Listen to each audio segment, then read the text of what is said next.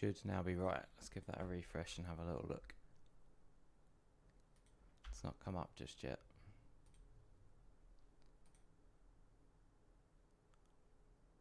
Oh, it's still sending the data to YouTube. There we go. We're up. Perfect. Right, okay. Restream is not that difficult. That is good. Let's see what it looks like on YouTube.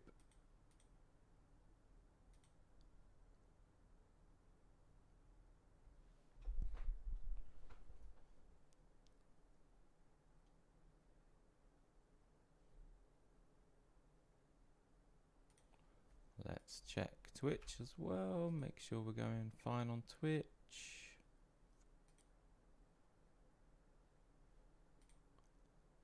It's working.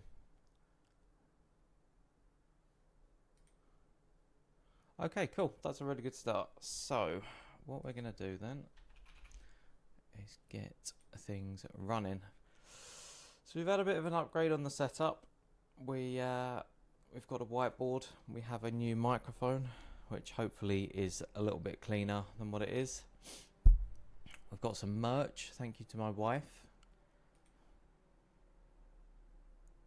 She's hooked me up good and proper.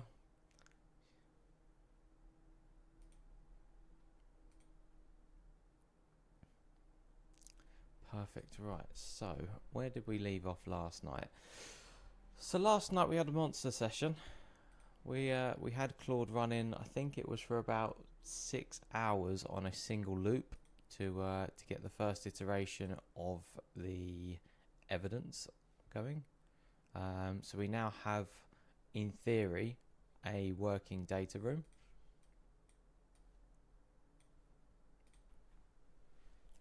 So let me get that up and we'll have a little look at where we left off.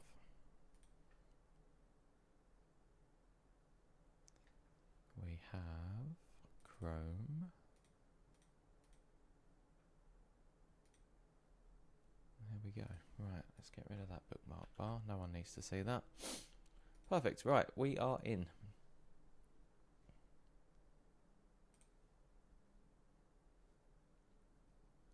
So everything's running okay. Lovely. Right, sign in.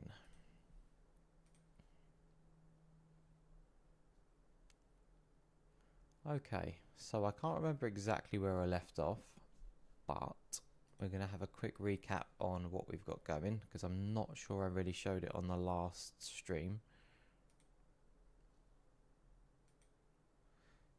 The main new addition since the last stream is the profile activity, which you can't see for some reason.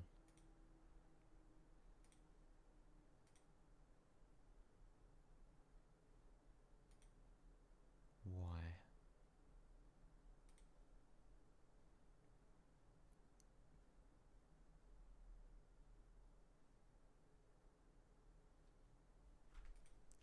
Is that running behind? I think the restream's running behind. Yes, it is. Cool. So what we have is the profile activity. You can come in here and you can see your insights on your profile. The profiles are obviously the free part of the platform. So a founder or someone that is working in tech can come in and create their own profile.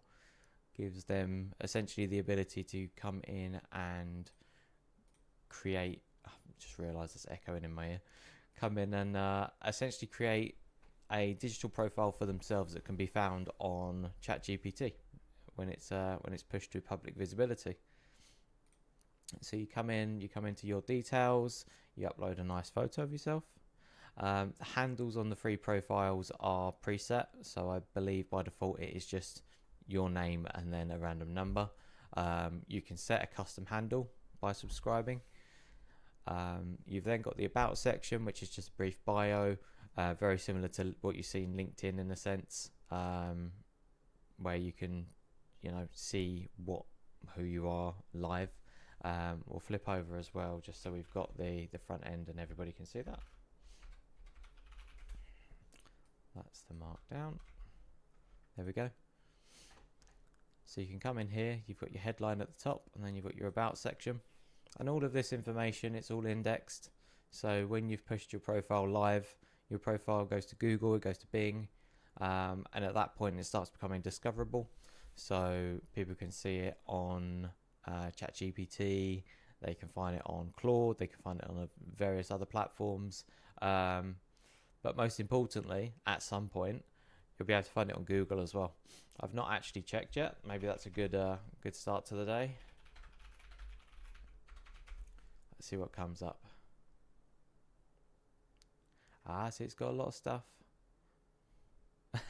And none of them are pictures of me. Fantastic. That's okay though. Maybe that is. Interesting. So that's actually indexing the content from the page. Fascinating. Are we in the top page yet? We are not in the top page yet. That is one of the next goals.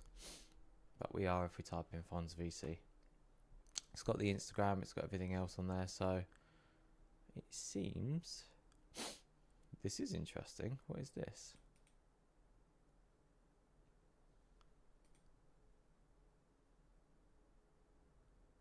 Has somebody made a random token?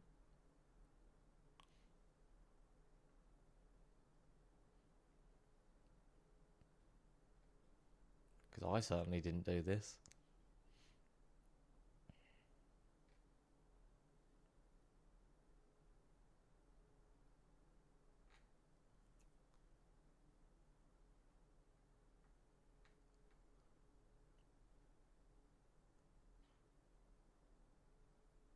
What's most fascinating is that someone's taken the logo as well.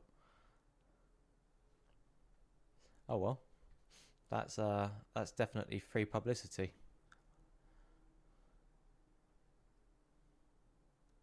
Cool. Okay, so that's all running fine. So in here you've got your about. We've covered that. The expertise and status, that is under the next part. Missed the location. Location sits at the top. Then you come into your career section. So your career section builds out all of the experience on the profile. So you can see all of the jobs that you've worked. There is a CV import for this. So if you've got a CV or a resume, if you're in the US or across the world, you can upload this and it pre-populates it, pulls everything through, all of the nice shiny logos. It gets the websites if they're on the CV. And that obviously then creates backlinks and things like that. And then you've got your expertise and status. So in here, you know, LinkedIn uses banners, that's fine. But in here, you've got your open to, you've got your hiring, you've got your looking for work, raising, if you're sort of trying to find capital and things like that. Focus and expertise, like what areas are you in? You know, you can tick a few of them. And then the sectors. I probably need to tighten a couple of these up because I think that too much focus and expertise is probably a negative thing rather than a positive thing, but that's okay. And then we come on to the FAQ. So you can come into the FAQ section, you can set your own FAQs up, add questions in here. They then show on your profile, both in the markdown and on the public one. So if you've got, for example, what's the best way to contact you, you know, you've got that in there. Needs a little bit of formatting, not completely happy with that, but that's fine. And then one of the most important parts, and this is what sort of underpins the platform, is the connectors. So at the moment we've got LinkedIn, GitHub, X, Twitch and Discord. YouTube is currently by URL only. We're working through the verification process with Google to try and get that connected. That's also going to feed into the company profile. So we're working really hard to try and get that up and running as soon as possible. And then the additional links, you can upload your CV and resume, like I said, and then you can make that optionally public or private. It's private by default because obviously nobody wants all of their data online. But if you want to use the Fons profile as a bit of a portfolio page, you can absolutely do that. And then you've got your other links as well. And the other links, they can go to more or less anywhere. Probably need to add some sort of filtering in at the moment so people don't come in and add a load of adult sites and stuff like that, because that would not be great. And then finally, the visibility. So I mentioned this before: public, listed, and searchable. You've then got unlisted, so only people with a link. So if you give your link directly to someone, say go and check out my profile, they can go and find it. And then private is just hidden from everyone, so it's not indexed, it's not on the markdown file, or it has the markdown file obviously, but it's then not searchable by agents or anybody else, including the investors that are potentially going to visit the platform and the recruiters. So by default we have to show this as private. Under GDPR and all of the regulation stuff, you have to do least privileges, so all of the profiles are hidden by default. When someone switches over to public, that is them agreeing that they're going to share their data online. Perfect. So last night we got to the company part, and this is a beast. So details. I need to work through the formatting of this. I think what I'm probably going to do is change the actual structure of the application. A lot of people have said that they like how it looks at the moment, so I'm probably going to keep the sidebar here, but what I'm thinking of doing is actually taking up this full sort of center and right hand column and expanding the page sideways, just to give it a bit more real estate, because at the moment we've got a really long scroller, it cuts off at the bottom, it's a little bit ugly. So what it's built out, we've got the logo, of course, company name, taglines, website, founding year, the narrative, the problem that you're solving, and the solution. This is really sort of ground level stuff, and this is what I preach to everyone sort of coming from a product management background. You have to be solving a problem, if it doesn't solve a problem, people aren't going to resonate with what you've built. Obviously the problem with not with the Fons platform, but the problem that Fons is solving is that it's incredibly hard for companies to create a data room and build a due diligence ready profile just simply by providing a pitch deck. So we're creating an agent and an all-in-one platform where you can plug in all of your data, which then becomes that due diligence and the data room source when you're searching for investment. At the moment it's not built, but we're looking to employ like an academy. So if there's parts of the platform or parts of your product that you've not really thought about that you want to build out and you want to expand on, this gives you that opportunity to then learn about how you do it, maybe how you frame the problem or how you're going to frame the solution. And then obviously why now. So this is currently a free text field, but the why now is really specific. So in order to sort of craft a why now, it could be something like regulatory change, it could be a new release of some sort of technology, AI. You've got your supercomputing, deep science and things like that, so there's plenty of different options there. And then you've got the source in facts. So the source in facts ties directly into a director's thesis. So sector, stage, the location. The location is really important because a lot of VCs and angel investors will only invest in a certain area. Like you'll see a lot of them will invest in just the MENA region or in Europe or in Africa specifically. And this essentially sets the frame for the profile and where you're based, so they can search and in the very near future filter companies based on their thesis. So we've got the business model, how you'll make money, subscription and SaaS, transaction take rate, all sorts of different ones in there. The raise status, so where you currently are in the raising process. So Fons, for argument's sake, is not currently raising. We are going to bootstrap until we get to a point where we have hit the product market fit. And once we've hit the product market fit, hopefully by that point we will have at least 100 to 200 profiles registered on the platform, created their profiles, their living profiles, and are working towards that. I'm going to say 100% evidence, 100% parity between what they have in their product and their platform and what the investors are looking to see. And at that point, what we're going to do from the Fons side, and this isn't going to be something that's necessarily available on the front end, we're going to start targeting those really high quality platforms and startups, products, and also looking at the founders and doing that extended due diligence that we have through the platform, and to begin to create memos and sending those memos to investors and VCs that we believe fit the thesis. So if you're looking to raise, or you're looking for angel money and things like that, it is a fantastic time to start building out your profile now. It's not going to be a leaderboard, it is going to be a listing, but unlike other platforms, we are going to list businesses based on their completion. You know, if you've created this really extensive data room, it's got all of the evidence, your business is going to show at the top. So it's a great opportunity now to get started. Come in here, start filling out the fields. It doesn't take long, and the platform is only going to evolve. As we start getting the evidence is in, where you can connect your Stripe and you can connect to Company House and to other platforms and things like that, that is how you're going to build that really strong evidence and the live living profile.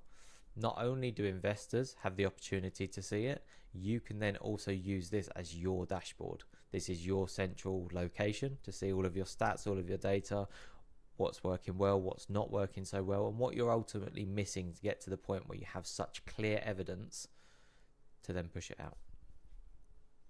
So we've got target investors, angel investors, syndicates. So if you're specifically targeting not one angel investor but a group of angel investors to come together onto your platform, this is a great opportunity.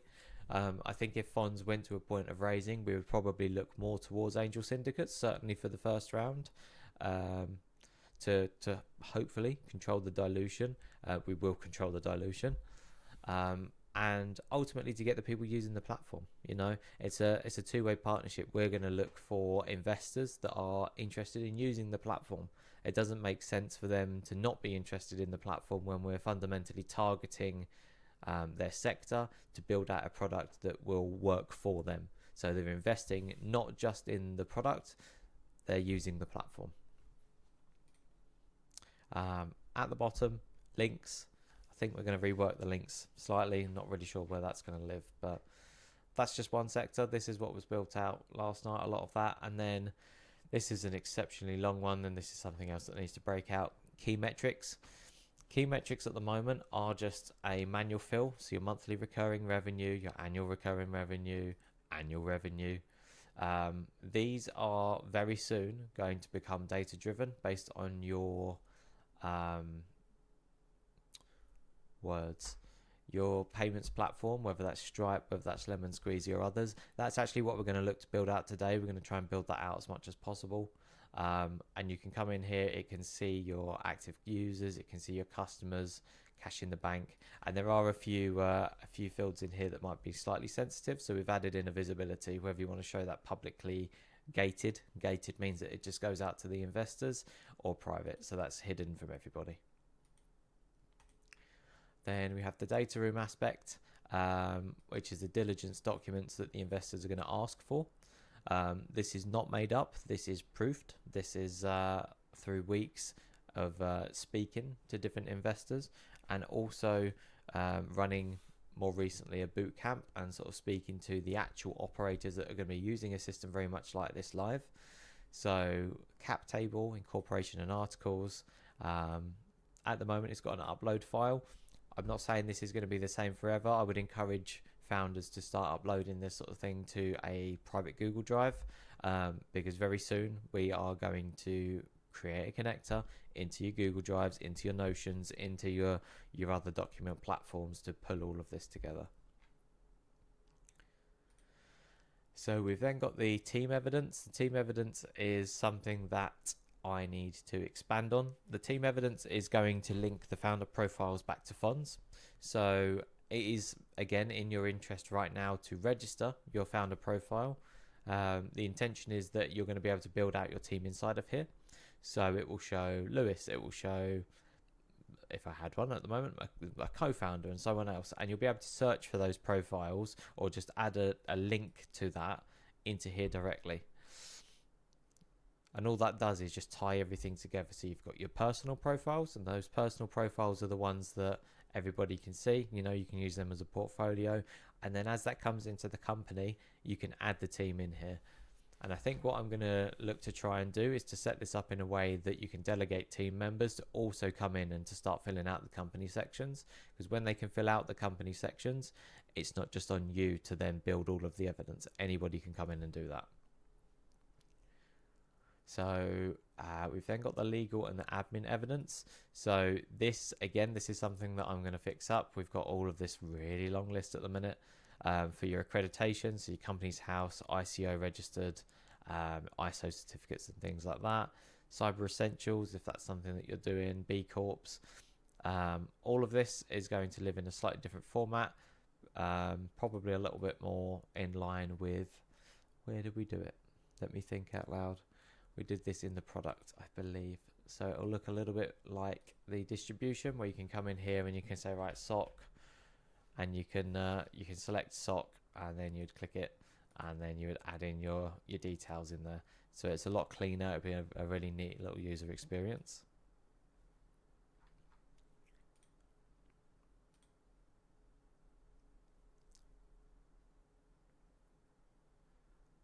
Excellent. And then coming back to company again, the connections, this is going to be the meat of the product. We've got connections and links set up. The one that was implemented last night was a domain verification. So this is the easiest way for you to verify that you own a particular domain.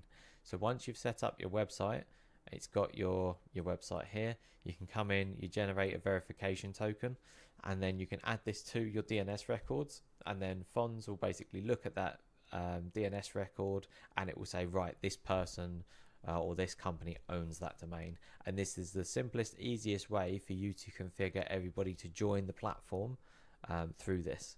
So anybody that has that email domain at fons.vc, because it's a verified domain, they will automatically be able to onboard into the platform. And then product, this is just something that I've sort of started on. I wanted to just fill this out to get a little bit of a feeler for how this would work. It's not clear, it's not clean, it's not clever, but we've got the product details, so the product name, tagline, stage, so what sort of stage the product's in. This is more sort of company, so this will probably come out of here, and then if there's a separate website about the product, what it is, topics and things like that. I need to do a bit more research into other launch platforms to really understand what fields they're asking for, so people can build that really sort of rich product profile, or product if they've got many products, so they can create their products inside of Fons, and they then again get their own profile. So it's Fons/C for the company, and then it'll be Fons/P for your products. All of them have got a short, clean handle which you can set. There's not a handle on the product at the moment looking at this, but you can set that in the company, I believe. Was it not added? It's not added yet. That's fine. That's on the list. I think that's on the whiteboard, in fact. And then you've got your launch. So pricing, paid, free, freemium, launch day, and then the demo video. And what all of this is doing is just tying everything together. So you've got your profile, you've got you as the founder, or you as a team member or something like that. You've then got the company. You come in, you register your company, you set your company up, you provide all of the evidence there to begin creating that data room. You set your products up, and it all ties together. So enough yapping. Let's get busy. So what I want to do this morning is to start by looking at the Company's House API. Company's House is obviously UK specific, I think. So I started making an API key for that last night. I need to get that Company's House API key into the platform. So once that's in the platform, we can start doing Company's House connections, which means if you're UK based, you can directly come in and link your profile to your Company's House. So if you're registered on Company's House, it'll be there. And that is where we're going to start this morning. So this is sadly something that I can't really do on screen because I don't want to leak the key. But if anyone's got any questions, or you've heard anything that sort of sparks a bit of interest in your brain, let's talk. So Company's House.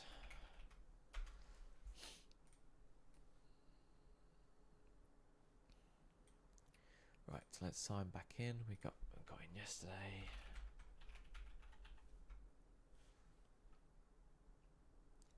That's fine.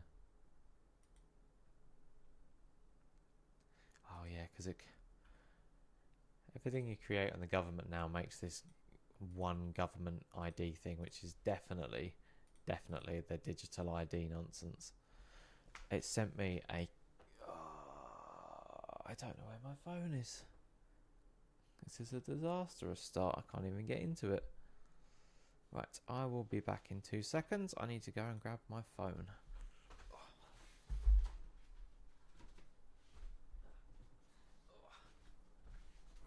I didn't have to go far, I just hidden it. That's not so bad. Right, let's get that key.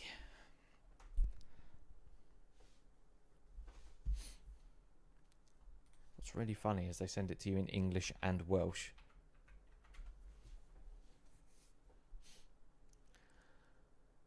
Okay, company's house, view applications, Fons, create a new key name, Fons production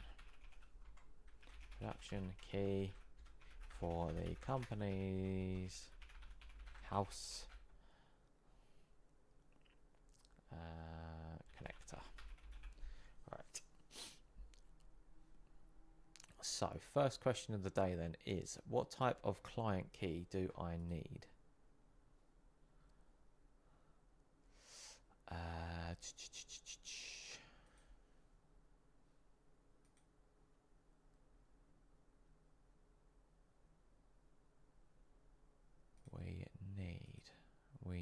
We need.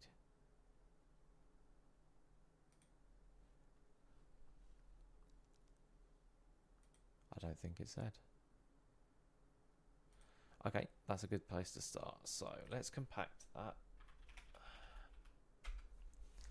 It's probably going to be quite a whomper. We're going to kick that off.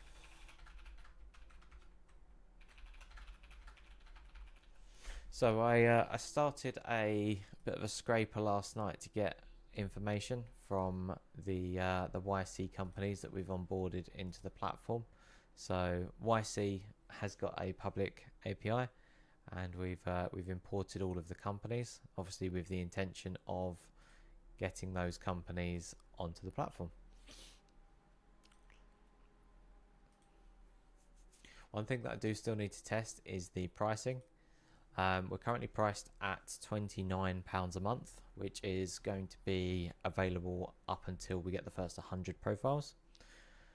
Once we've got those 100 profiles on and running, it is going to jump up to £49 a month, and that will merely cover the costs. We've got agents running in the background constantly to make sure that the profile is up to date. It's constantly rendering the new data.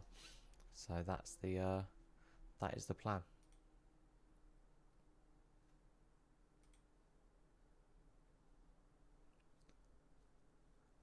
And I have just realised we have absolutely no music running, so this probably sounds like me just yapping. Let's get something up and running. What have we got this morning? Let's go for a little bit of house music.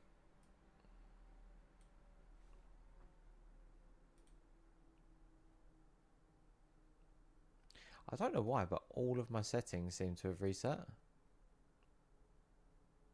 There we go. Let's knock that down a smidge.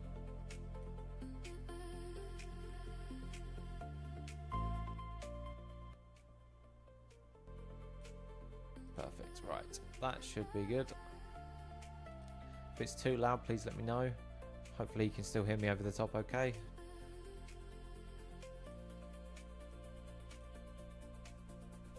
Right, okay, we are compacted, so let's get going. We're going to switch the model off of Fable, try and reserve some tokens. So, what key type do I need for the company's house API? Is it a REST, a streaming key, or a web key?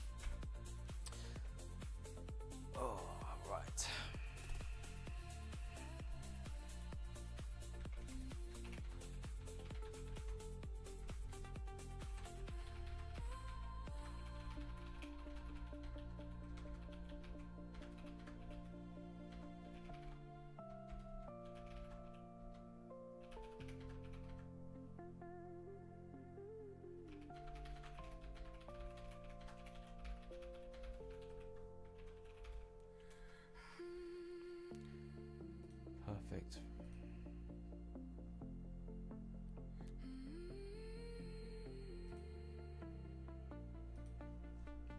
So we need a REST key. That's absolutely fine. Okay, what about restricted IPs or JavaScript domains? Do I need to add any of those in for security?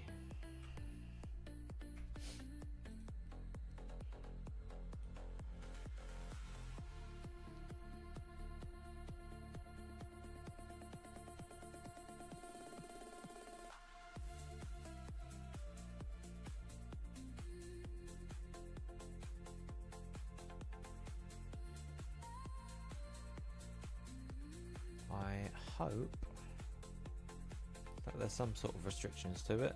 That would be quite handy.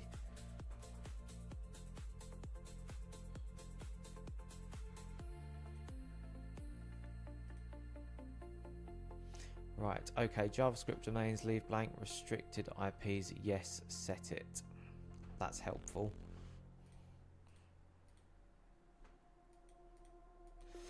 Pins are key to our IP requests, so even a leaked key is useless. Da da da da da da da da da da. I think we're probably going to have to leave this for the time being because we're going to move this all across to a VPS at some point. Which reminds me, I still need to go and grab my my passport. Oh no, my passport's here. I need to do that at some point.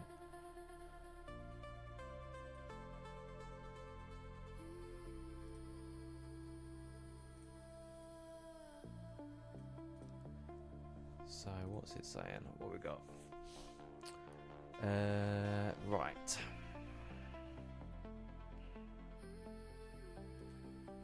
Okay, so given that we're going to move this to a VPS very soon, I'm going to leave this exactly as it is for now. So I'll create this without the restricted IPs, and then we might need to update the key once we've moved to the VPS. Okay, that's fine. We'll leave that as it is. Create the key. Okay. Wow, it literally gives you the API key in plain text. No security around that at all. That does not feel okay.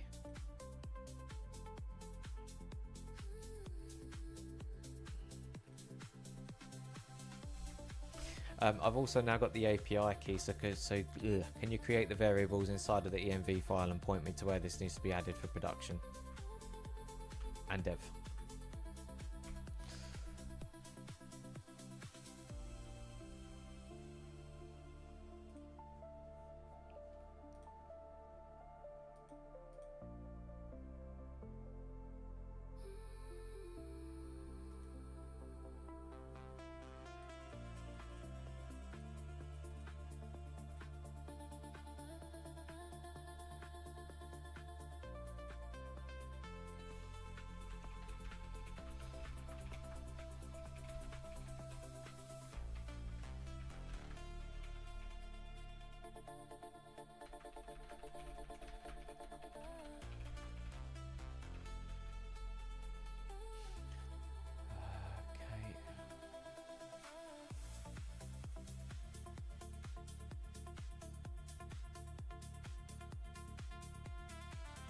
I need to get the voice control back in as well. We had the voice control in at the start, which would basically let you click it and say, open my details, open career, connect to Stripe, da da da da da da da. But I turned it off for a little while because it was just, I don't know, I was tunnel visioning on it too hard and it just wasn't adding value. So I think what we're going to do is build out the platform first, and once the platform's all built, that'll be the point where we push it in.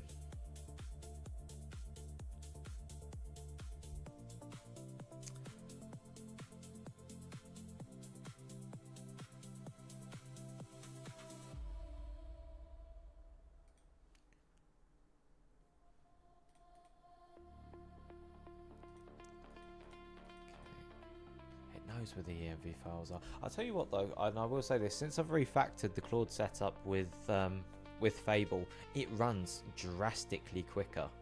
It just seems to know exactly where everything is now, and it just did not do that before. I don't know what's actually changed with it, but it feels snappier, so much snappier.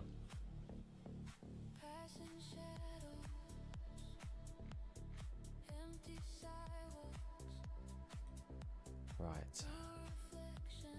Okay, so coming back to the 𝐌𝐞𝐿 thing that I was mentioning, we've now got 1,460 verified emails.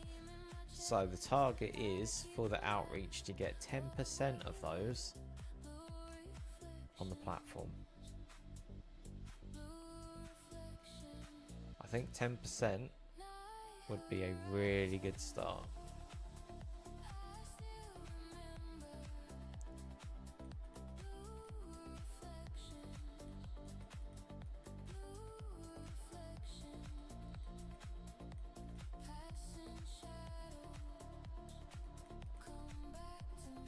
So the platform that I'm probably going to use for that is something called Instantly, which I was having a little look at last night, and it seems as though they send that outreach basically for you. Whether that's the right way of doing it or not to get those initial sign-ups is yet to be seen, but the companies already exist, so it's just a case of them basically registering a profile, and they can go in and they can immediately claim them. They're already there, and once they're claimed, they've obviously subscribed at that point. We can just build the profile out for them. You know, it's all of the information is typically on their website, so we can just pull that and it just makes the profile.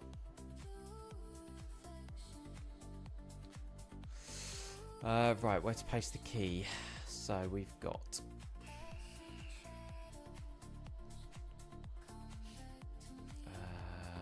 company's house API key. Let's swap that in there.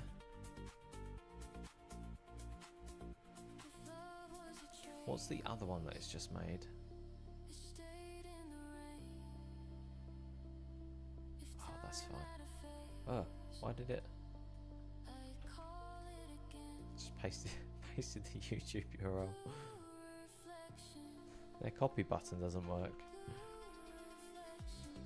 Oh, whatever.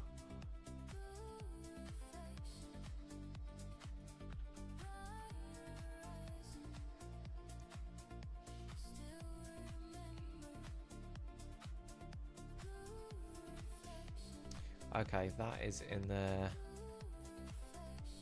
Perfect, so the key's added, so that is all done and dusted.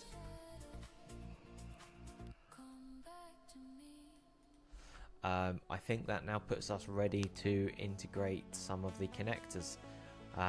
We're going to swap across to Fable, and we're going to comb the backlog and identify what the next most valuable item is.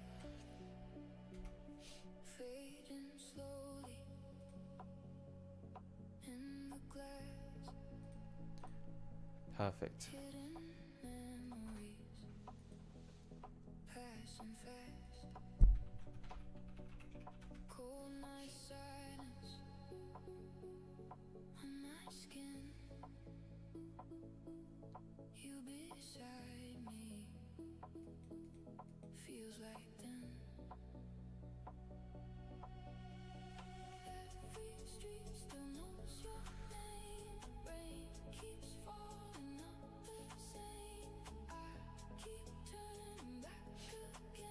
Cool, let's close out the end files.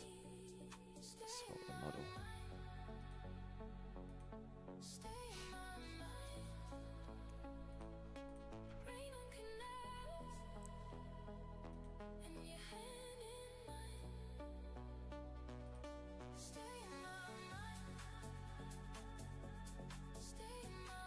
Perfect, right, that's chugging.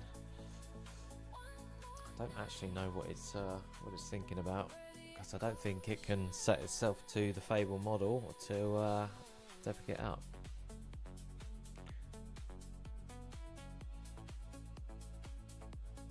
Oh, it has. Okay.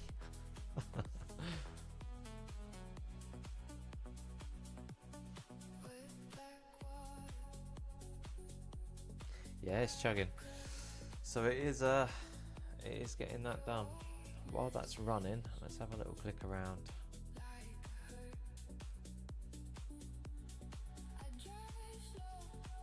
So what have we got in here? For some reason we've got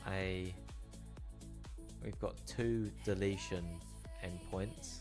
Need to probably fix that. We've already got the voice input on the screen. So you can do a push to talk key, it can be a hold or a toggle, so that's pretty good. I'll probably have a button that you can click as well that triggers the same thing.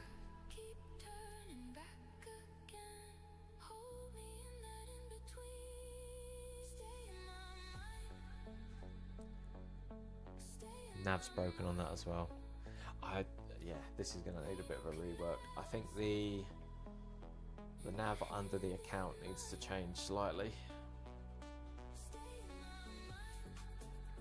One thing that was quite interesting was seeing where the profile activity was coming from. It's now jumped up to 55.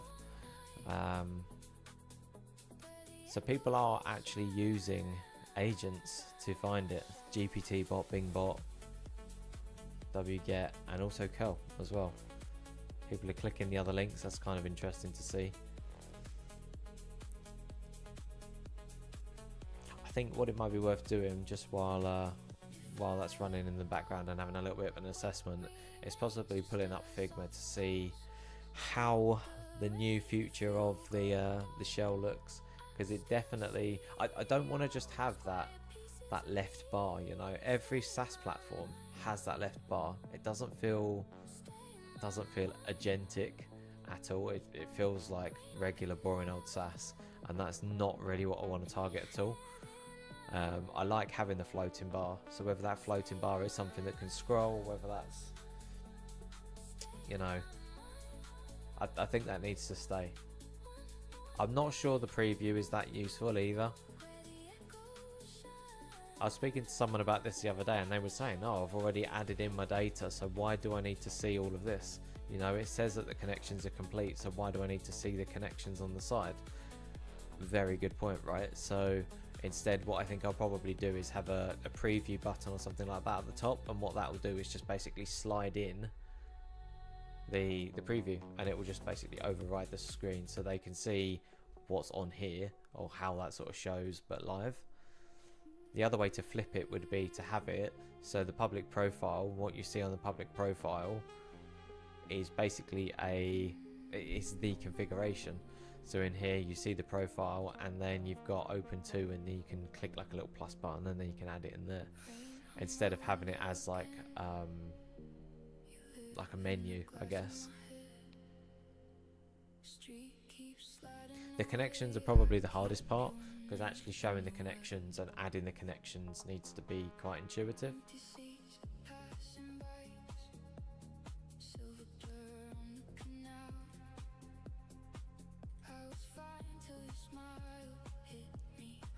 And it is getting to a point where the actual agent itself needs to find a home, and it needs to live somewhere while it's not active. We have it going down to the bottom at the moment, but that also, I can't remember where I saw it, it overlaps with the connections, I think, when you're on a smaller screen. So that needs to be floating, and it probably needs to have a little bit of a background. Might not be such a problem once we've redesigned this.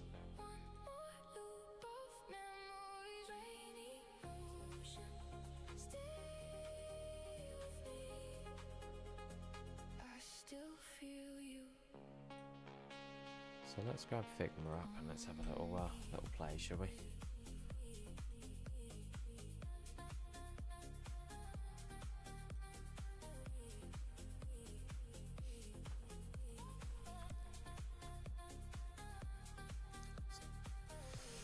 So what have we got?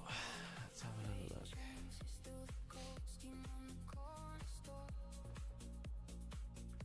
So this is what we started from. This was the original design. I'm kind of thinking now that what we need to do is move, probably, let's get this over here.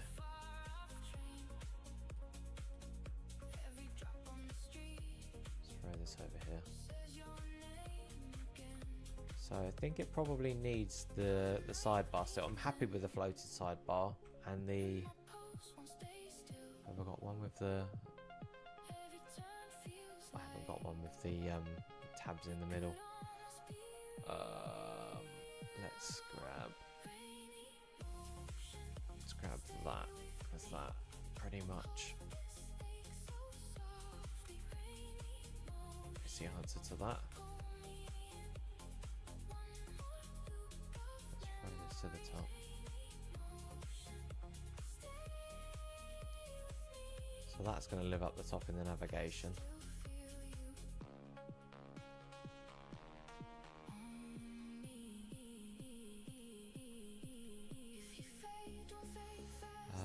Let's get that central. I made a little tool last night as well that lets me basically export one of these, which we're calling the Fons avatar, or the Fons agent.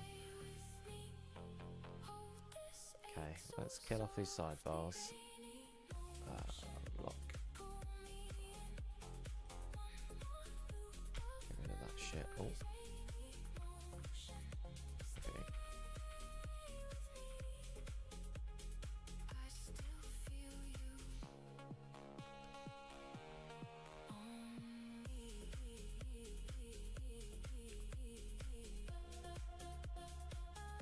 I don't think we're ever going to use that.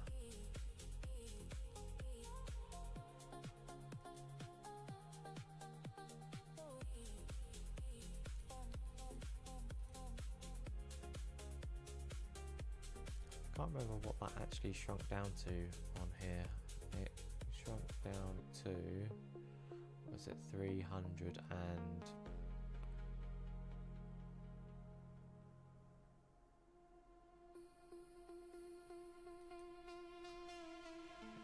size.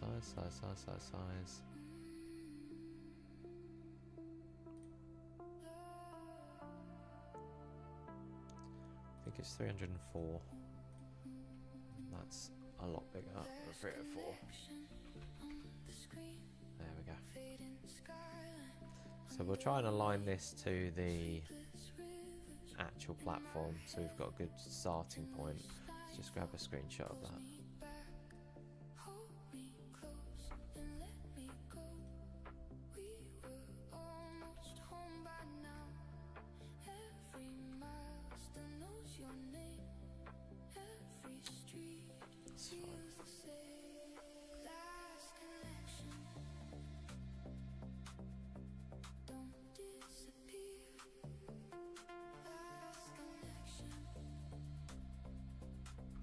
You know what, it's actually incredible how behind Restream runs.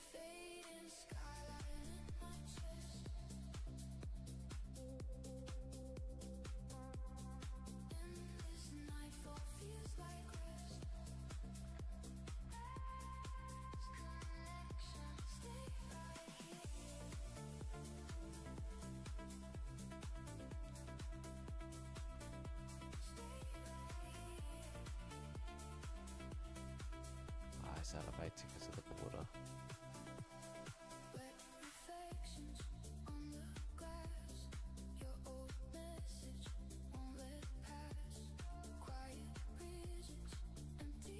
Definitely looks darker than that, doesn't it? Yeah.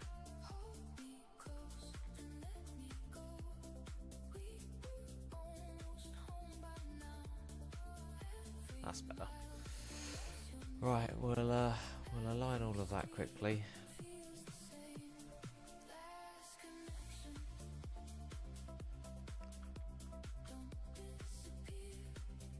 Hopefully this gives everyone a little bit of an insight into the sort of design side of things that happens.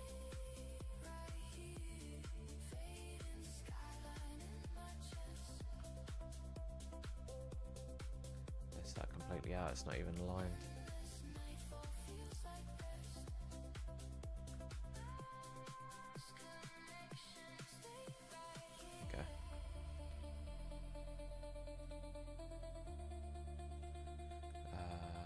Size is 16. What did I have that on there? 21, 16.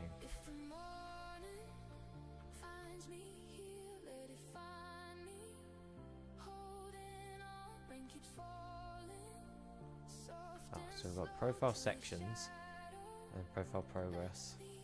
That's why.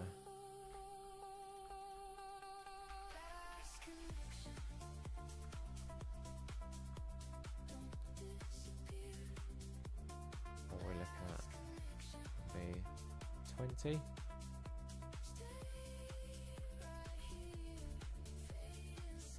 That's about right. Perfect. Let's just align that up there. That's probably 16 too.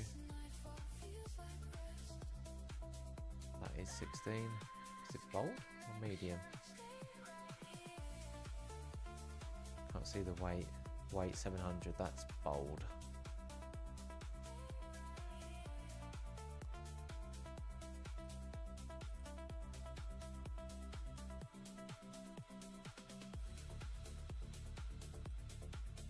Why have I got that? Go away. There we go. 16.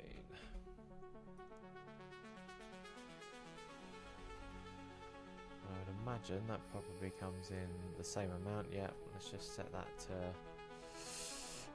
what was the other one? 83%.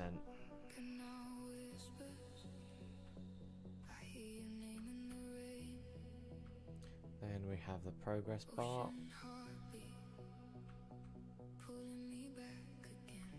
Let's get rid of that. Let's just update these.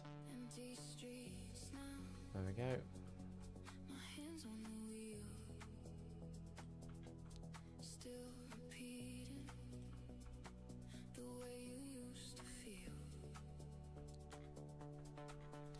Let's actually let's make that properly. So you always have the, got to get this right, the top one is the progress and the one behind is the total, so that's like that. And then the top one we're going to readjust the colour. And if we now drag that back a little bit, beautiful. Hasn't got to be perfect, but it's a pretty good representation.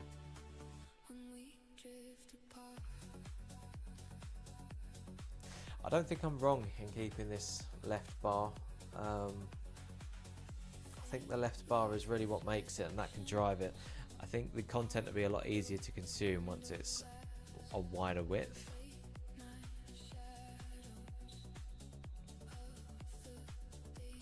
No, let's just mock it, right? Let's throw that down there a second. Get down there.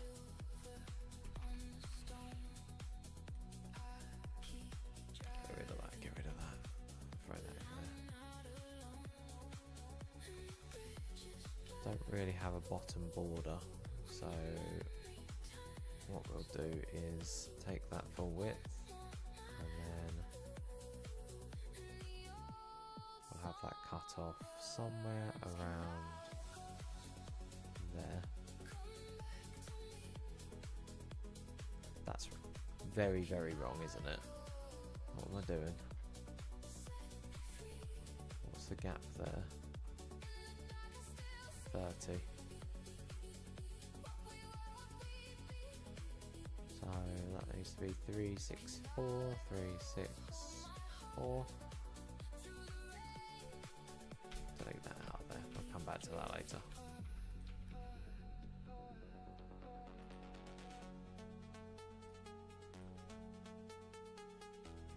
Agents.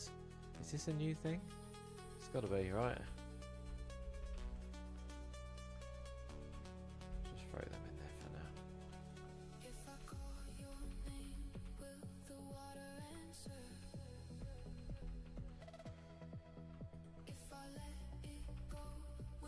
Review. I was going to have a review of the profile, but I don't think we need that anymore. There we go. That's better. That's so much more real estate, and it probably make the responsive layout a lot cleaner as well. So you've got that menu on the side, and the menu is what drives everything that's going on in the middle.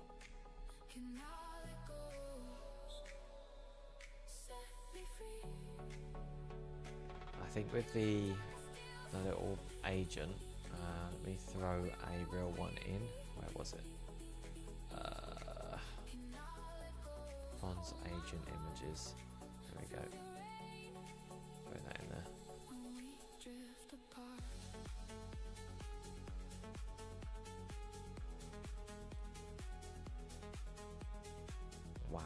looks really faded.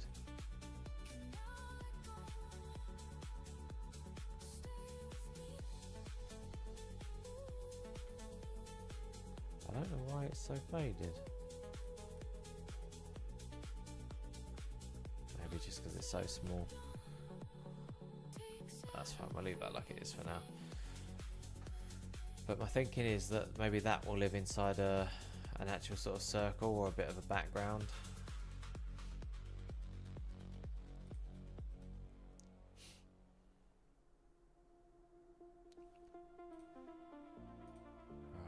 Right, okay.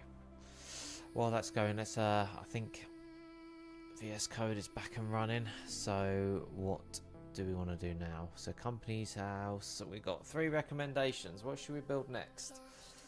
We've got the company's house, registered company, officers and filing for the diligence panel. The first verified evidence includes the GDPR privacy pack for the director's data, or we move forward onto the revenue side of things. Needs your read-only Stripe Connect decision first. So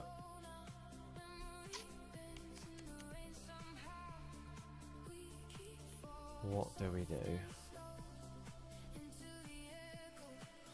Company's house is for the UK only. I don't feel like we need that right now. I feel like we'd get more from the Stripe revenue and seeing that. So let's unblock the Stripe connector and we'll push forward with that today, I think. That was the intention anyway. That's what I figured I'd do when I woke up this morning. So let's make that happen.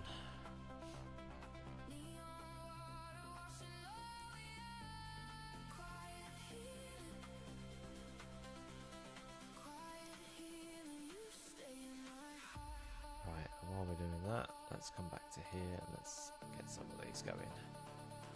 Right, so they're 14.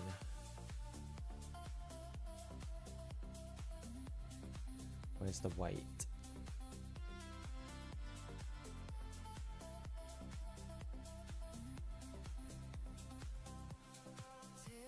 I think they're just a standard weight.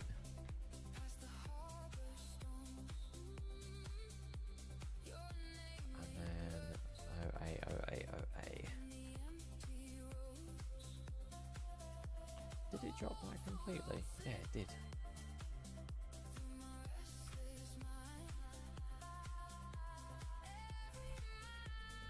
I thought something was missing. Oh.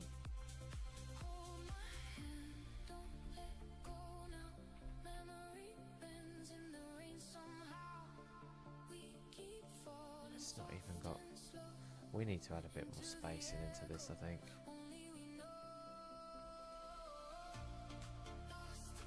These are all 14 now.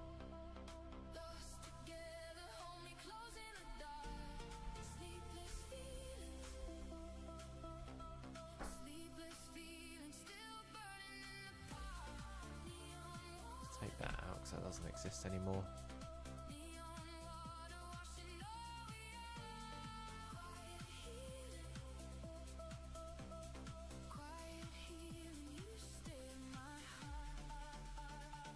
I don't think I've got the icons stored for them either, so this is going to have to be a little bit hit and miss. What is that aligned to? Oh, that sets my OCD off, that does.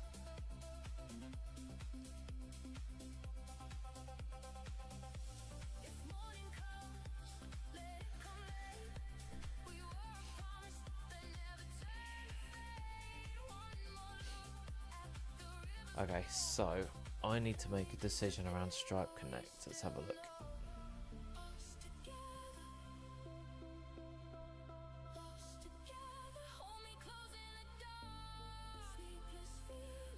Okay, read both. The decision has 2 layers.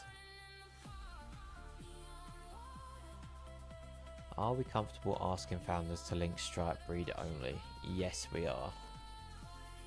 And then layer 2 is how founders connect.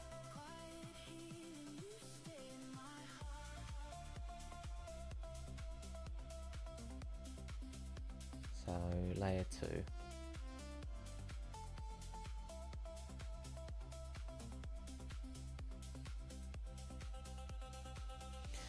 Okay, so what options have we got? We've got the restricted API key, and I feel like a lot of people go down the route of using that restricted API key. Paste flow. Founder creates a read-only restricted key in their own Stripe dashboard and pastes it into Fons. We encrypt it and then sync it. That's unblocked, nothing to register, no Stripe app, that's what other platforms are doing, including the Stripe deep link that pre-ticks the read-only scopes so your customers aren't hunting through. Friction lands on your customers, so then the customer has to go and create and paste a key. We hold an encrypted read-only key with the full control set in the spec scope. That's fine, that's not such a problem. Or there is the Stripe Connect OAuth flow. So the founder clicks connect with Stripe and authorizes via Stripe's hosted consent. Never touch their raw key. Nicer UX, cleaner security, but reintroduces an externally approval blocker. You must register Fons as a Stripe Connect platform and pass their platform review. Is there any reason we wouldn't do that? Connect is built for platforms that move money for their users. Read-only analytics is an odd fit. Well, I would say that whilst the OAuth would have been really nice, I kind of get the feeling that the API key is probably going to be the better route. There's no reason for us to... Yeah, see... Maybe this is something that I need to speak to someone at Stripe about. I can't remember who the guy's name is, but I'm pretty sure I've got someone on my LinkedIn that works as a Stripe partner.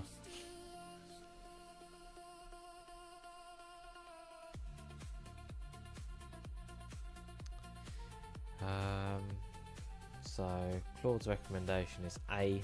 Of course it is with the restricted key. Build gates. We compute the MRR ourselves. So Stripe doesn't expose the dashboard MRR on churn via the API. So we derive the MRR, ARR on churn with subscriptions and invoices. That's fine. That's not a problem. We've got the compute for that. GDPR obligation. Stripe's charge and invoice payloads carry the founder's customers' PII names and emails. No scope to strip it. So the build minimizes on arrival, store counts and IDs only, that's fine. It's a legitimate interest, so that's fine. Okay, I think that we... So if... Ooh, so this is a tricky one, right? Because the easy option here would just be to do the API key, but then... I feel like the Stripe Connect OAuth is an opportunity for us to potentially go down the route of having Stripe as a potential partner.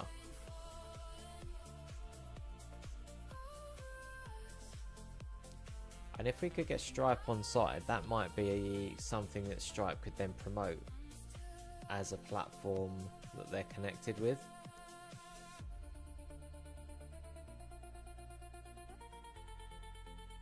I mean, we can go cheap and dirty for the MVP, that's fine.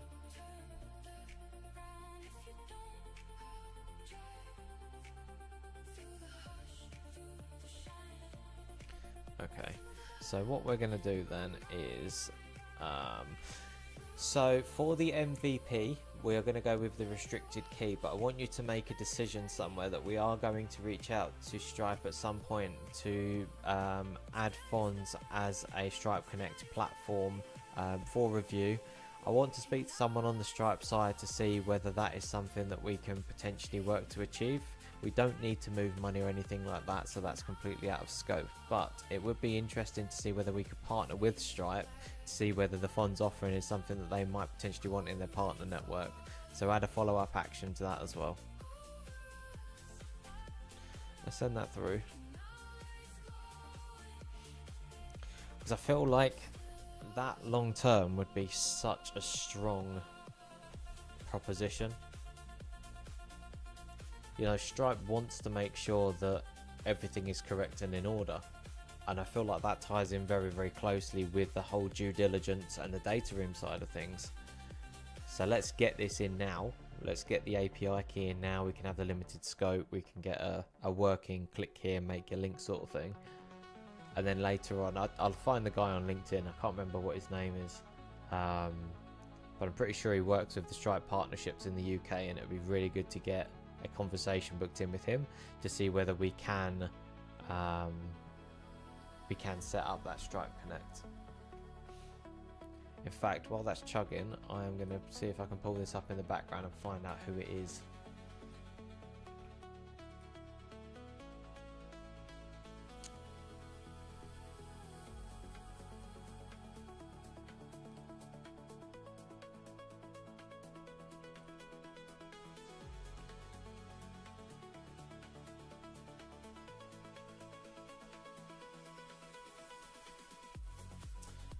What's the guy's name?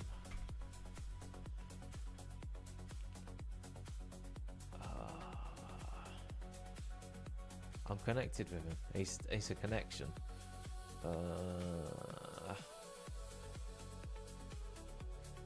Steve Carroll. There we go. I'm gonna name drop on the stream. That's fine.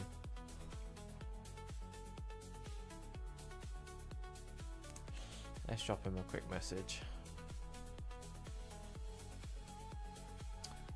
What we got?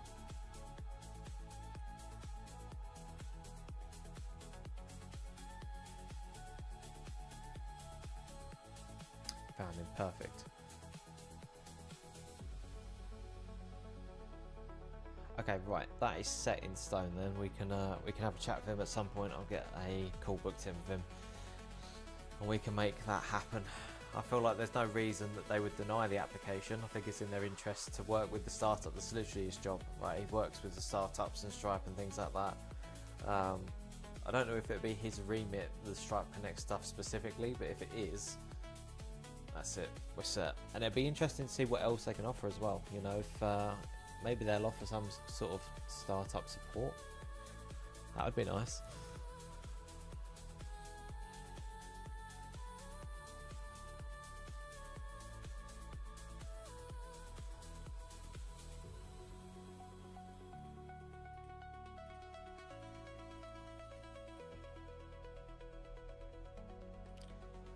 He's got to book an appointment.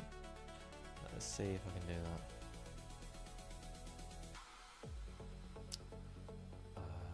Oh, he's a busy man. Busy man.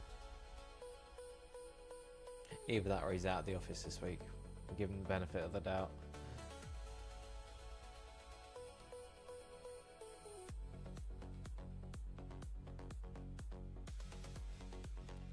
I'm not going to book anything in yet. I need to check the calendar.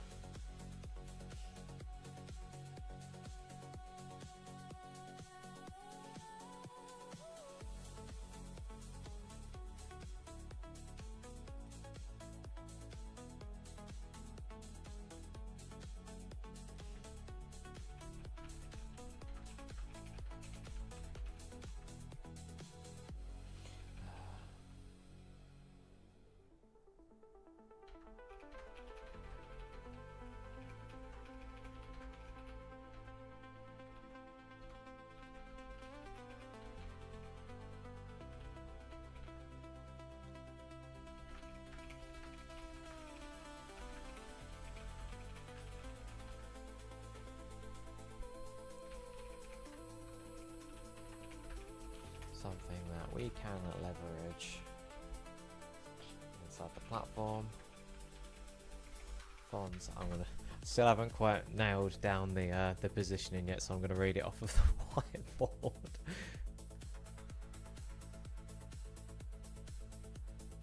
So Fons is a data.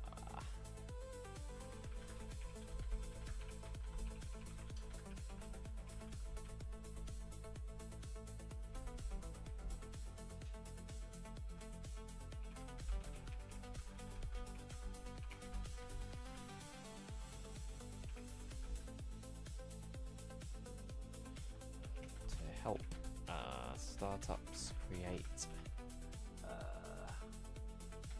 investment ready profiles to help them secure funding and for investors, VC and Angel, to achieve better and cleaner due diligence.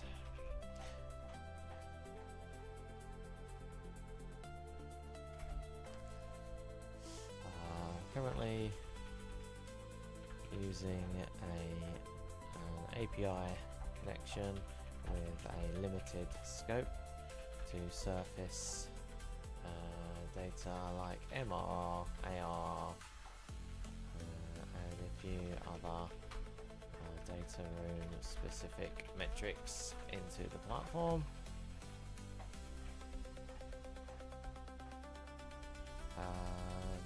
But I want to create an amazing one-click connection, which is where Stripe Connect was suggested. I understand that it's primarily for servicing payments and less as an analytics tool, but nonetheless wondered whether what I am building would potentially meet the specification to, what's the word, help use it. That'll do.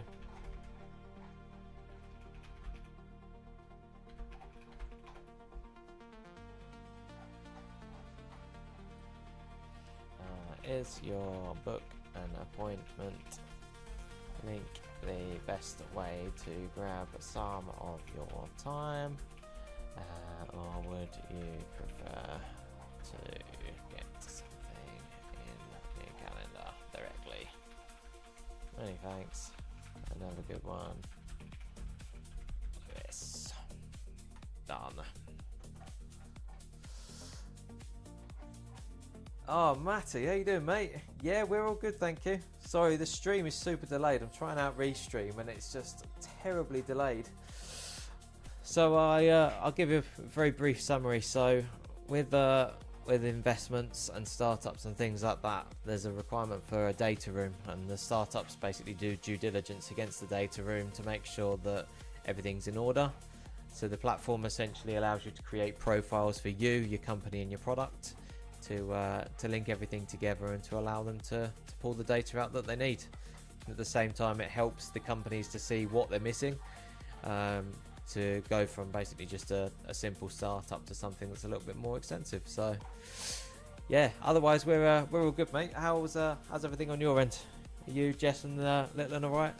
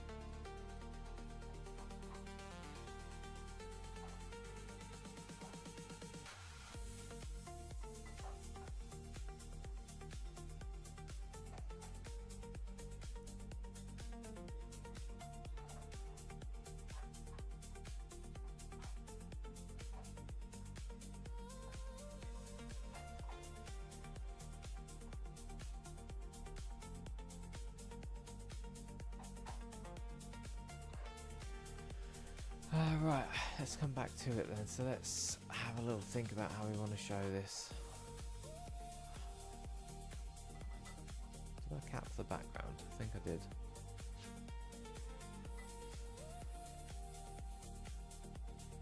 Five! Oh my god.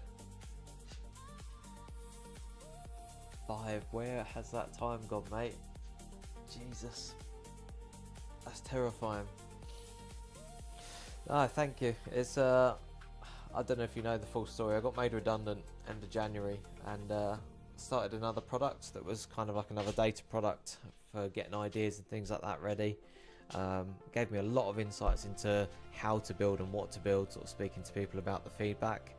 And since then, I think the sentiment was more around like deal sourcing and things like that at the time, like how do VCs and how do investors and things like that get like the hottest startups, new bits of software or whatever, and that just sort of evolved really quickly into this.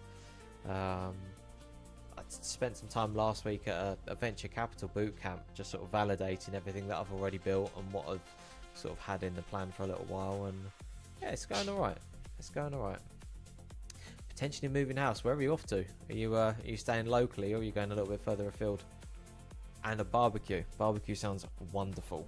Never turn down a barbecue, you know me.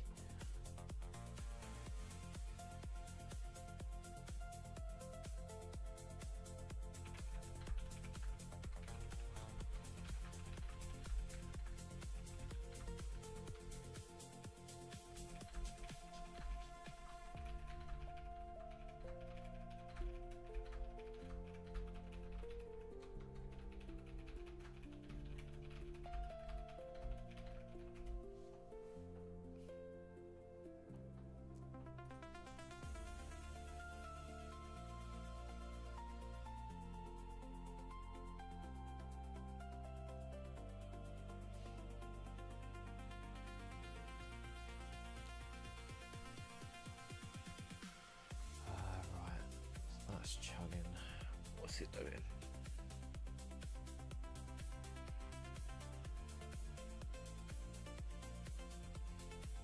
Cool, that's scribbling up the plan.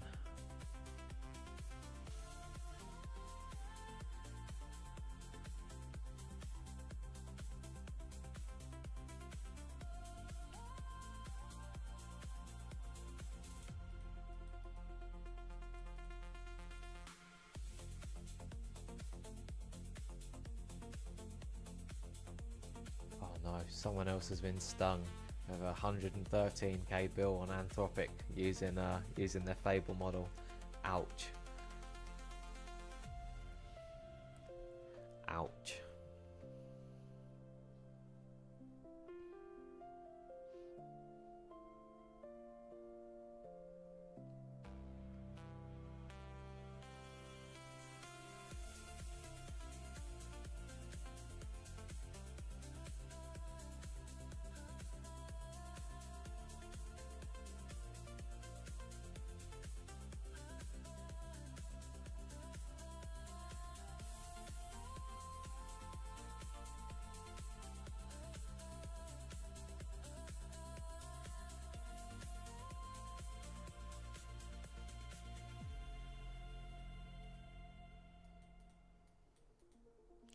Oh, nice.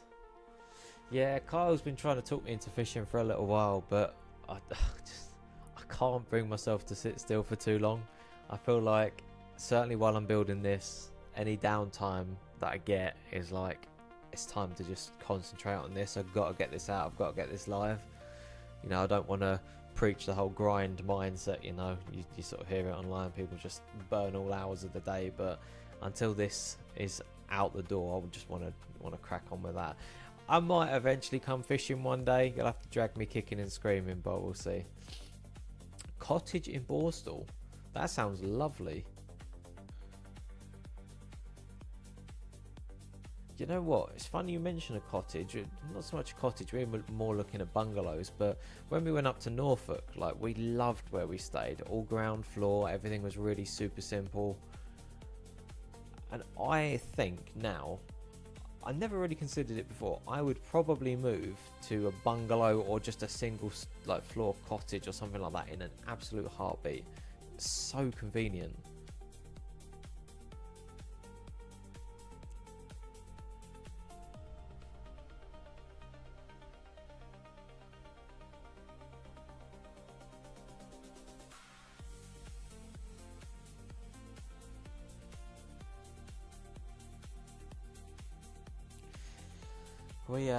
we were looking quite recently to see whether we could extend at the back of the house, but until this kicks off, until we've got a bit of money coming in, it's just parked at the moment. Thinking of doing sort of like a single story extension at the back, coming all the way out to the edge of the patio, probably about 3.5 meters, sticking a nice skylight on the top, get a bit more light in, and then doing some big old glass bifolds on the back just to open up to the garden.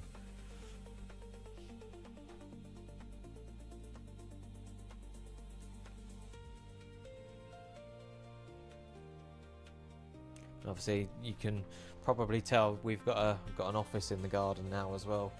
So just pop out to the office, get some work done. Looked at exactly.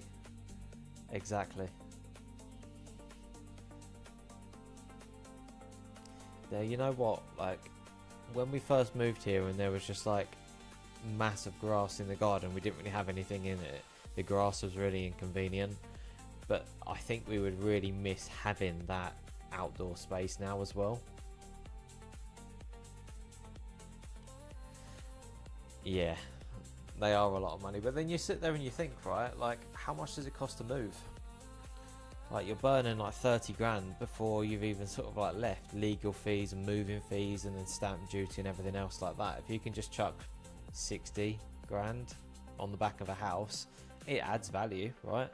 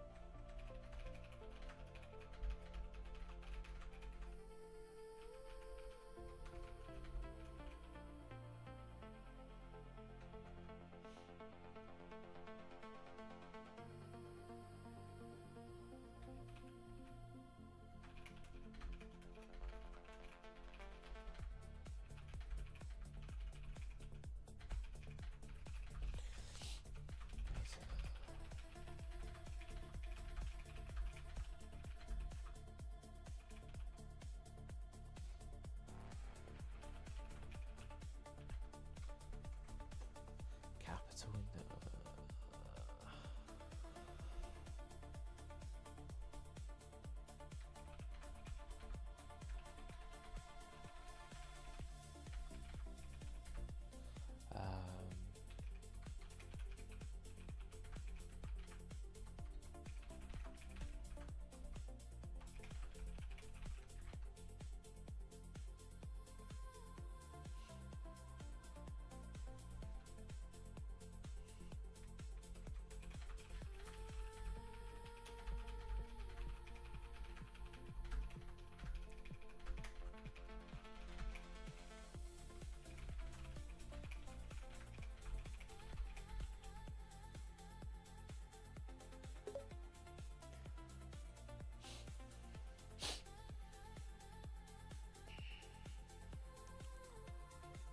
Monthly, check it out if you go back.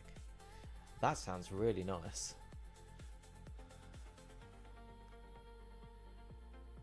See, I would be so tempted to just move to Norfolk in a heartbeat, you know. I've been once. I just want to get away from where we are ultimately, right? The southeast is okay, but as London is expanding and expanding, it's starting to now encroach on the local area and more.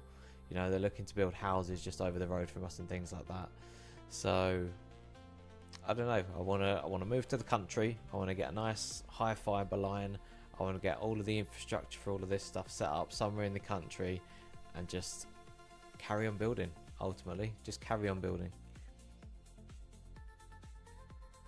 and then everyone can come up to us. That was always the intention. If we moved somewhere far afield, we'd get the family up. You know, park them in the extra spare rooms that you can get with that extra money from selling down south.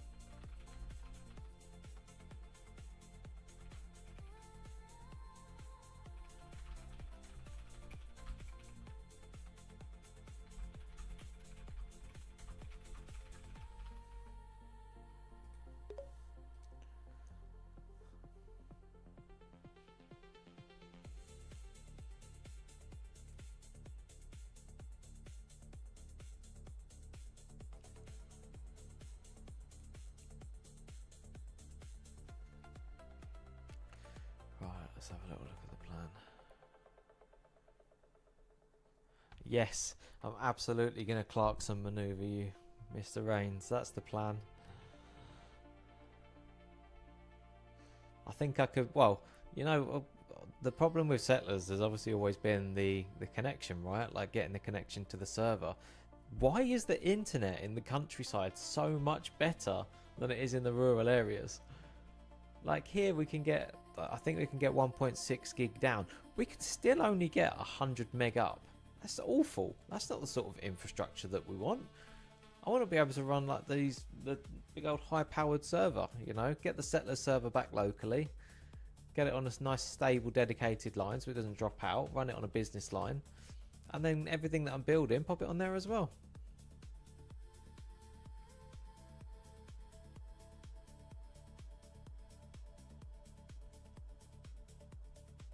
You know what, Matt, you say that, but what we've seen up there is a lot cheaper and you get a lot more for your money. Like, we got this house at an absolute steal. Obviously, you've been here, right? You sort of saying you built part of the house. But what we got back in the valuation and what we were looking at would allow us to basically move to a 4/5 bed. Yeah, nice one, mate. It's good to chat to you. Let us know when you're doing the barbecue, and we'll sort some time out, and we'll pop over. We'll come and have a good catch up. Look after yourself. Range, you're absolutely right. You can dig fibre in the country, but you can't in the city. The only people that you upset in the country are the farmers.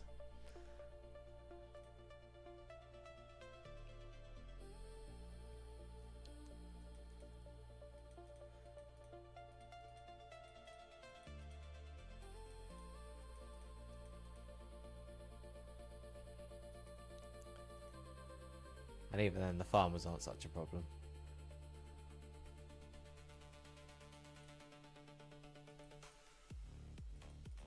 What was the third table that is dropped?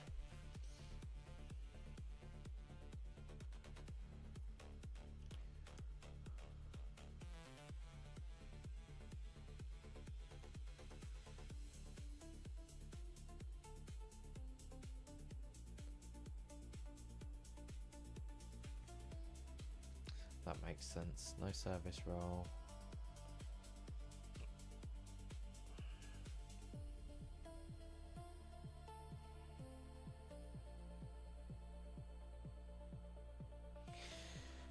Right, 5 calls. Metrics live in company metrics.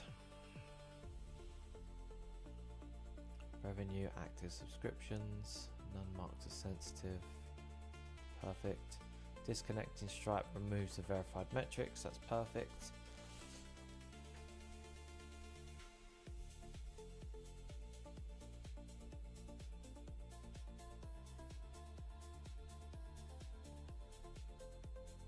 That's fine.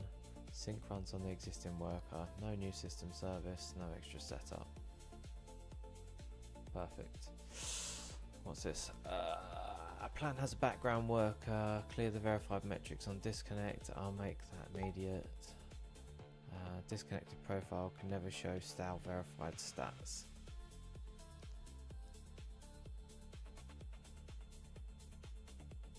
Perfect. Alright, that sounds good. Let's get that building. See, Europe was leveled by World War II. You're absolutely right. But then so was a lot of London, right?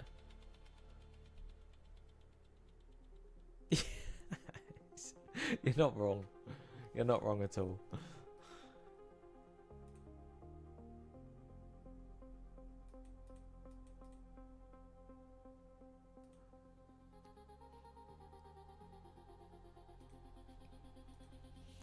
Which is a bit of a pain in the arse, really. I want that fibre. You know what, right? If you go into London, they've got City Fibre and they've got Hyper Optic and stuff like that, and they're running that like the super fast internet in London. But they've done that because that's obviously the epicenter of business in the UK. Why they can't just extend those lines out? It baffles me. I just don't understand.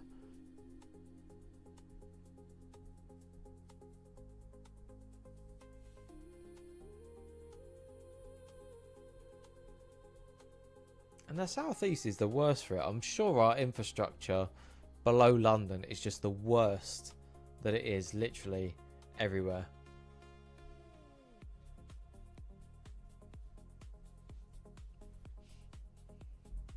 I'm meant to be getting some exactly. No, I think you're exactly right there.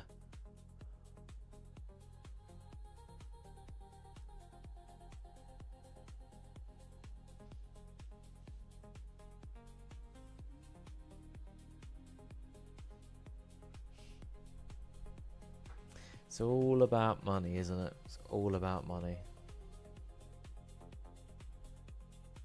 Nah, see, we don't have the apartment blocks, but they're still sort of like segmented, you know.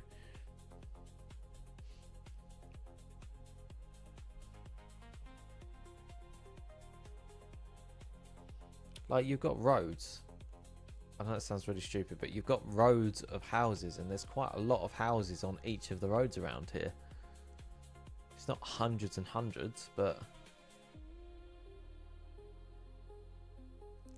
I get it. I get it. It's just, it would be less disruptive, you know.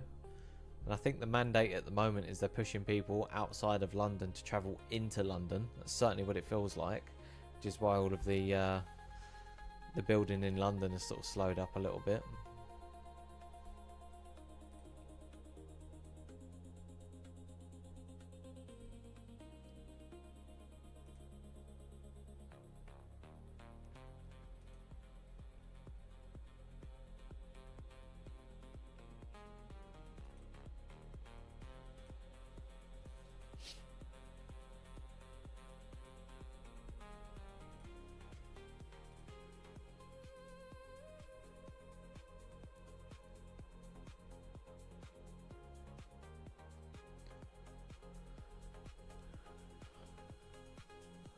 Let's get that off of there.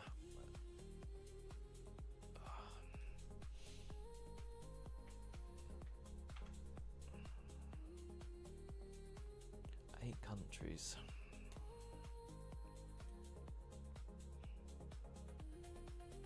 I would love to know who's viewed my profile from Armenia. That is the most random of places. It's very specific.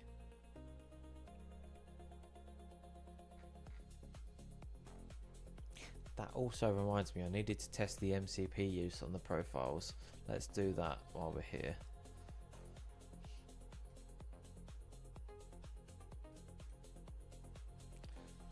Let's see if the connector's working. Oh god. No, it needs authenticating. Let's auth.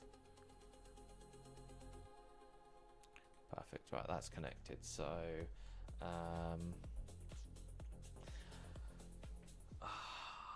we should probably make the skill, because then the skill can use the MCP. But then I have to update the skill every time I add some new content.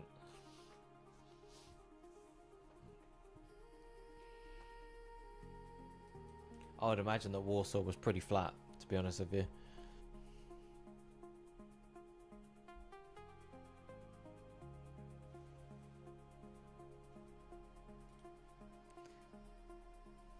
I know that Poland got hit pretty bad.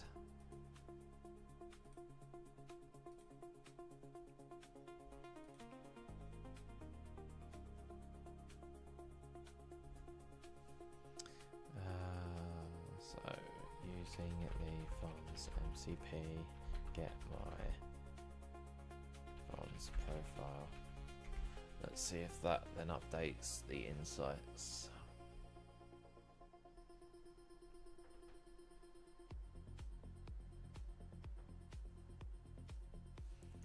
So, did that do it? Did that do it? Did that do it? Yes, it did. Okay, cool. That's working.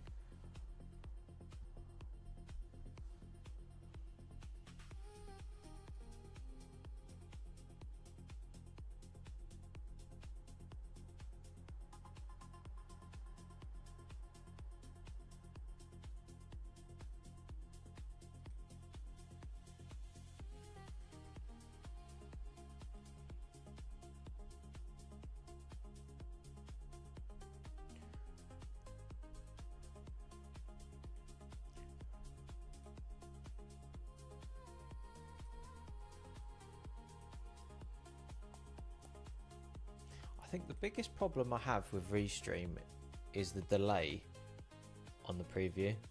I'm guessing you can hear me in real time, but the video preview is just lagging massively behind. Can you just confirm that? Like, if you can hear me in real time, just give me a yes.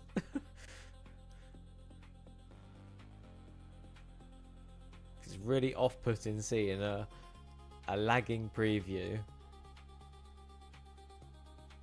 Maybe I just need to pop the chat out. Cool.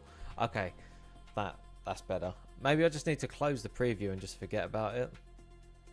I'm slowly moving everything across to YouTube, so if you haven't already, let me drop my YouTube in the thing. Drop a sub on there, because there is going to be a point where I just want to kill off. I don't want to kill off Twitch.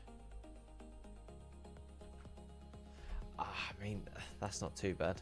Did that come straight through though? The message. If that came straight through, that's okay. I want to keep all of the sort of buildy stuff on YouTube. Yeah. I'm not surprised.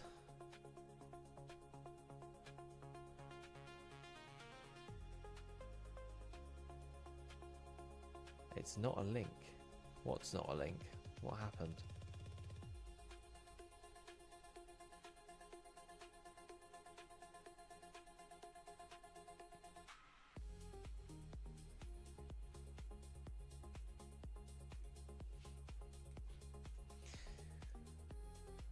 Yeah, I think I just need to hide that profile and just forget about it.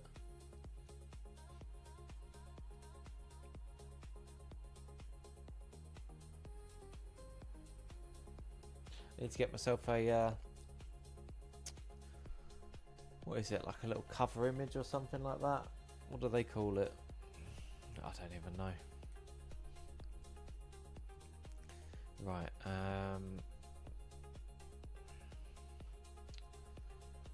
right, shall we see what we can do with this? So it's got my CV. I don't know if it can actually pull my CV, but I'm wondering whether, let's see. So let's try it using my, so confirm whether you can use my CV to complete. You can't find me on YouTube. What do you mean you can't find me on YouTube? Does the link not work, or?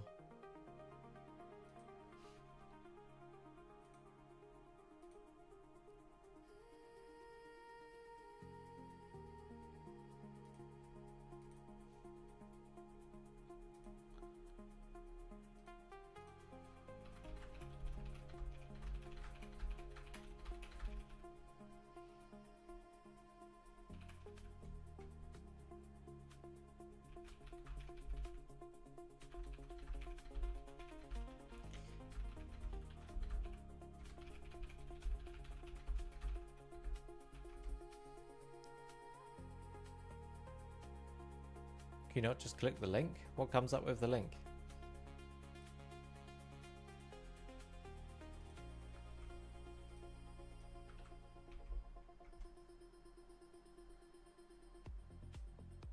Oh.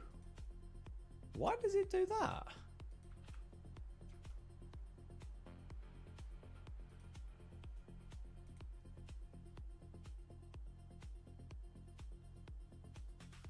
Hang on a second.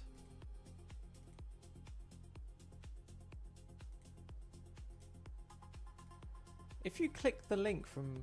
Oh no, now it works. Now it works again. Try and click the link again, see if it works.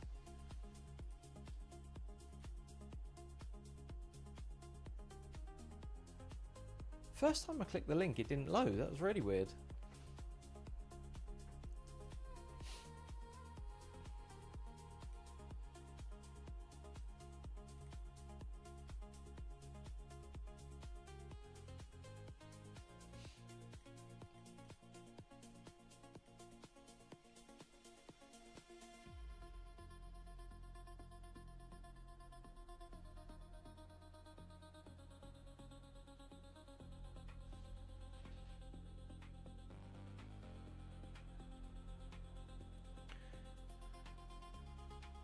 Oh, interesting.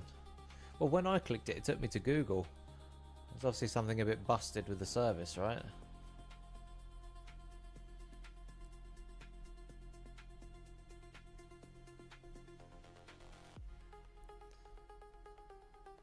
Right, I need to clean up some of these tabs. I've got too much shit going on. Where's the yellow ones?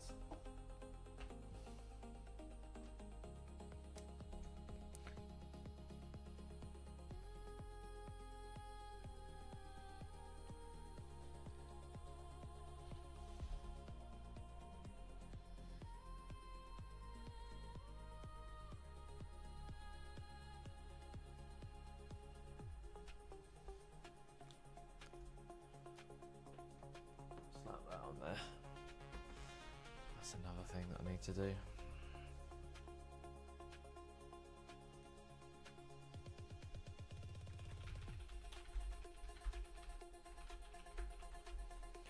Let's start naming all of my chats. Just lose so many of them.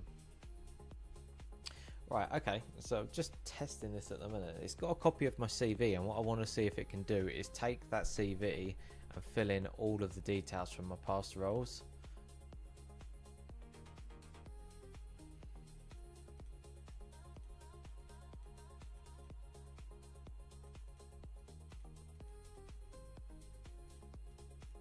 Ah, see, this is located 2-page PDF stored here. It is my CV, fine.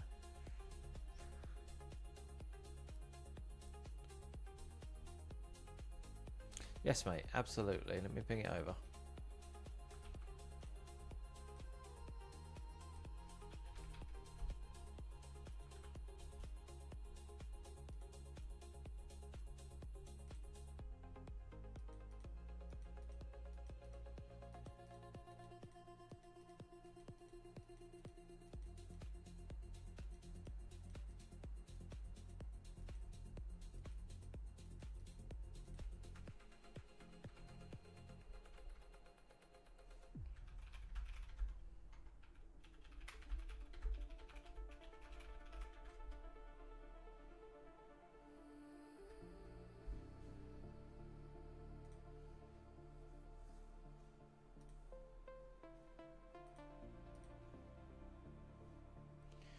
So what's it saying here?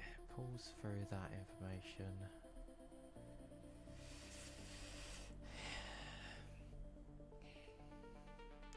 Carries data not on your profile. See, that is something that I think I'm missing actually. There's nothing for certificates or...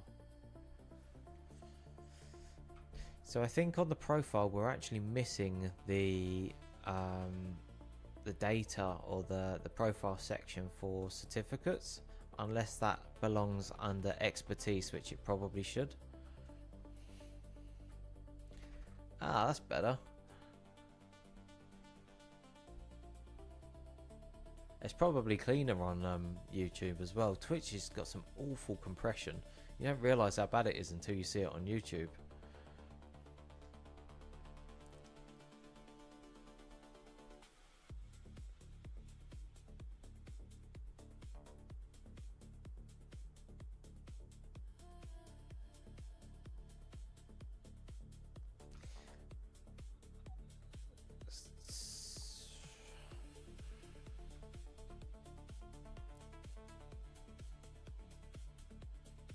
So don't read the file from dev, understand why it's not reading properly from the prod directory.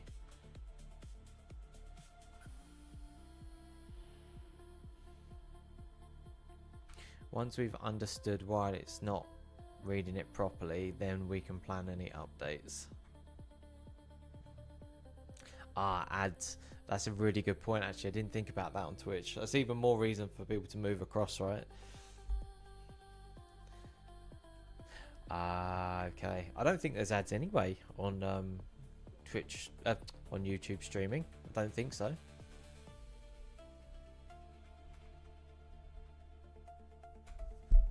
Could be wrong.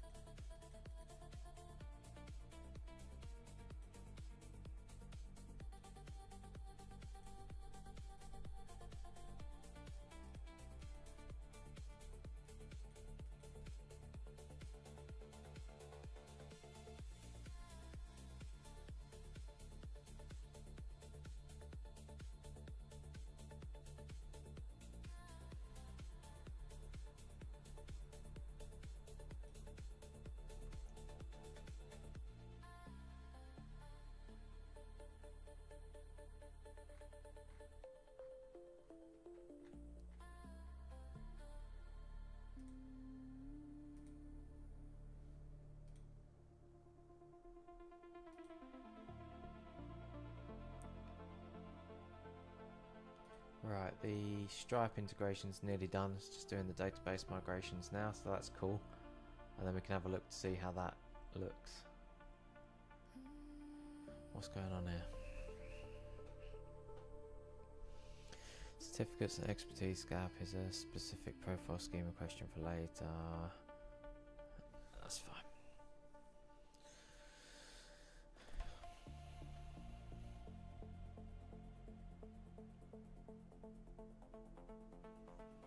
Interesting.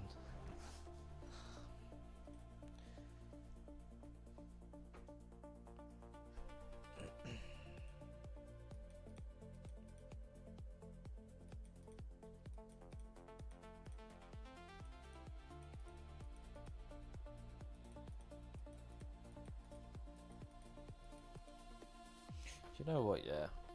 The way that Claude picks up all of the things that's wrong is just baffling. Like if you give it good input and you tell it what the problems are and why it's a problem, it's getting to a point now where it actually understands very clearly what it needs to do. Very, very clearly. It's quite scary.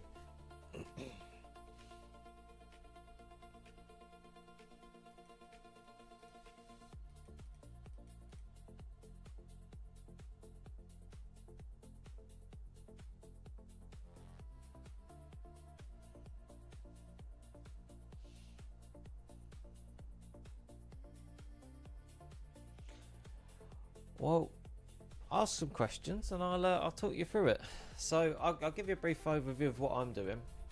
So you've got a CV, no doubt, right? CV, resume, whatever you guys call it in Poland. But essentially what this is think of the profile that you're seeing now as kind of like a web CV, right? So you come in here, you can upload your CV, it pre-fills all of this information for you, right?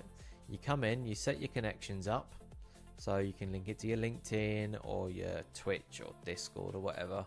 And essentially what it creates is this profile. And what this profile is something that can be read by ChatGPT or other agents. So what I can basically do, and it's probably going to call me a liar, but we're going to try it anyway, right? Let's go to ChatGPT. We are going to say, on Fons, oh, can't spell my own brand. On Fons.vc, show me the profile of Lewis Rogers, right? And what that's going to do is go out and it's going to find your profile, hopefully, or it's going to break like it's doing now. I don't know why my ChatGPT keeps doing this. It just locks up completely. But if I refresh it and go back to it, there we go.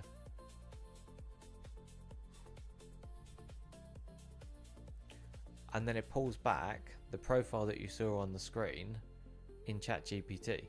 So then you can come in here and it's got view the full profile, view the agent readable profile.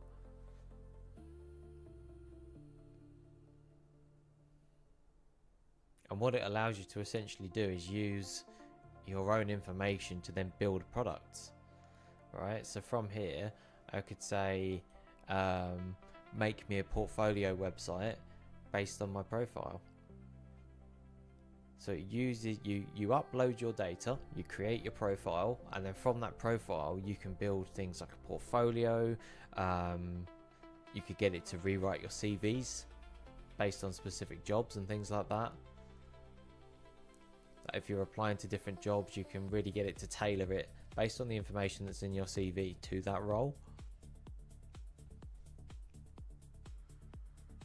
No, there's not too many Lewis Rogers. It picks up the handle, right? So when you create your profile, you get given a handle.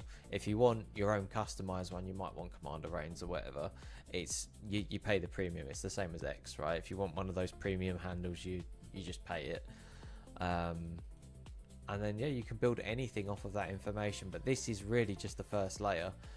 Like what you saw on the profile is one thing. When you come into the company, if you're starting a business or if you already run a business and you're basically looking to get it to a point where you're ready for some form of investment, you know, you might just want to run it as it is. You might just want to upload your company in here, and that's fine. You can use this as a dashboard. But what this does is it basically talks you through section by section on the types of information that investors and people that are potentially going to offer you some form of capital would need to run what they call a due diligence on your profile. So they look into you as the founder, they look into the business, they see how much you're earning, they see what the retention rates are on things like your customers, and it's all built in this one single platform. And it doesn't look, I mean, it looks very shiny at the moment, but it doesn't feel very shiny and premium at the moment because I turned off the voice.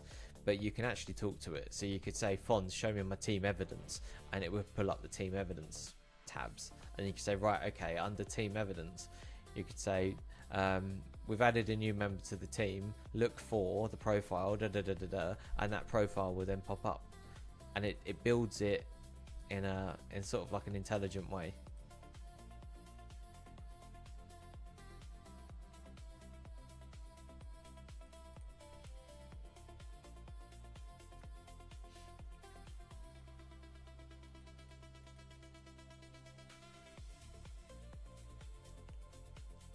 Hopefully that makes a bit of sense. But you can ask me anything about AI. I'm like, I wouldn't say I'm an expert in AI by any stretch, but I would say that I have been using it and learning the techniques every day, probably since I got made redundant, if not before, to just future-proof myself. This is like, I'm not going to say it's like crypto V2 because crypto turned out to be something terrible, but this is here to stay.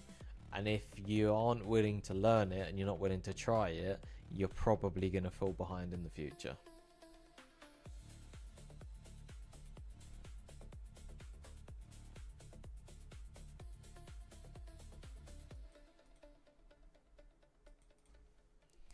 Right, okay, so propose fix. So, oh god, what am I pressing? The wrong button, evidently. So run the proposed fix.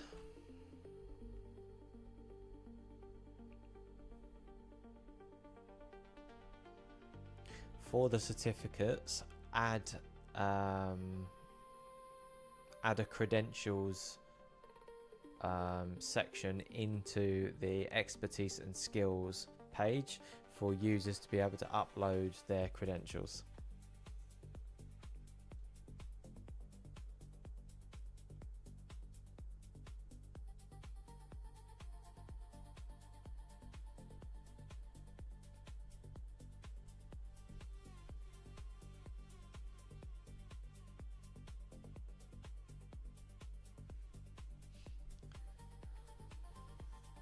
Go on, what did they say?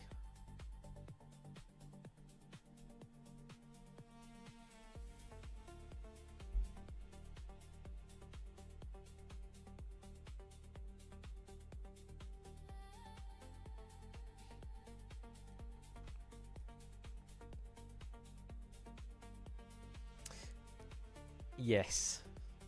I get the sentiment. I get the sentiment.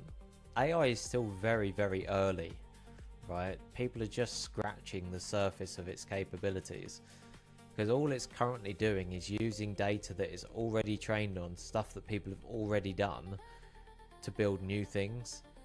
It isn't yet at a point where it is, you know, it's doing research and it's doing stuff like that based on the data that we've got. It's not really innovating at the moment.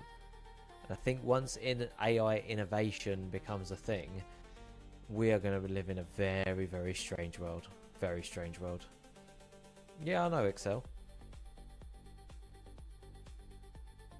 Everybody knows Excel.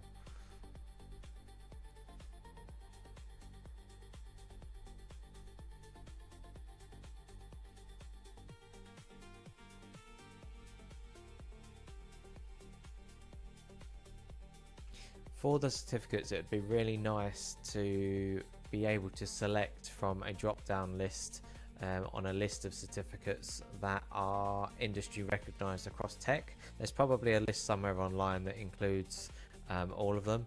Where possible, it would also be nice to show either the certificate badge or the vendor logo where the certificate badge isn't available. We should also include the certificate ID numbers and things like that, and maybe even a link, so when a user has added their certificates, it can be backlinked to the vendor that they got that certificate from.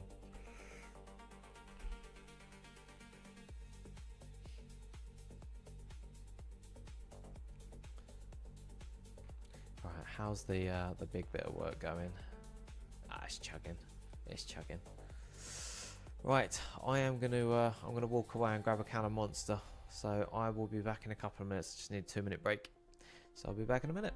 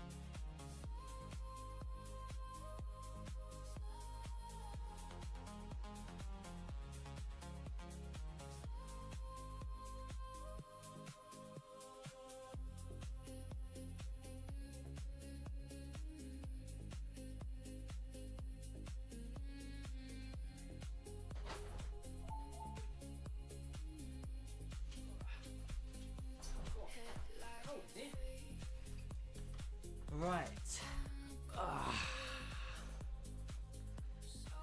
Excel removed thousands of jobs. That actually doesn't surprise me.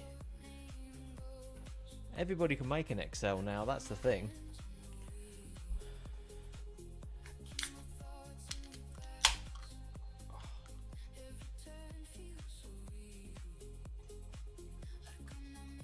To be fair, anyone can make anything, like even Teams. People can make a Discord, you know?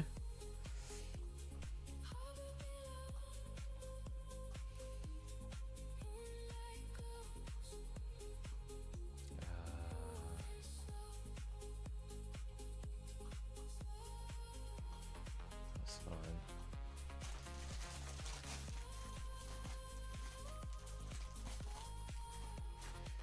Yeah, let's do that.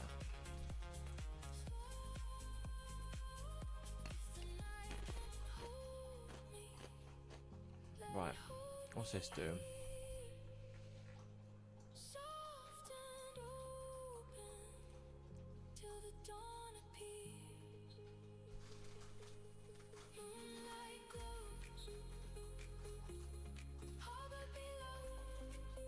I think that's just testing the other part of it.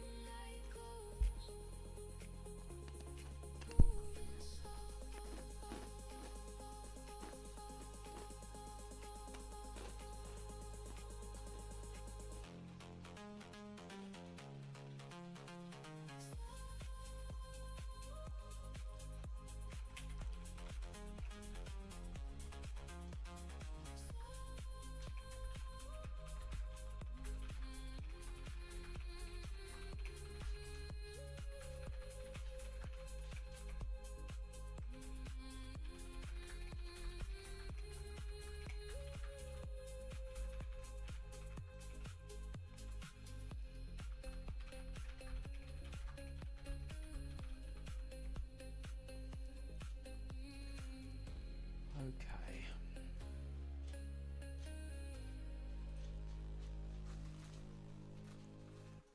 So we've got another part building as well at the moment. We've now got the credential space being put in. So if you've got certificates and things like that, you can upload your certificates to your profile too. I don't really want to focus on that as a main thing, but I'm going to add that as a done card, which I think probably needs to live up the side.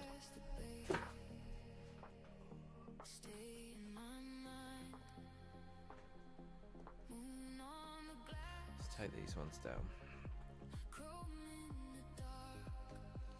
Right, so what have we done? We have done certifications,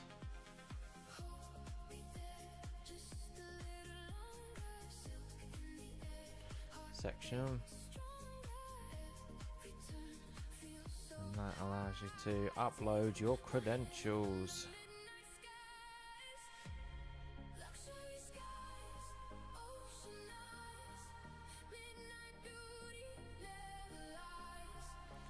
Everybody loves showing off their certificates that they've got, so that's cooking.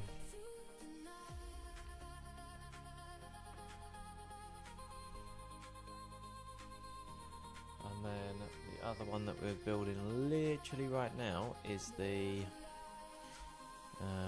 Stripe API connector.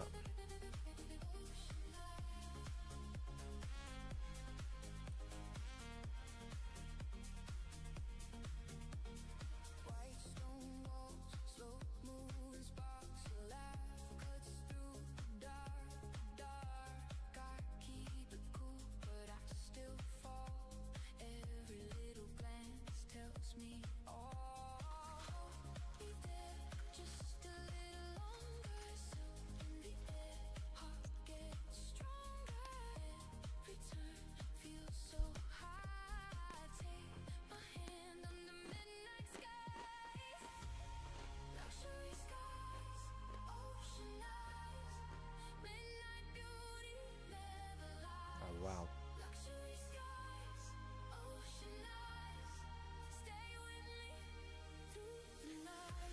Well, it looks like GPT 5.6 might be coming out sooner than expected.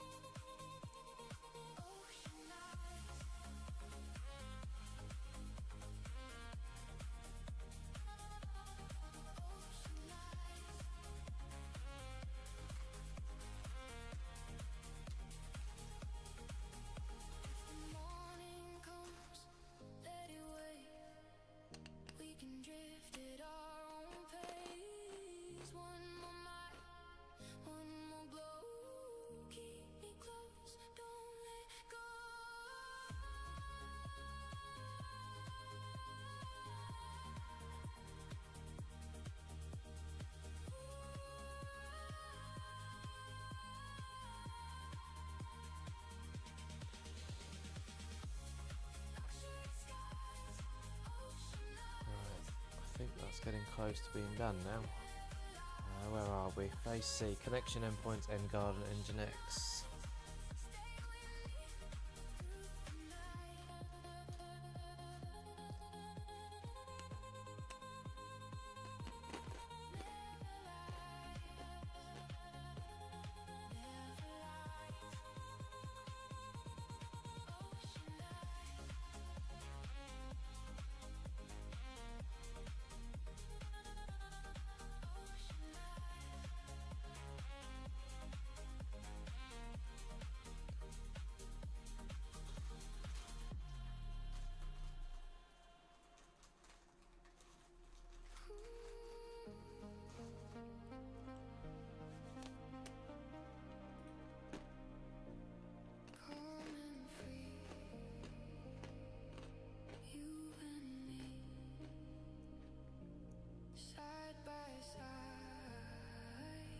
Let's have a quick perusal through the older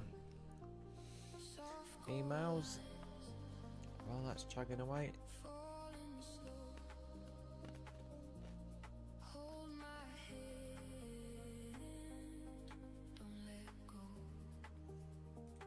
What is this?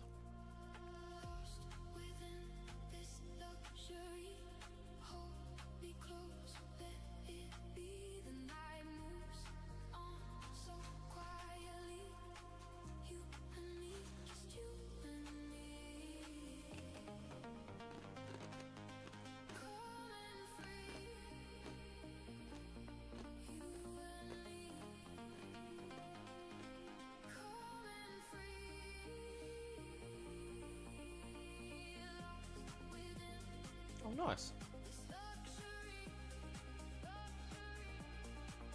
Home insurance has gone down. That's really good.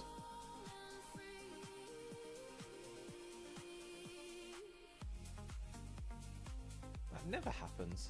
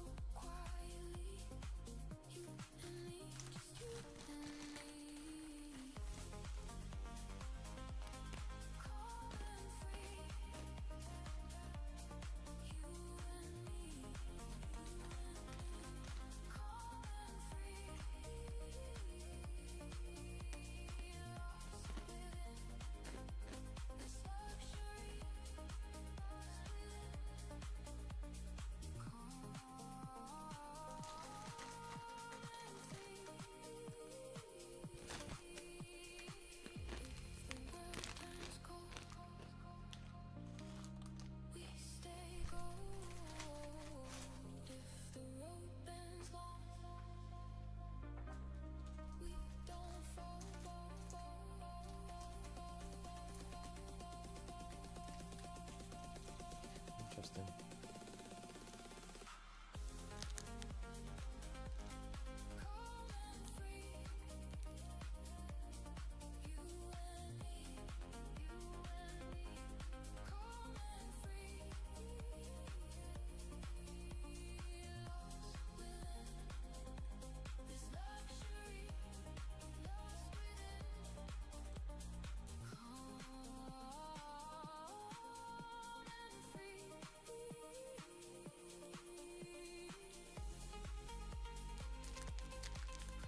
Perfect, the profile certificates are nearly done.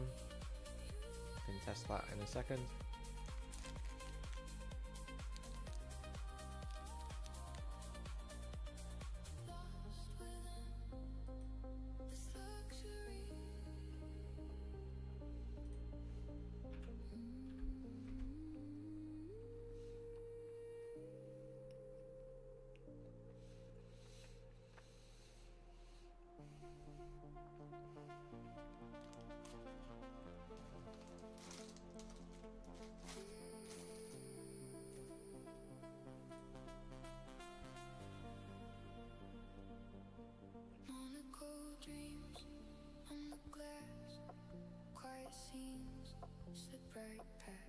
Salt on your skin, moon on the sea. You lean in close and you look at me. Hold that line. AI vertical SaaS, do we fit in that category? Maybe.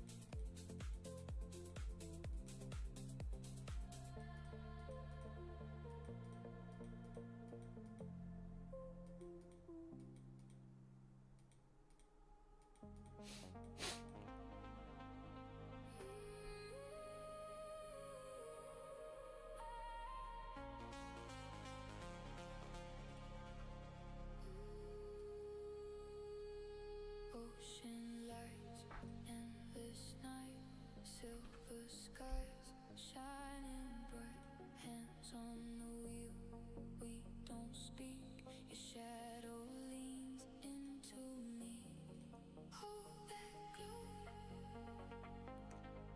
don't let go. Right. Oh, there's so much going on. Need to take a step back. How's this chugging? Right, certificates are halfway through. I think Stripe is nearly done. Probably should have gone for the other one first, but that's fine.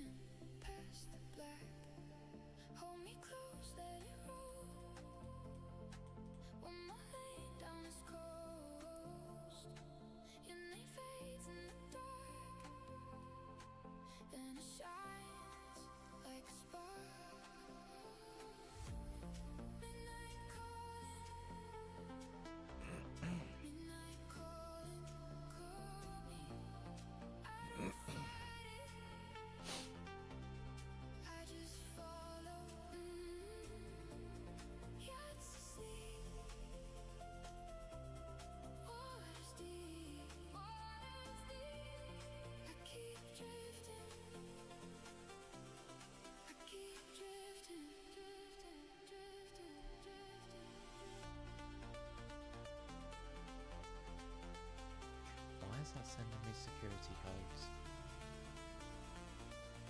I have no idea. It's okay. Right, tests. Here we go. So Stripe. I think Stripe is shipped. Let's have a look. Tests are green. Right, live trigger, visibility only.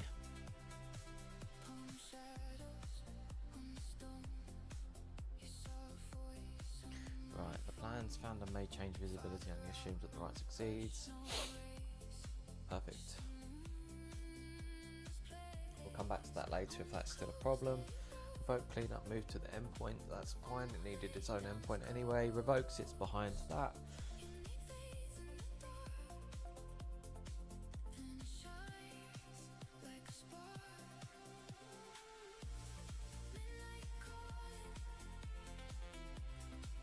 That's fine. That's gated as well. Phase C is in. Security posture strong. Good. Security's good.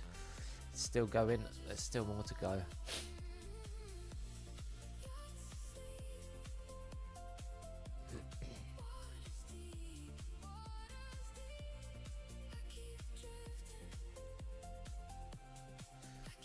Okay, so it's doing a small rewrite on the company metric stamp. So at the moment you can self-attest them, so you can fill in your MRR manually, but once Stripe is in, it will pull it from Stripe. I think once Stripe is in and we've got a framework for this, we can possibly move ahead with connecting all of the other finance providers too.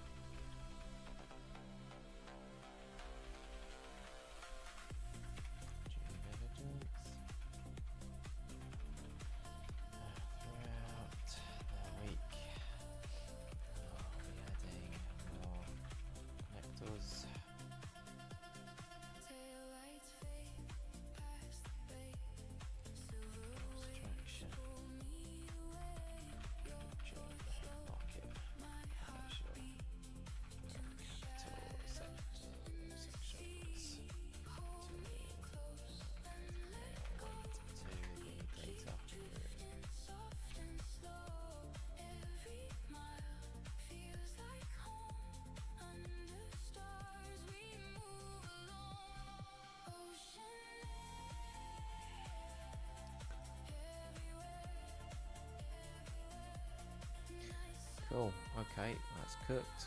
Push that out.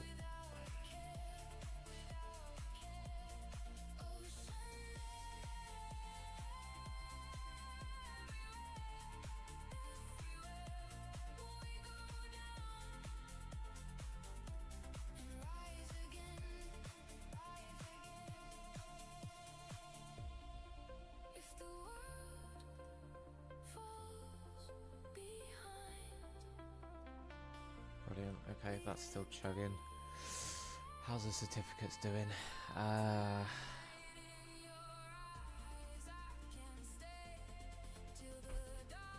that over there. That'll be done today, and then I might be able to update that as well. That's something that needs doing because it keeps popping up. So, second profile editor. That's the /app.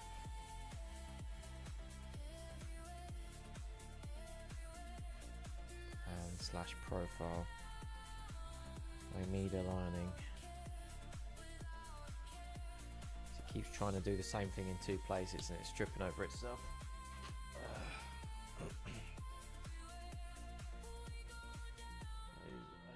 To do.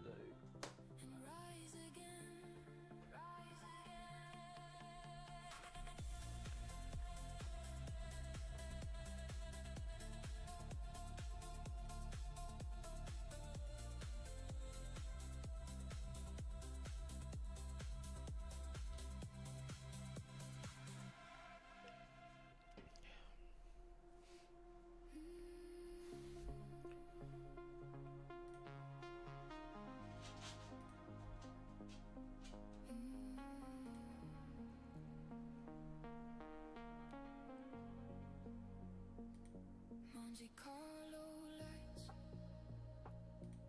below the glass. We're moving slow. Still waiting for the builder channel on the Tech Startups Discord to open. I submitted a really nice little pitch for that, and I've not heard anything back at all.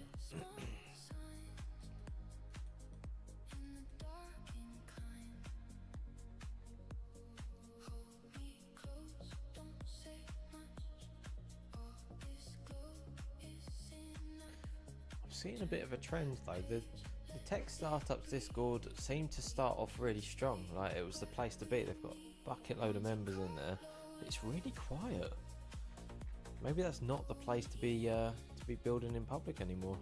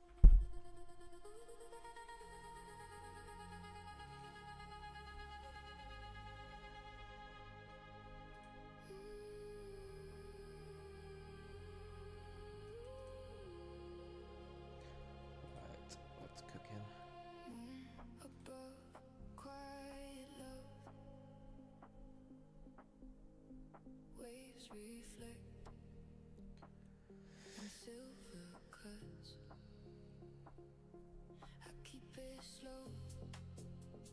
Window low, monocle blur, and nowhere else to go.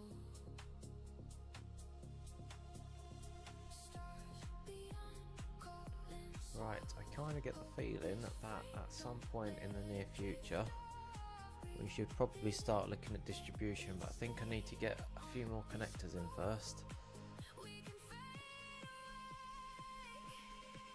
Just looking at the data set now, what it recommends to build.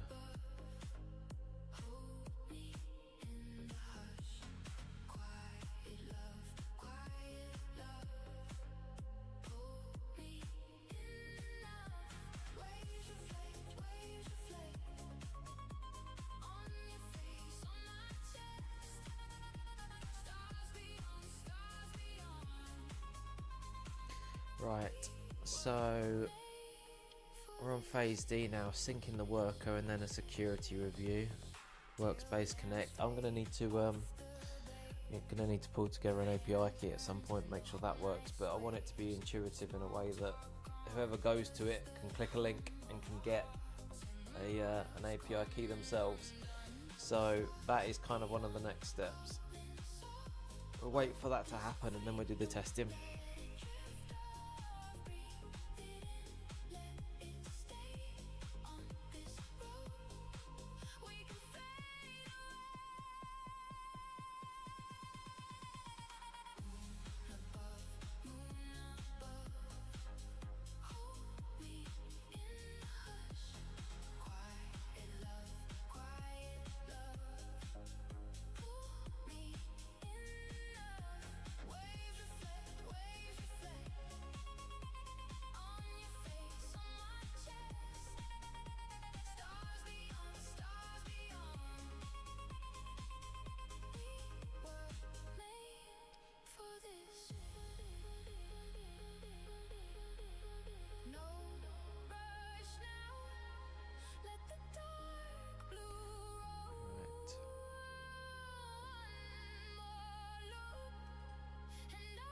I need to start seeding the Discord as well.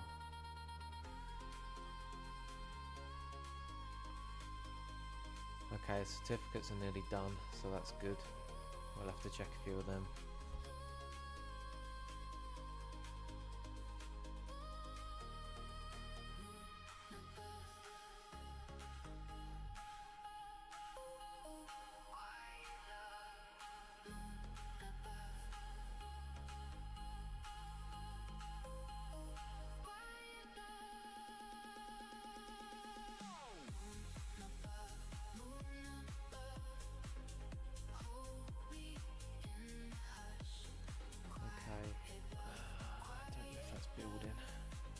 Building now, so probably not going to be able to get into it. That's okay though. I think this might also be a good time to rethink the site design. There's a few bits that I wanted to do. We're sort of pivoting from it just being a profile to it being around due diligence and really sort of taking on that extra stance.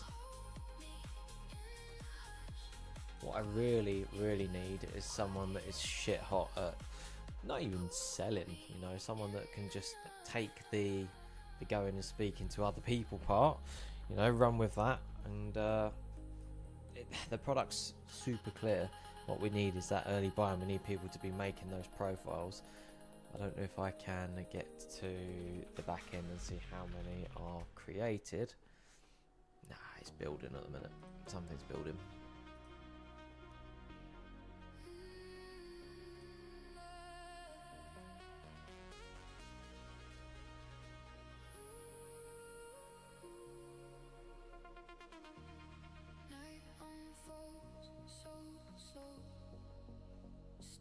Not going to touch the website though until we've got a little bit more in. Got to get those connectors in first. Once the connectors are in and we can prove it, and we can show that we've at least got some other functionality than what other sites have got, that's when we can start really gunning for it. Feels like something holy by the sea.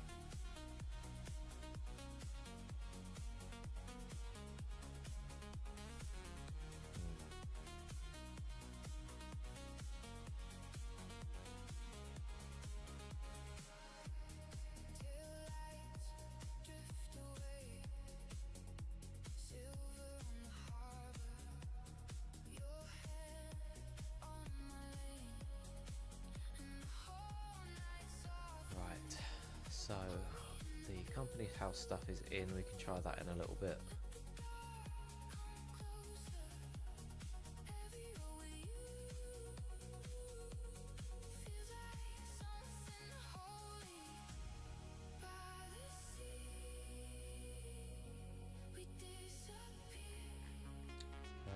Certificates are running the migrations, and then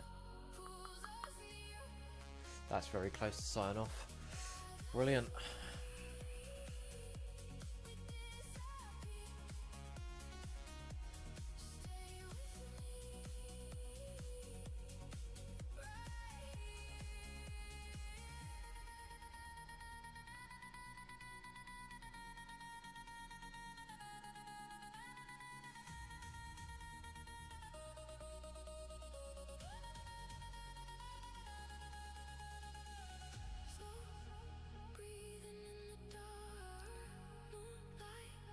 What I really need is to find somebody that makes those really nice swanky introduction videos, the videos that show what the product does, or sort of like the product explainer videos, not with my ugly mug over it. I did that on Product Hunt with the Ready Set Launch, and that was okay.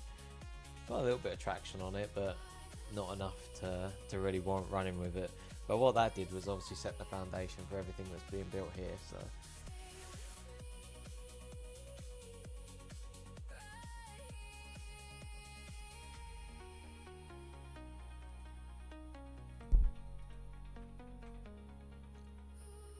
do oh, that's interesting. So the profile pages effectively die when something else is being built.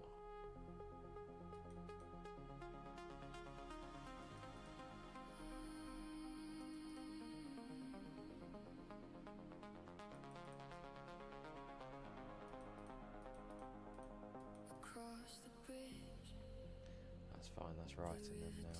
How's that doing? Okay, that is a really long... right, phase D, sync worker, security handover, kill switch.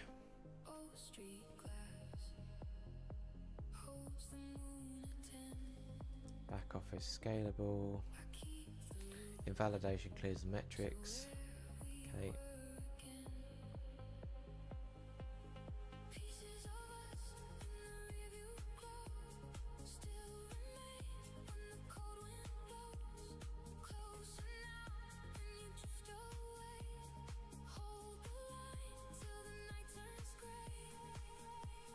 Cool, security critical test to passing, that's good.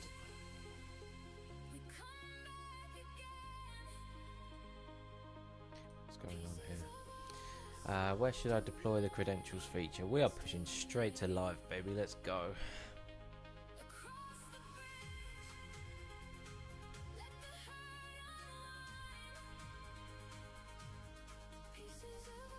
Once we've migrated to the VPS, we'll get a little bit more serious about it. Right, this needs to be fixed now. The app workspace has a second profile editor. Wire credentials to it too. Pick what one of the profile editors is the most up to date and the best built, and then retire the other one. We should no longer have two separate profile editors. It needs to be one single editor. I know this is additional work, but this feels like a good part of the cleanup scope of this ticket. Right, populate my certs. Yes. Add them for me. Yes. Go. Excellent. Right, so that's in. That's probably going to brick itself a little bit, but that's fine. Not so worried about that at the minute. So how we need to now think about the positioning for the site.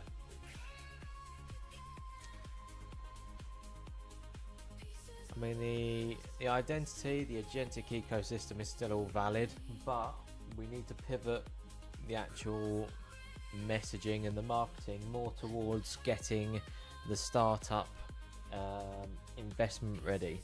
That is the the ultimate metric.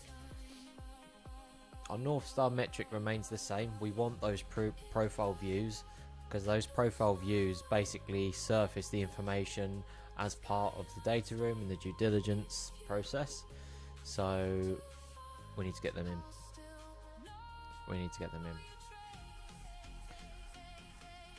But let's see how Stripe and everything else builds out first. I think it's now on one of the last steps. All of the errors are in. I need to write up that card. What was his name? Lost it again.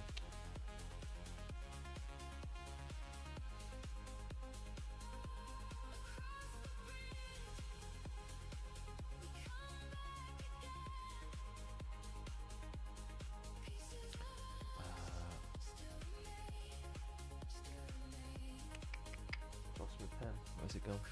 Steve.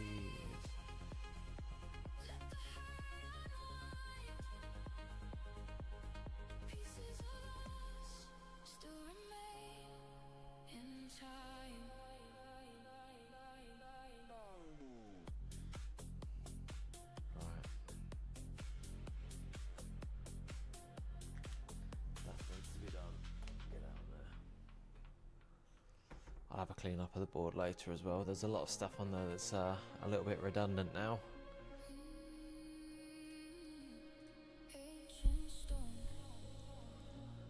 Right, let's have a look.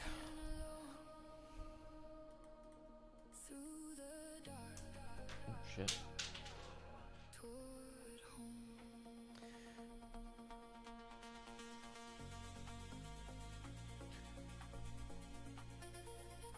Okay, so that's now cleaning up the separate profile. We're going to clean up as we go. Otherwise, we're going to be updating in two places forever, and that's just not great. Let's see if that's now come back up. Perfect, that is now back up. Let's go back into the profile. Brilliant. So then if we go under, I don't know where I added it, was it? Am I being blind?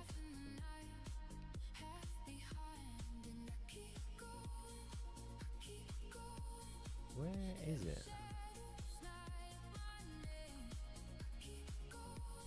Additional links? No.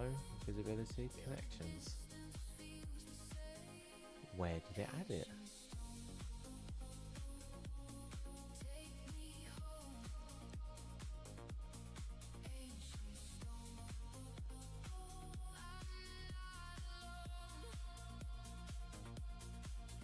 I think it's still pushing it.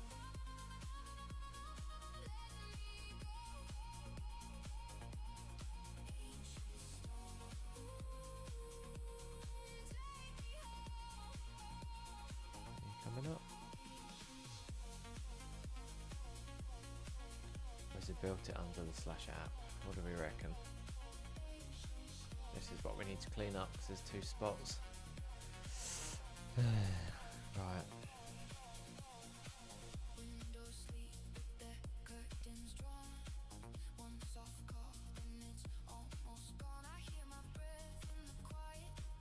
Right, where has that gone then?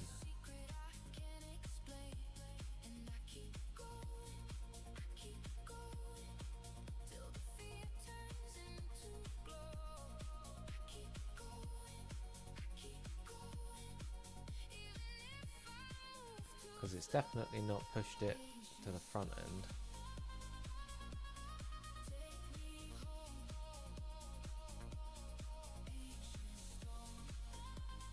Phase E is building. Phase E is the workspace connect UI.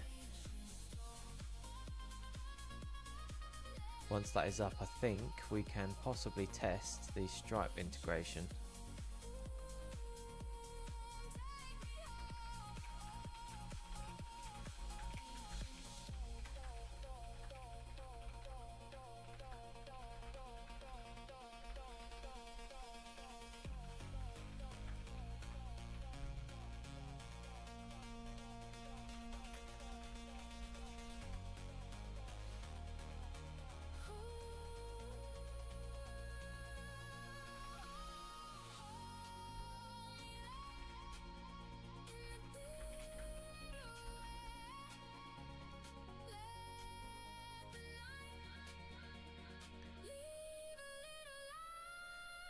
need to get the definitely need to get the fonts thing up.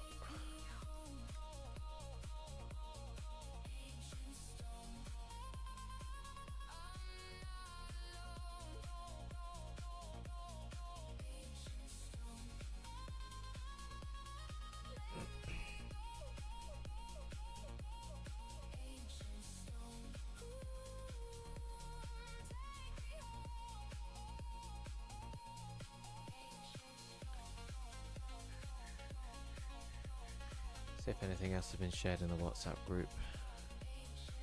Oh, we've got the pictures.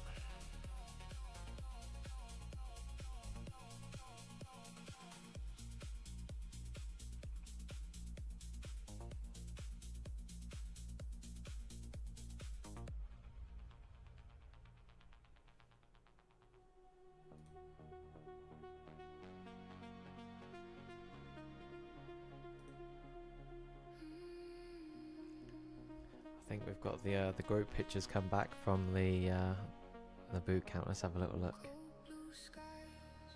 Yeah, they're good. They're good pictures.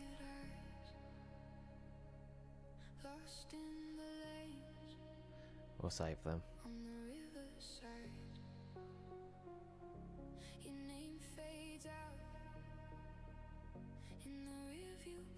Oh, and we've got the headshots back. Woo! This is exciting. Let's have a look at the headshots, see how they came out.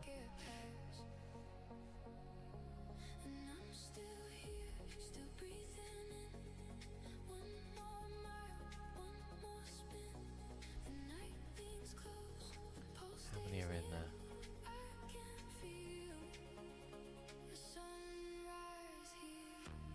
Oh, they're really good.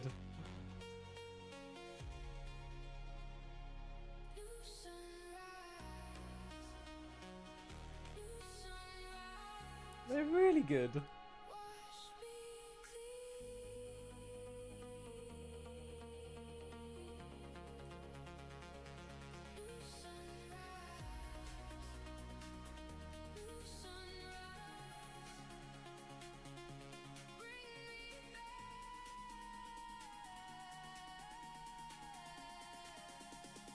Oh, well chuffed for them.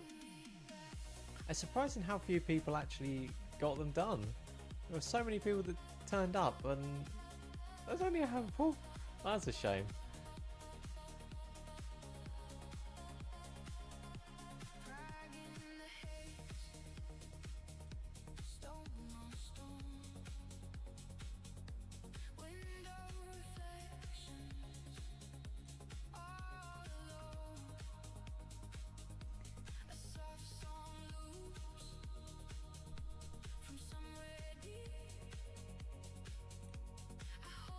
Oh, I've got to grab the group ones as well. I'll share them later. I'll upload them onto my LinkedIn.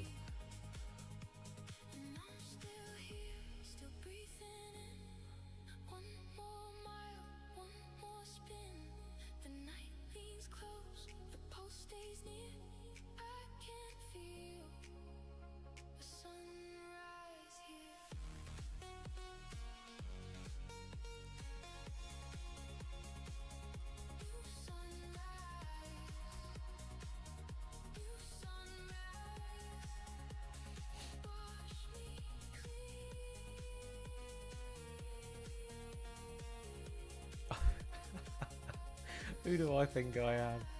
That's hilarious.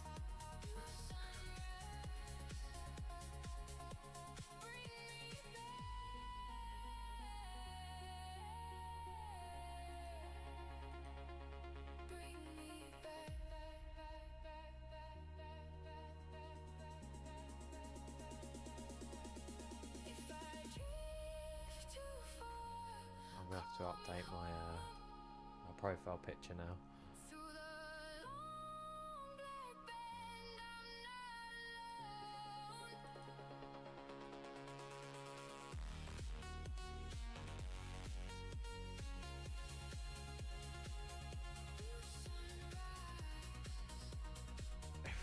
Really good.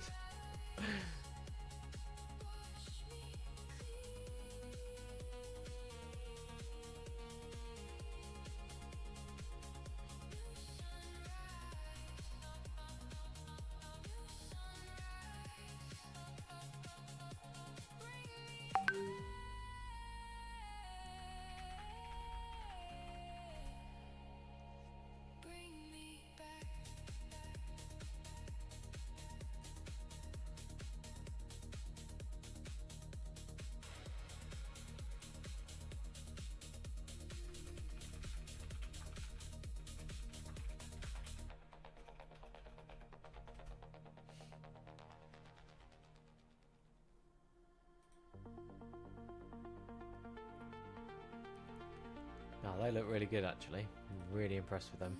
Right, let's have a look. Proceed with consolidating onto the /app workspace retiring profile.js. Keep workspace retire profile. Port the credentials into the workspace editor. Verify the upload. Bigger refactor, but the right single editor. Main state. Reverse it. Keep the profile screen. Retire that.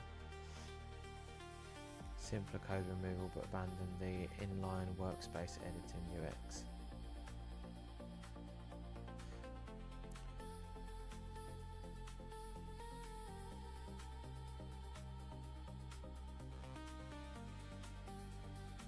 I think that's the right way to do it.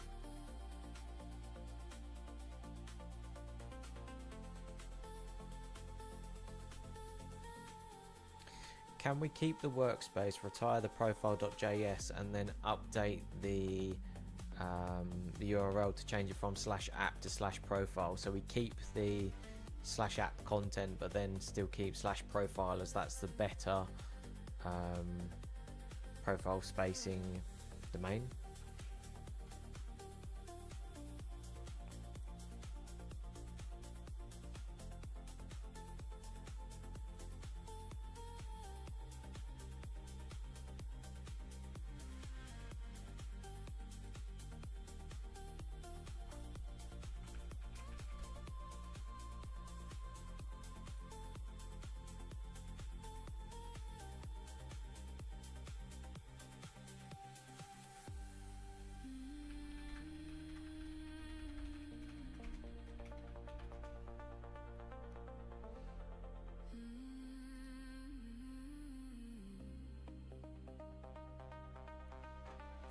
I think what I might do is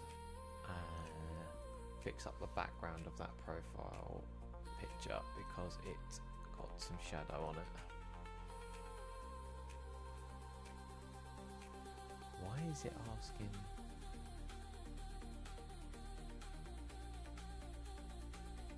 Oh, that's alright.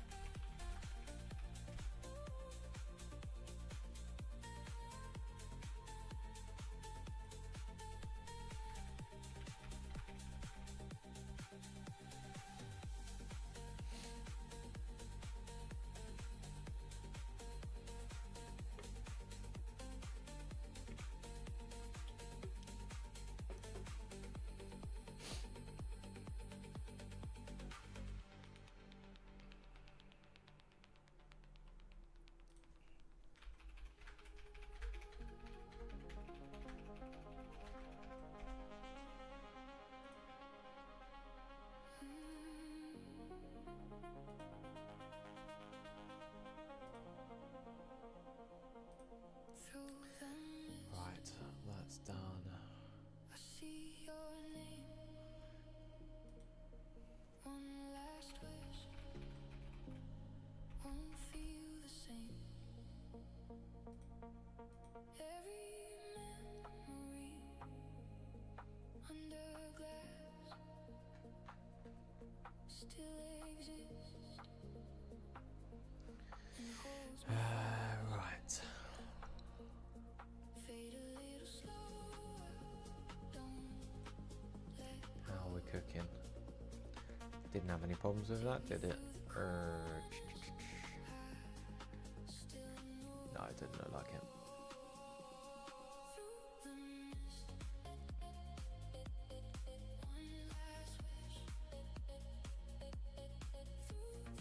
Cool. Okay, no, that's fine.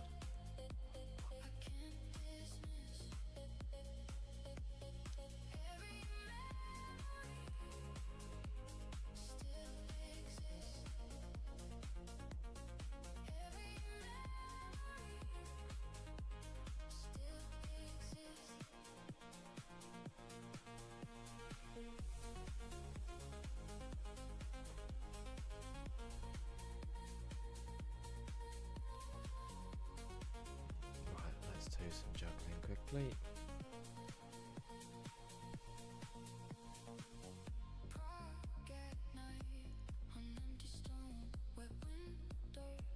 Oh, I've had a view from Malaysia. That's pretty cool. Couple more on.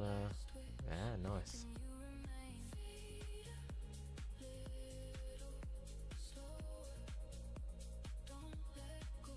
Did I move that across? I think that was for that. That's fine.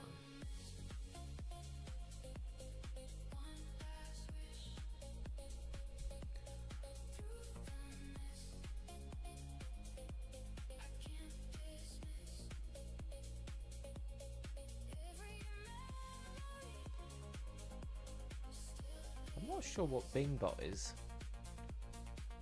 Does anyone know what LLM runs BingBot? Is that ChatGPT or is it Claude or is it another one?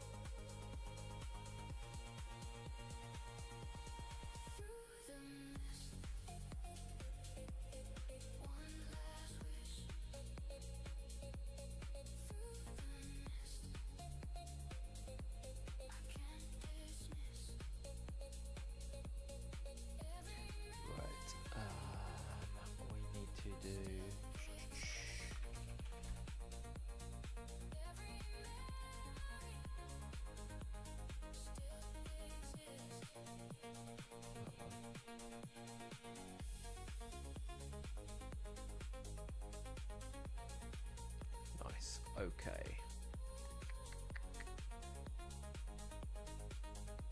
Download. Certainly won't be paying for that.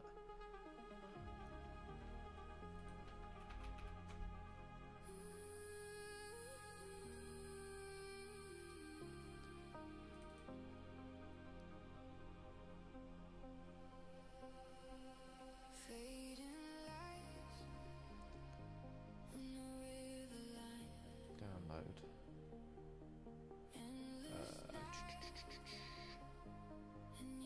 Hopefully it saved it in the same size. Let's have a look. Yes, it has. Epic, right.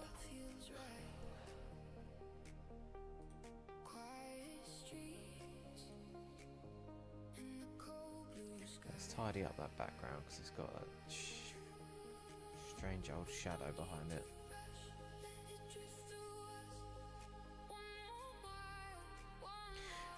Right, how do you want to handle the editor consolidation refactor? Let's have a look at this. What is it?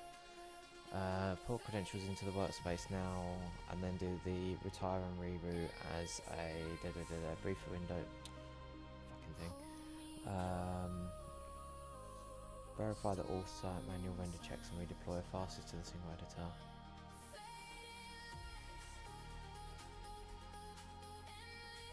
Yeah, that's fine. Do that. Stripe is at final stage, I think. Nope, almost. Close, very close.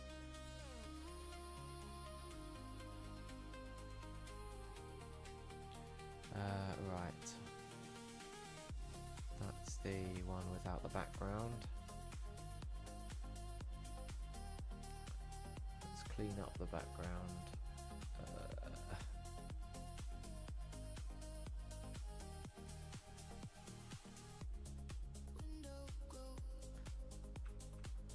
Let's align that there.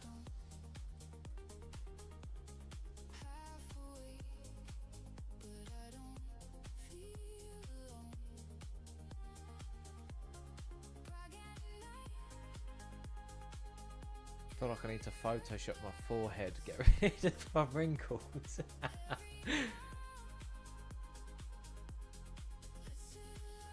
don't know if that's socially acceptable.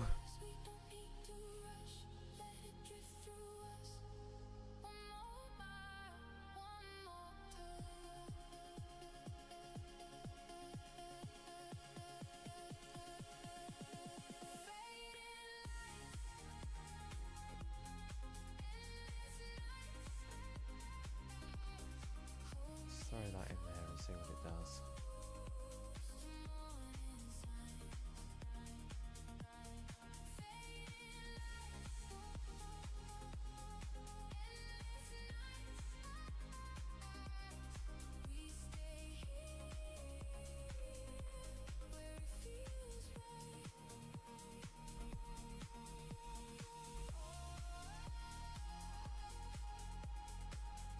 Cool.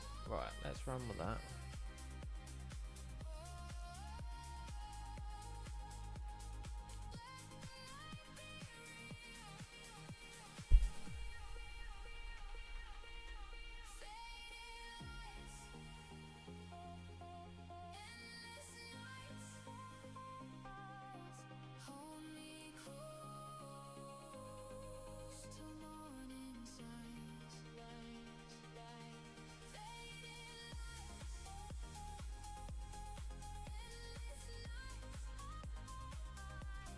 LinkedIn's got a really bad caching problem.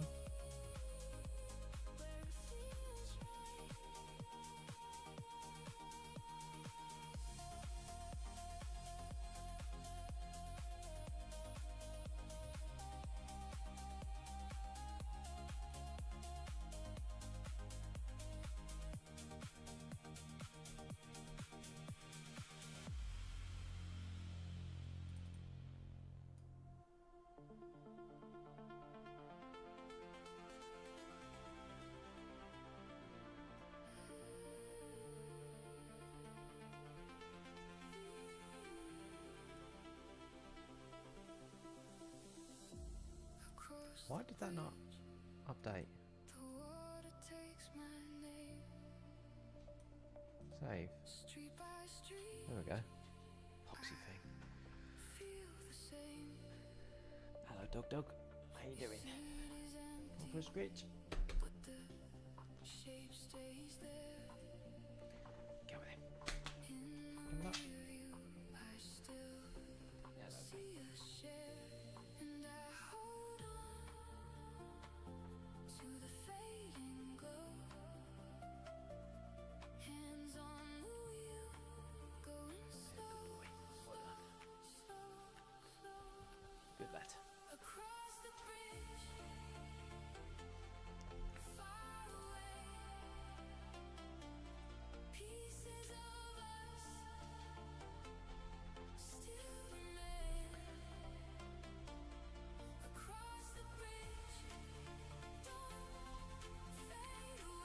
I am slightly gutted. It's cut off the corner of my arm.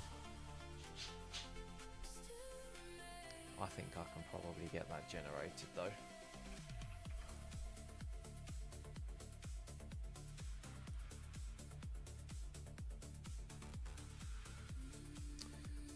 Reference image, upload.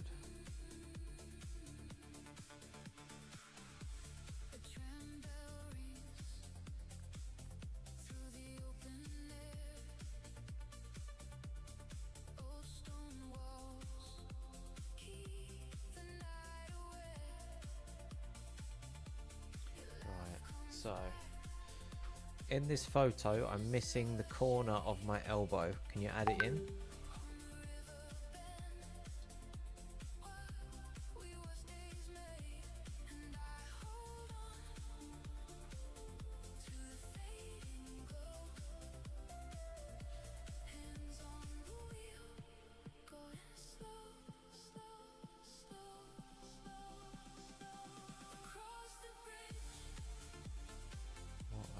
Aspect ratio is it?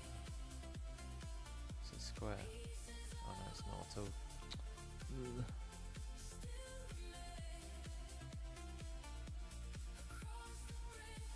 What ratio do I want it in? That's the question. Let's do it in a 16:9. Generate. Feels like the most pointless prompt just to add my elbow in, but it's really frustrating that it's missing it.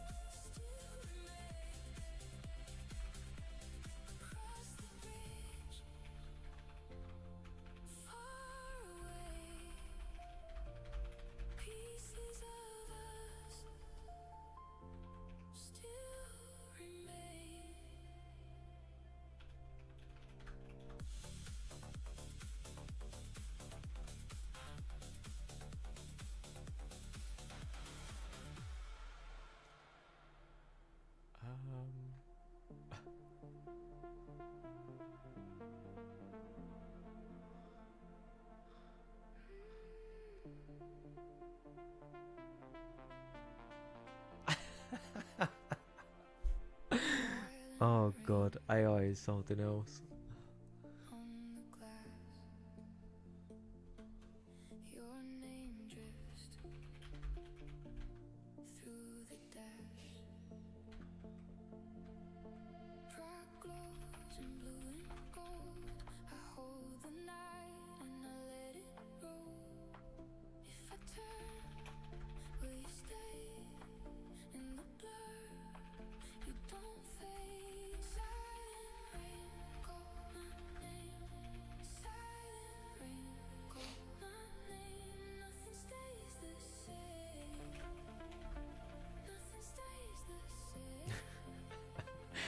I'm not even sharing what that's just generated.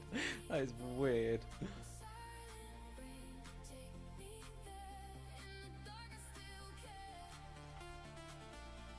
AI has got a long way to go.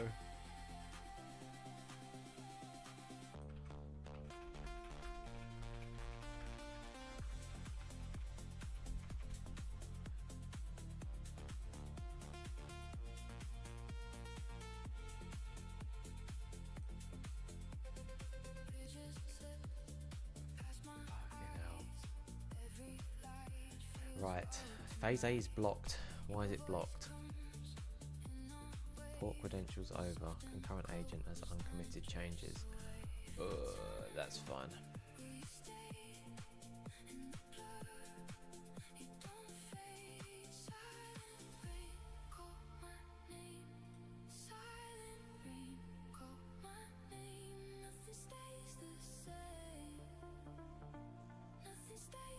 That's better.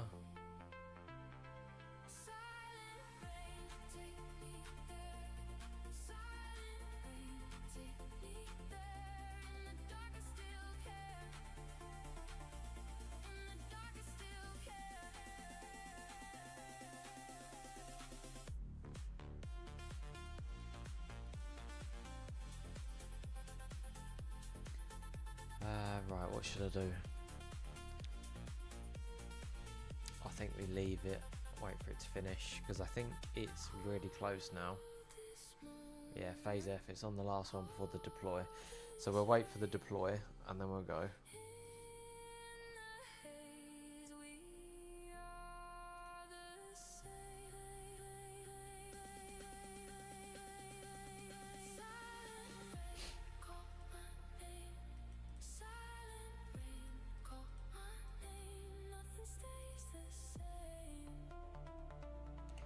Credentials are live apparently. Where's credentials then? Oh, not there. Profile. It's not there either. It's obviously building Stripe at the minute then.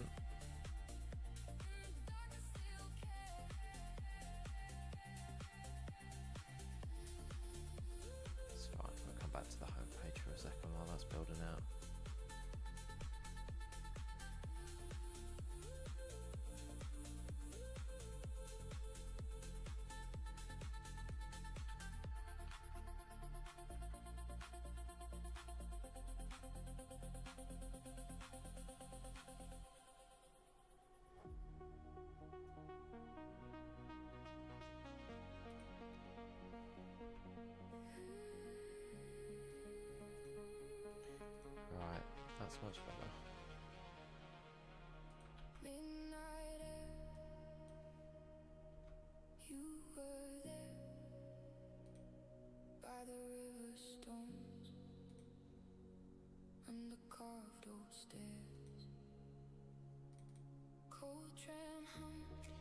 So using image 2 as the reference image, create me an epic looking thumbnail cover like the image in image 1 that I can reuse across my YouTube videos.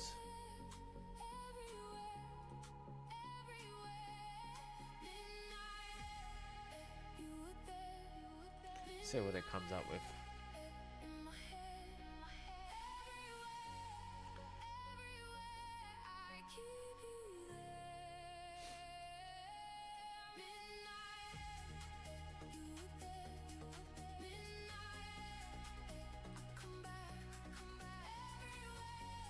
Oh God. Oh, excuse me.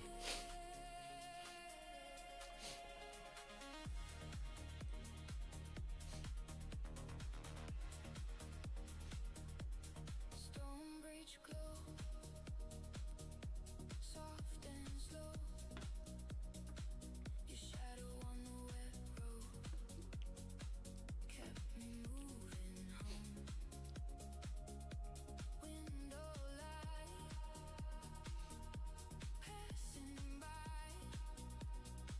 I saw your face in strangers for a blink of time. In the hush I hear your name. In the glass the same old frame. Every time I feel you there. Everywhere, everywhere. Midnight air, you were there.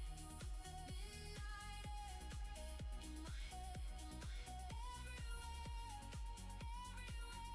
I keep you there. Perfect. Okay.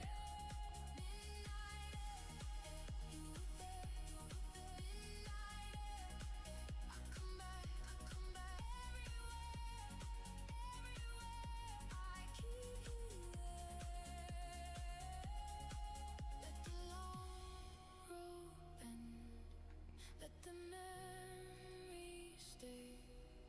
If I lose my way, you still know my name. Midnight air, you were there. Midnight air, in my head, everywhere, everywhere. I keep you there. Midnight air, you were there.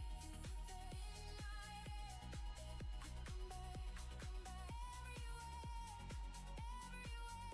I keep you there.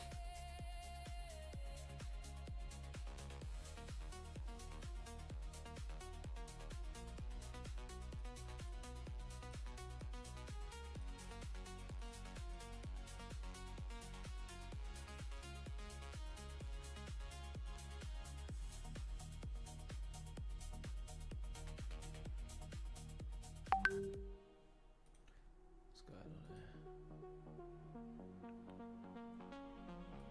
What's your birthday?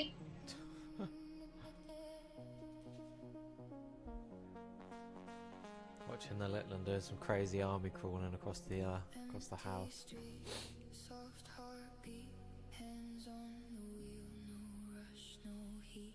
Glass on the river, slow moving light. We keep it quiet under the night. Every step He moves at pace now. is complete. Oh, funny. Don't let go. The rope bends on. We breathe slow. Empty streets, soft heartbeat. Empty streets. Okay, it's still blocked. I think that's coming back up now. That should be up any time now. Feels complete. Soft heartbeat.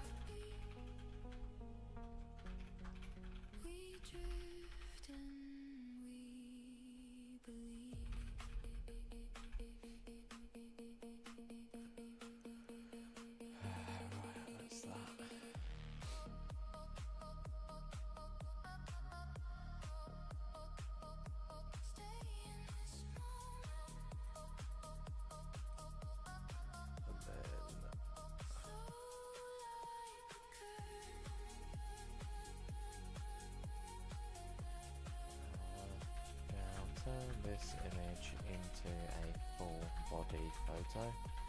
My trousers match the jacket.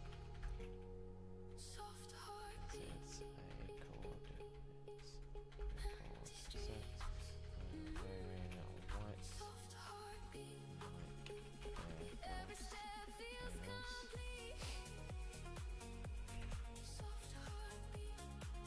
see what that spits out. Burning up some API credits today. It's alright though.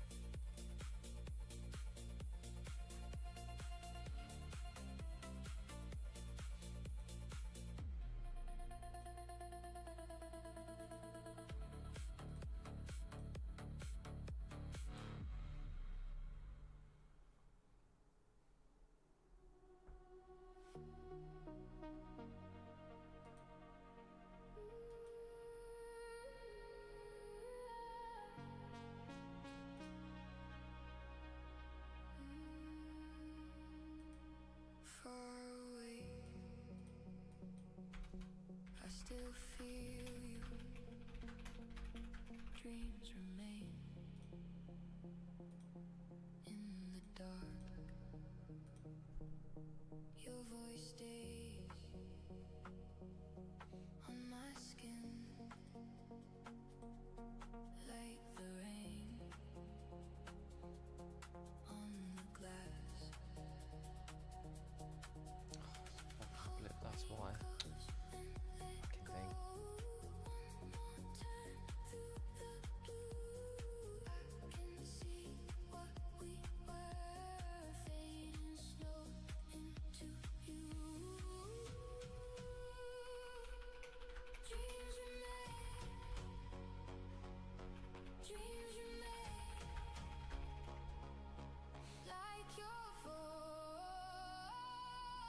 Right, this is very nearly done now, I think.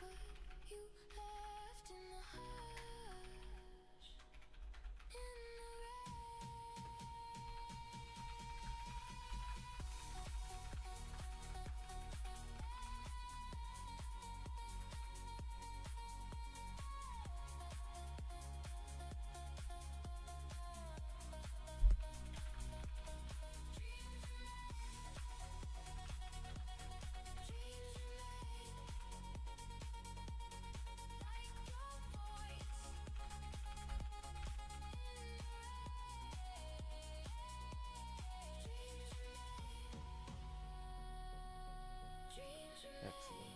Right.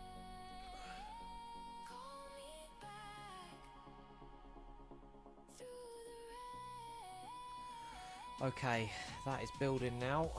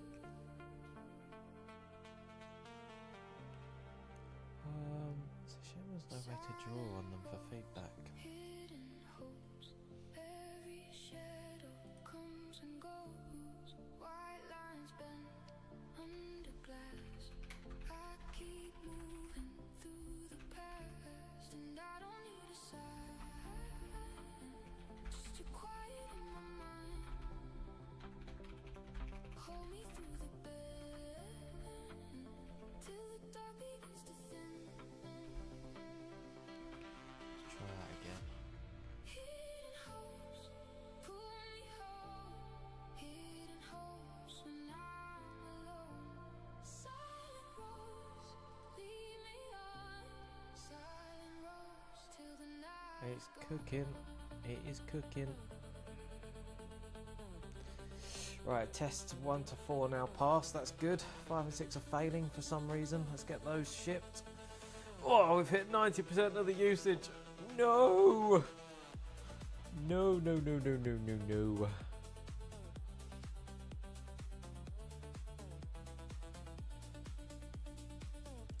I am absolutely confident that Claude has reduced their usage limits. Absolutely confident. I know there's parallel agents running and stuff like that, but it never used to get through it this quickly.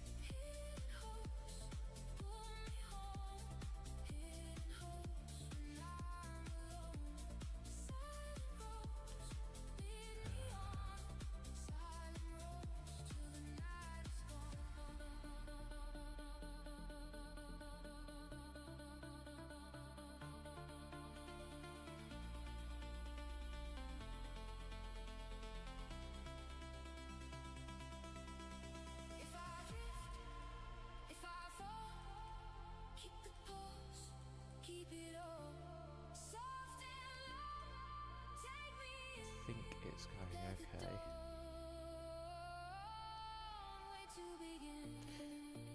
What I would really like before the usage limits hits is for this to be deployed out and to be able to put an API key in and see what's going on. That's the goal, right?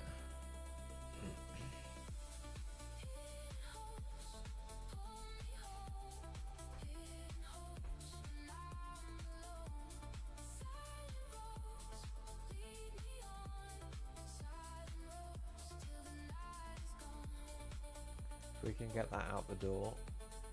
We've made it. It's not deployed it yet, but it is running the auth suite. Once the auth suite's run, we can tidy up the other pages, and then hopefully we can test it. I'm not entirely sure what it's going to have done design wise. Not entirely sure, but we will see.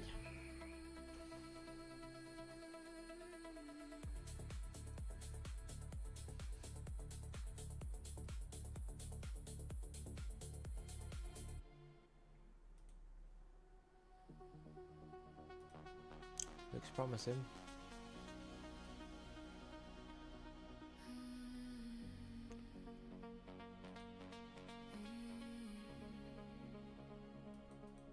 Close your eyes. Let the dark move slow. Street by street, I let the distance go. Your name hangs in the rearview glow, and I keep on where the cold winds blow. Though you're gone, used to pull me in under the glass skies. It's coming up for a scritch. Go over there. Oh, steady. Steady. This is good. Good lad.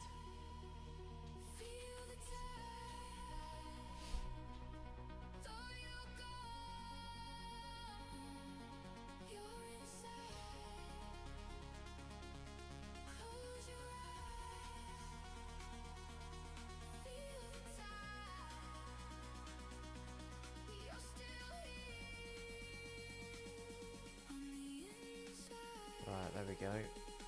It's only one skip test, that's good. Nothing that's skipped because it's not related. Now it's running all of the specs together, and we're still only on 91% usage, which means we might be able to squeeze it in. I think I might have to up the plan at some point.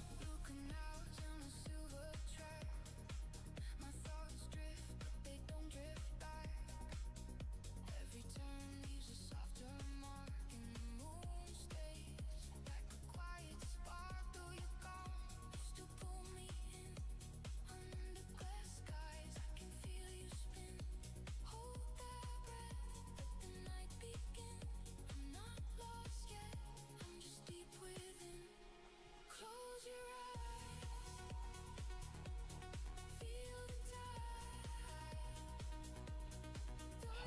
quickly the CLI and the MCP pass.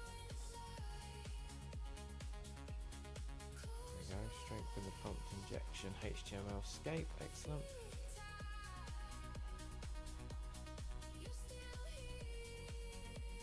It's just testing it now.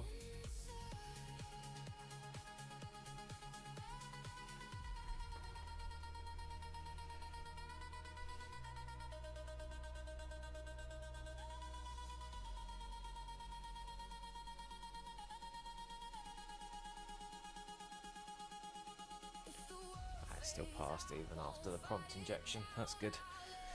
We can test that over time. We can set up some alerts for that as well.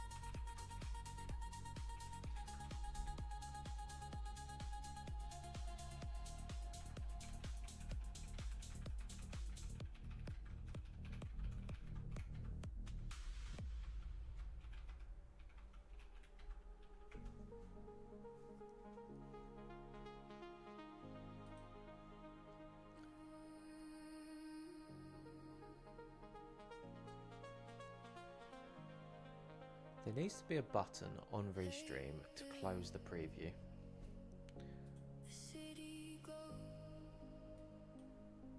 Because it's never ever accurate in terms of timing. So CSS, display, none, gone. There we go, problem solved.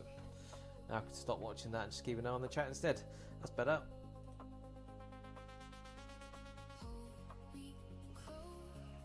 That'll be my bit of product feedback to them, I think.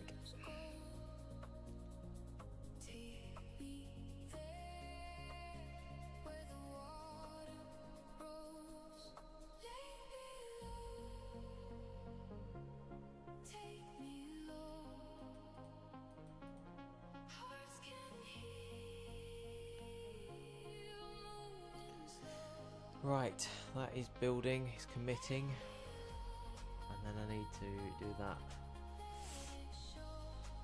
These long runs are quite difficult to work with, you know.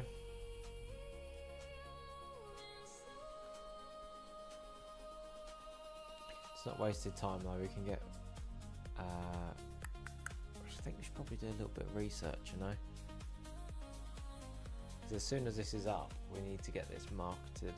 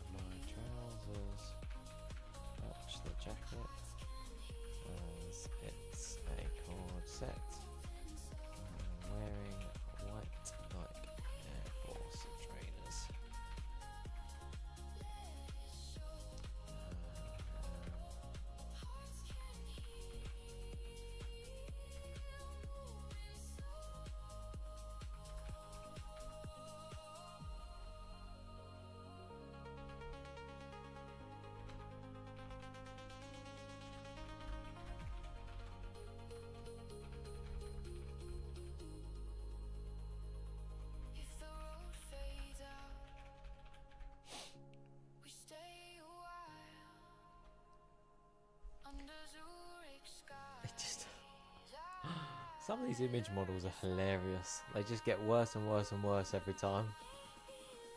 You prompt it for something and it just spits out something completely different. Sometimes the results are really good, other times it's just tragic.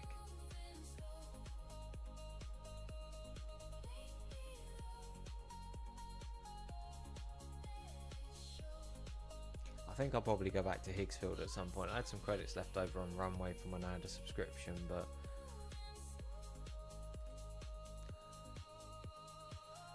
I think, here we go, this looks good. 5 surface parity for the verified badge.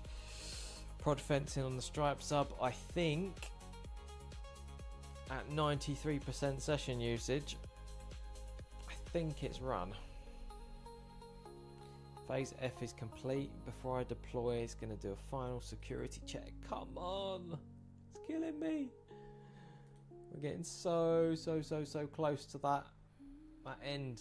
That end.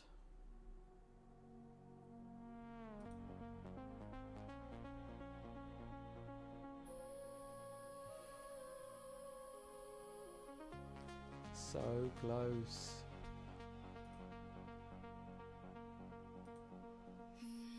I want to get this out and test it. Please.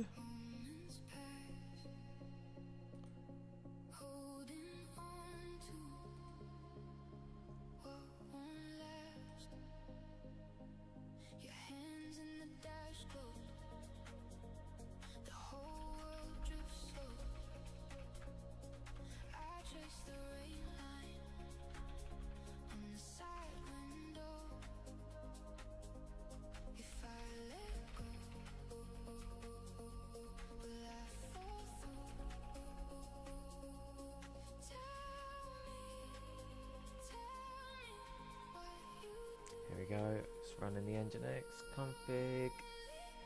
Once that's done and out the door, we're good to go. We are good to go.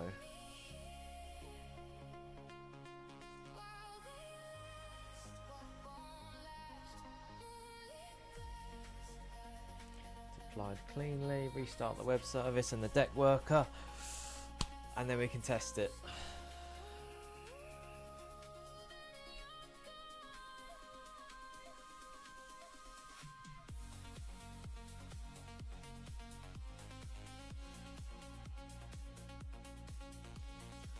This has been a really good start to the morning. It's been a little bit slow on the build front, I think.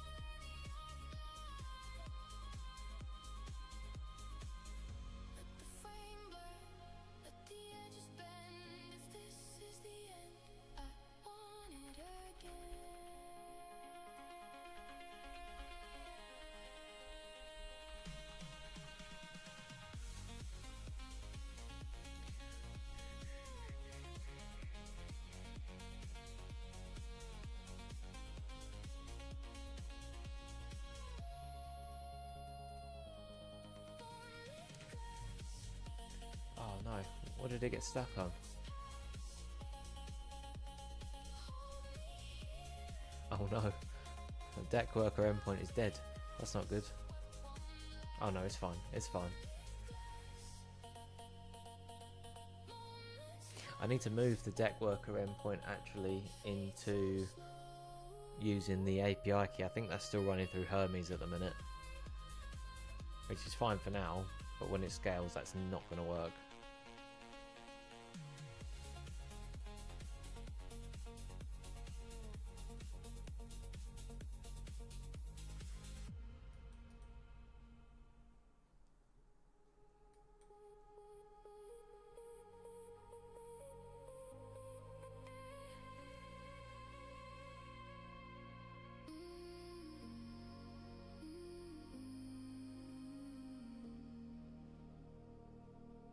One more dream, one more scene. I keep it close and let it breathe. Same dark road, same quiet pool. Your face in glass, my thoughts in bloom. Nothing's ever what it seems.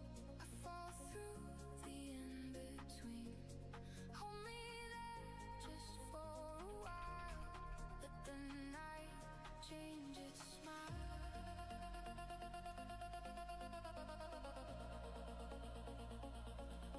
One more dream, one more scene. Nothing's ever what it seems. One more dream,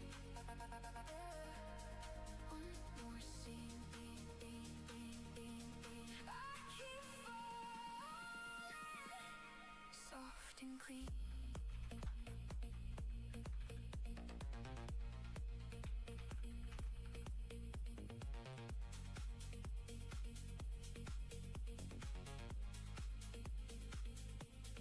Tail lights fade in the rain. I hear your name, then it slips away. Cold blue hours, warm inside. I stay in motion, let it ride. Nothing's ever what it seems. I fall through the in-between. Hold me there just for a while. Let the night change its smile.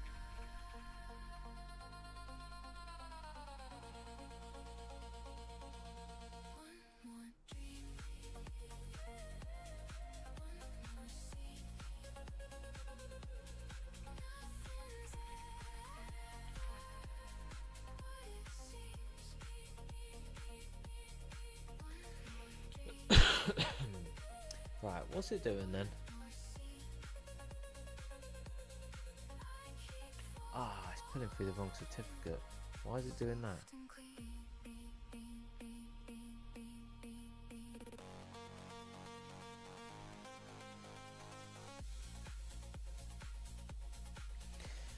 Ah, it's using the wrong bloody certificate. That's fine. If I wait, don't pull me back. Let the blur turn into black. One more breath, one more sign. I am here. I am fine.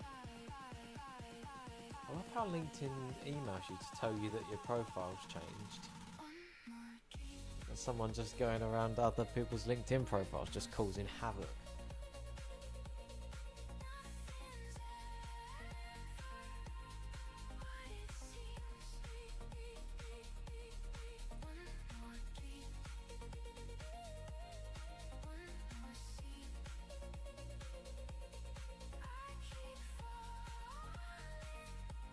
Soft and clean.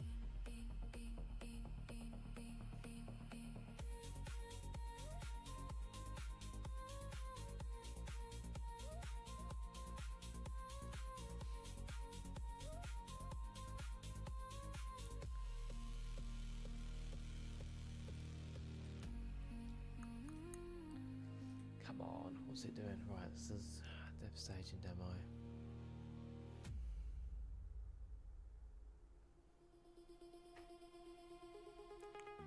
Wait, did the font certificate fail to generate then? Silver light, quiet night.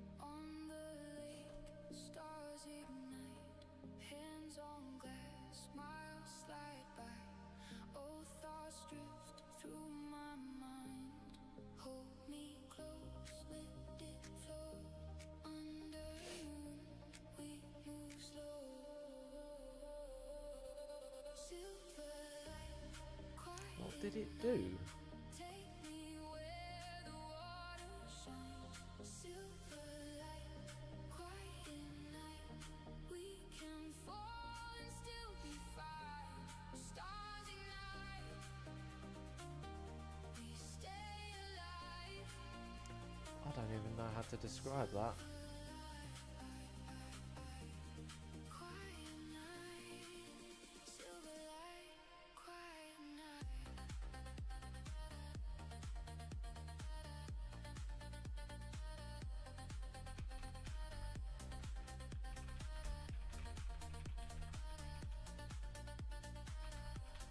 So it glows soft and low.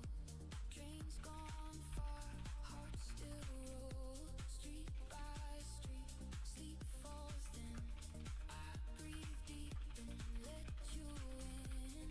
Hold me close, let it flow. Under the moon, we move slow. Silver light, quiet night. Take me where the water shines. Silver light, quiet night. We can fall. That did some crazy shit. Stars ignite. We stay alive.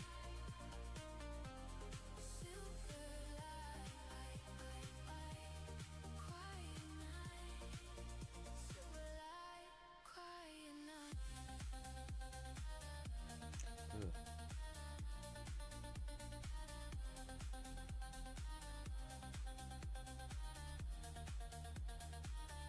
That's strange. Decided to change the setup script for some reason. Open sea, keep me here, next to me.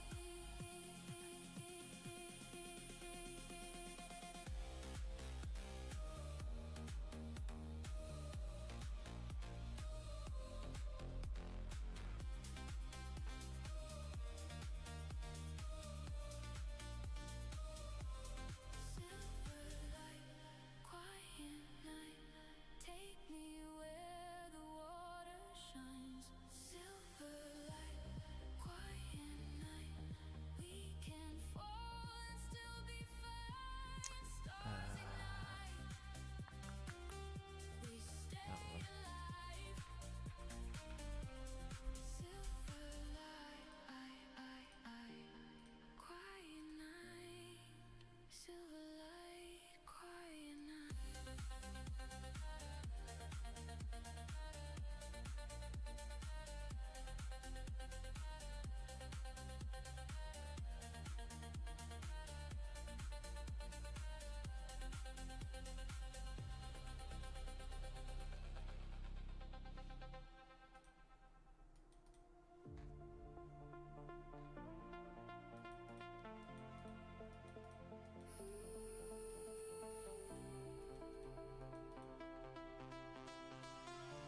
Nice.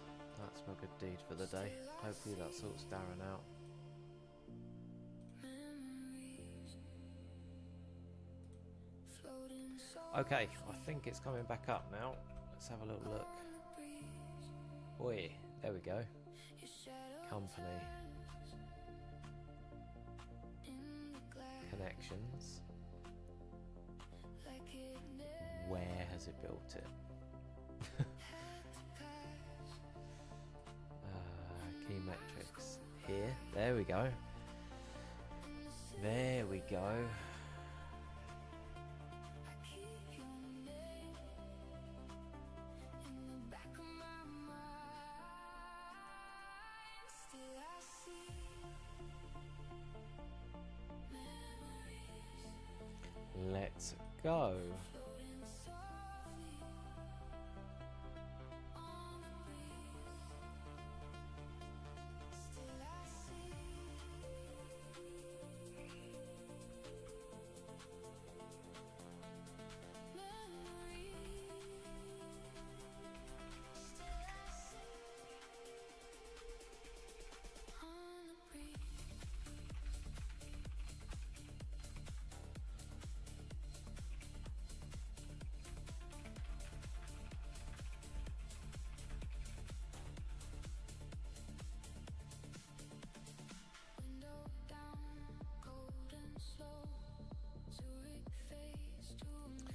That looks promising.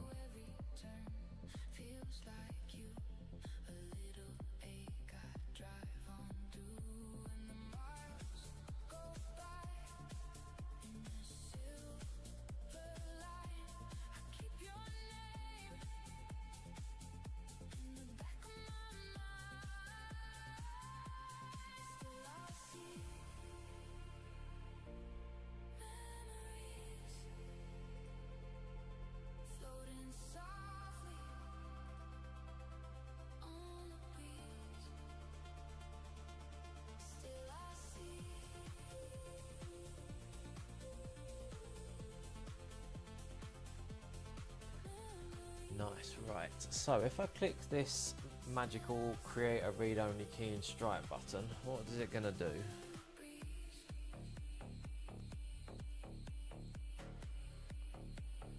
Let's check the permissions are actually correct, shall we?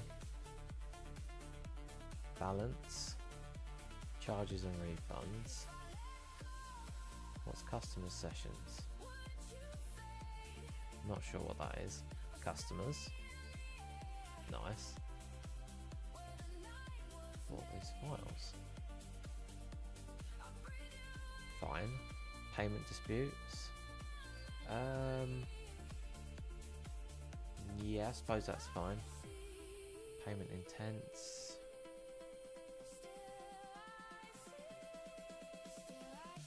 Payment intents could be an interesting one. Certainly for early captures. For pre-seed, that would be really good, I think.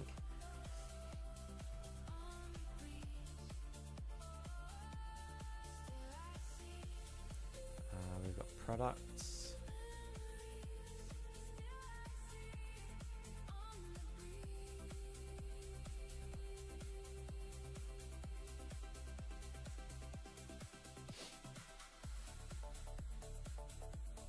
Billing, billable items. Is there anything in here? Invoices, subscriptions, usage records. That's for metered billing. Don't think it needs any of that. That's all none. There's one thing in the scope that I need to check there.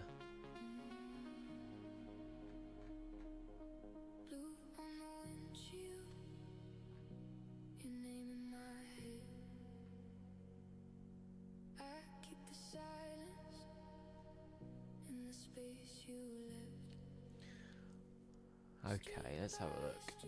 Connect the stripe with a read-only restricted key.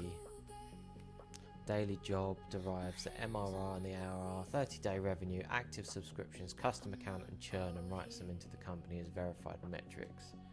Flowing straight into the data room we built. So they inherit the completion percent. Fine. Stripe verified. Okay.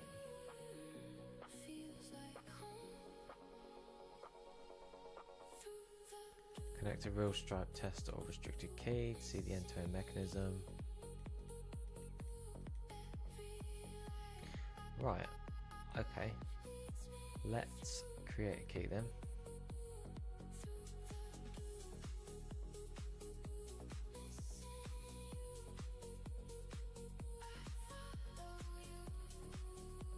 That's fine, that sends through an email. This is good because this means there's extra security. We're going to approve that. Balls. Then we've got the Authy app. I mean, this is really good, right? The security behind this is incredible. This is Stripe covering themselves as well. Once we get the Auth connector, this just gets easier basically. So perfect. There's the key. Copy. It doesn't really matter. I don't think. We can invalidate that afterwards.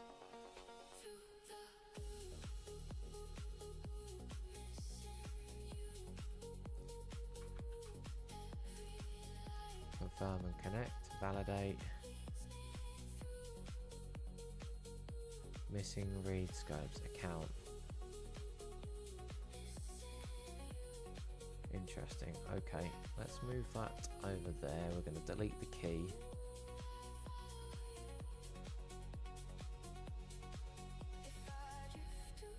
So missing read scopes account.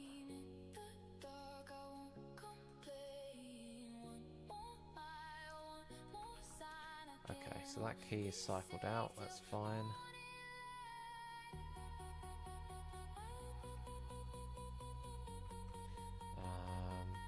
When creating a Stripe API key using the read-only key link, it's coming up with a missing read scope for account.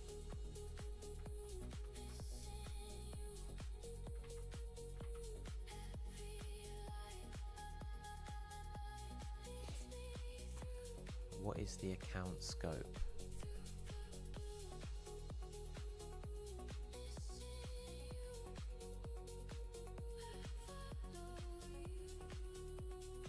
I'm not actually sure what the account scope is. Connect.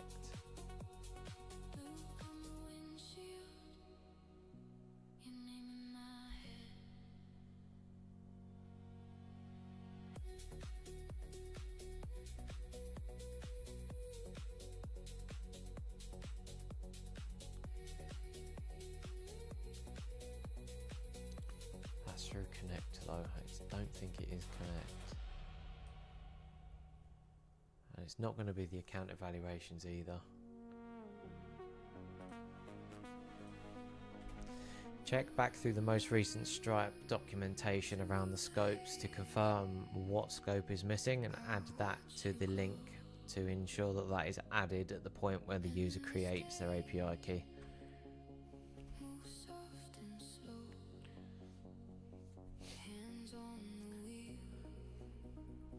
I mean, it's close. How you doing, Humble? You good? Yeah, it's been a really good day. You know, nearly 4 hours in, and honestly, I think I kicked this off 3 hours ago, and it's just been looping and looping and looping. And it's just, you know, ironing out the last couple of bits since Max shared this little link showing the MRR and stuff like that. I've been hell bent on getting this next piece into the platform.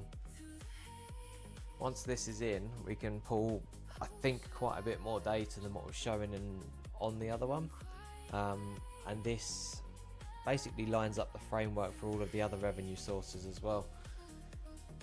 I think the age-old saying is you copy what works and build on it. So all of the others there, the lemon squeezy, paddle and stuff like that, once we've got Stripe in and working, we'll build out the other ones. I'm going to set up a partnership conversation with Stripe at some point, and we'll try and get this into Stripe Connect rather than using the API key. It's been quite a good bit of discovery this morning.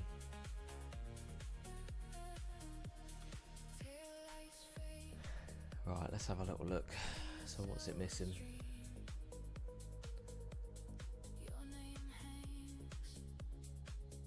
Validator probes V1 account. Labels the gap account. The missing scope reads account, but it's not that at all.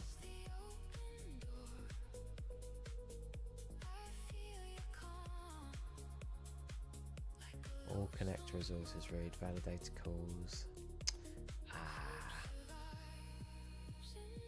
Just missing some permissions. That's all right.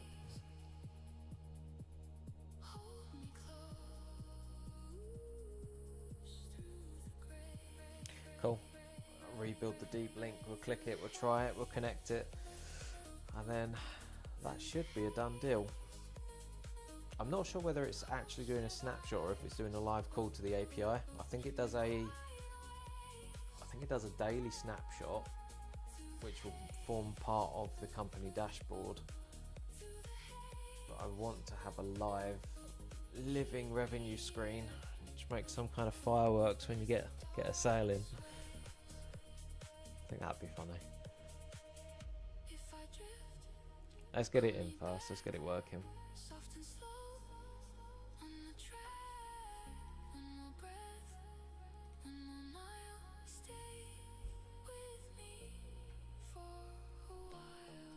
That's spiked. Why is that spiked?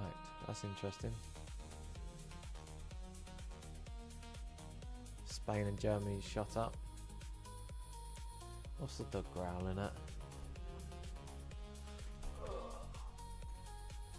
What's up? Come here.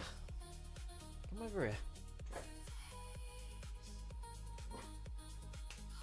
Come here. Silly thing.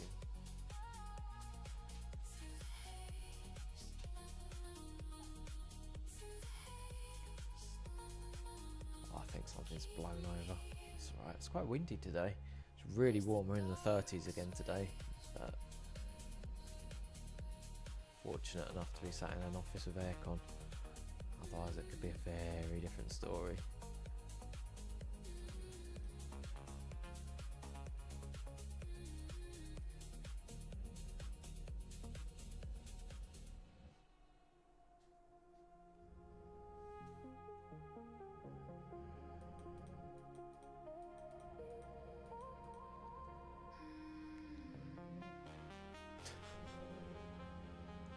He's really not happy about something. Taillights in the rain. Under the bridge we glide. Your hand on the console. Saw it breathing wide. No need to say it twice. The dark already knows. One more mile in silence. And the feeling. Shush.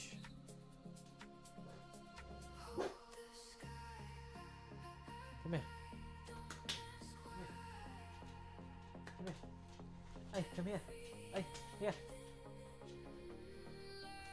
Come here.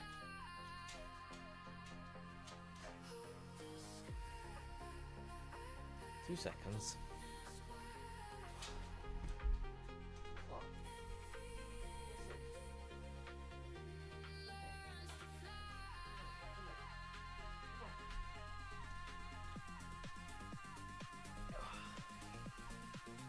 I've got no idea what he's barking at. No idea at all.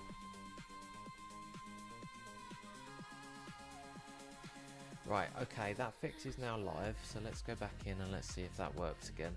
Key metrics, create read-only key.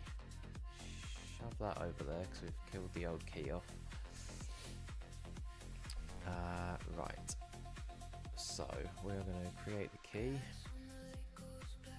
Copy the key, slap the key in there and validate it. Cool. Account, currency, mode and the key. Confirm and connect.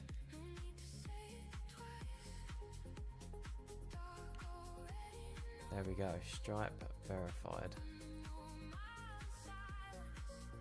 So you can sync now. Ah, there we go. Sync. Where's it push the data though?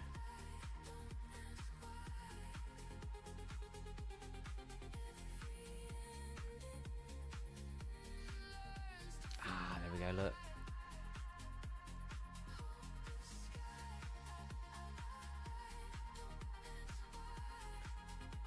Let's pulled it all through.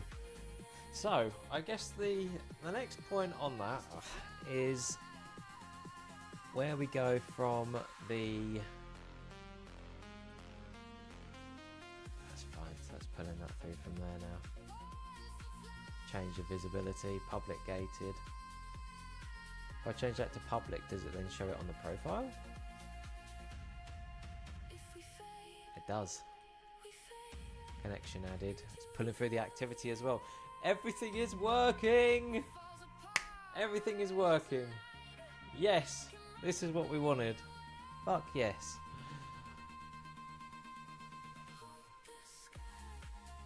Right. Why does annual revenue not pull through? That is the next question. Year-on-year growth can't calculate because it doesn't have data from the last year. Monthly recurring revenue growth 30 days is not provided. Right. This is probably for the next session because we're at 54 minutes. 54 minutes until the reset and I do not... Oh, I don't know. I think this might be a good time to update the plan or throw some more credits in the pool.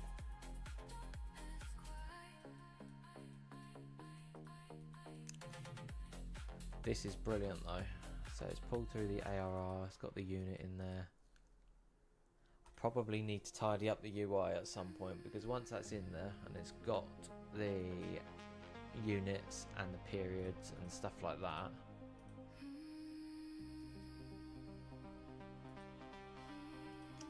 so what does this do? It's got the value of the unit and the period monthly.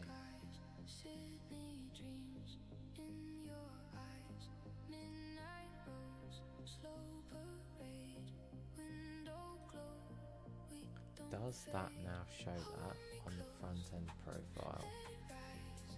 Yes, it does. Yes, it does.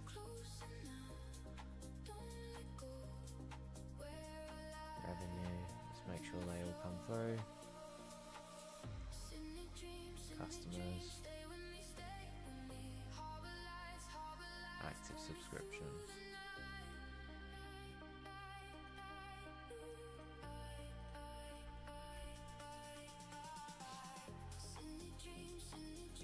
Stripe verified.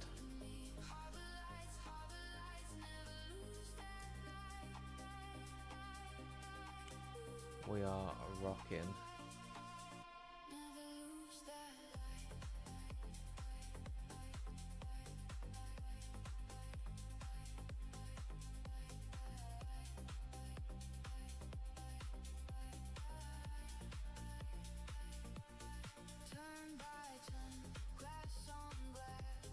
I want to. There's definitely some room to update the UI, but I think that is probably something that we will come back to. I'm more interested in getting the actual data connections in at the moment.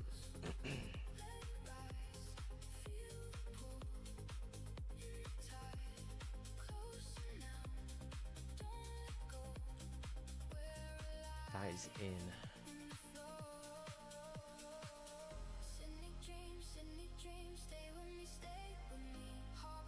Burn cache runway can never be public. That's fine. But I think they can stay as gated, and the gated ones show to the investor grant. So the investors coming onto the platform get a special investor account, which then grants them permission to see the private cash in the bank, burn runway and everything else that you would typically want to see from a due diligence perspective. So this is working flawlessly. This is working very, very well at the moment.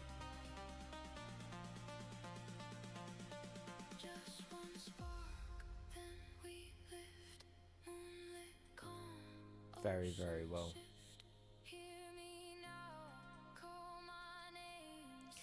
I think what I might do is see if I can get this to refresh periodically. So maybe we get it to pull something like every hour with a sync button. That is missing the grainy gradient background. Ugh. Again, I need to just look past all of the uglies at the minute.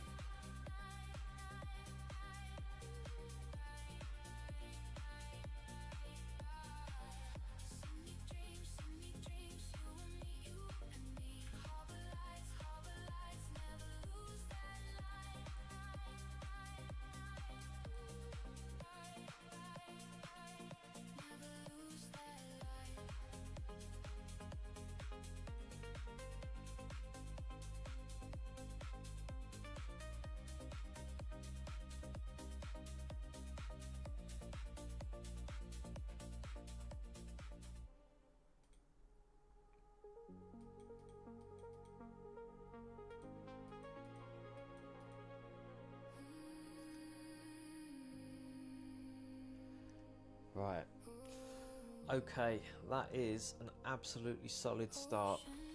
I've already got the Stripe connector on there. That is on the done list for the week.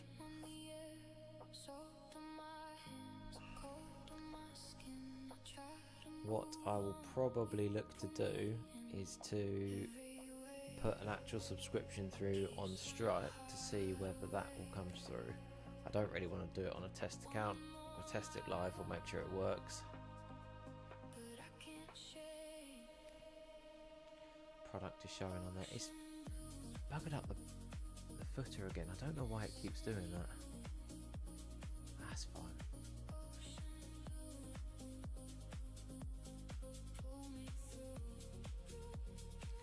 But that is now pulling through live data.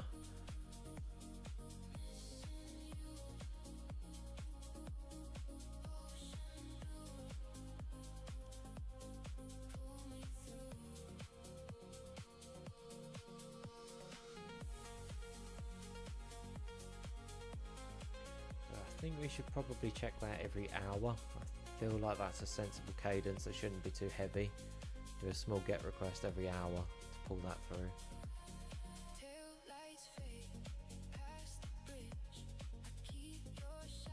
Not sure why it can't do the annual revenue, the year-on-year growth and the monthly recurring revenue.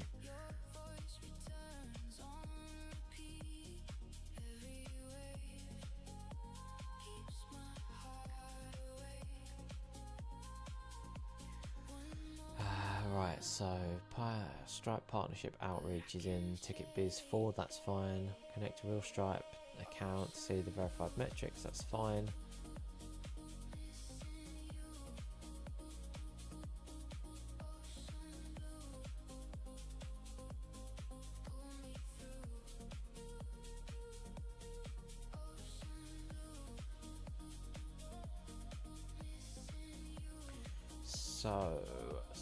So I have ran the smoke test. I've connected to the real Fons account to it, and it is successfully pulling through the MRR, the ARR, the revenue. I can't remember what the other two are.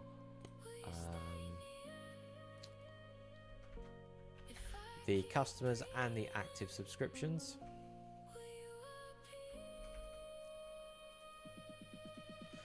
What appears to be missing data-wise is the annual revenue, the year-on-year growth, and the MRR growth 30 days.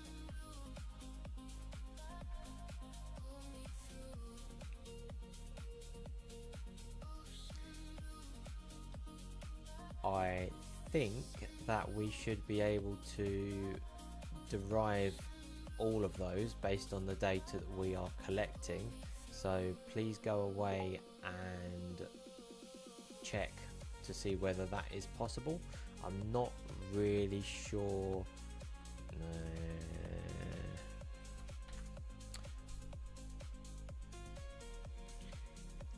As part of the honesty contract, if we can't get the year-on-year growth or the MRR growth, we shouldn't necessarily hide it, but we should maybe just say not calculated or not available.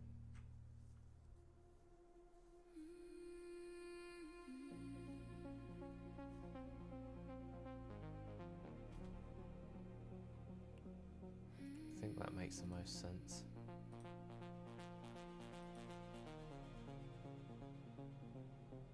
Window glass and rain, silver on your face. We keep moving slow through the sleeping place. Hold my hand, don't let go. The road bends back. Scroll, Stripe, API key, created, deleted, created, that's fine. That's all coming through perfectly.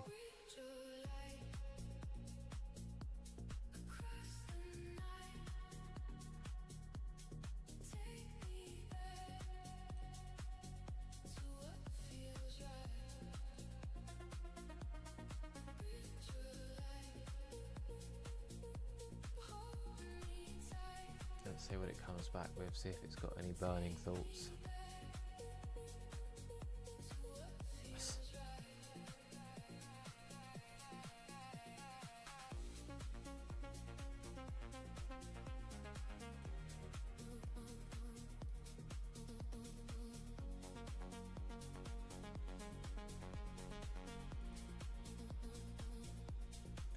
I would have thought that that falls under the financial evidence as well as the key metrics. I thought we had that as part of the plan. Let me find that. Cash position, monthly burn rate, runway. Ah, no. No.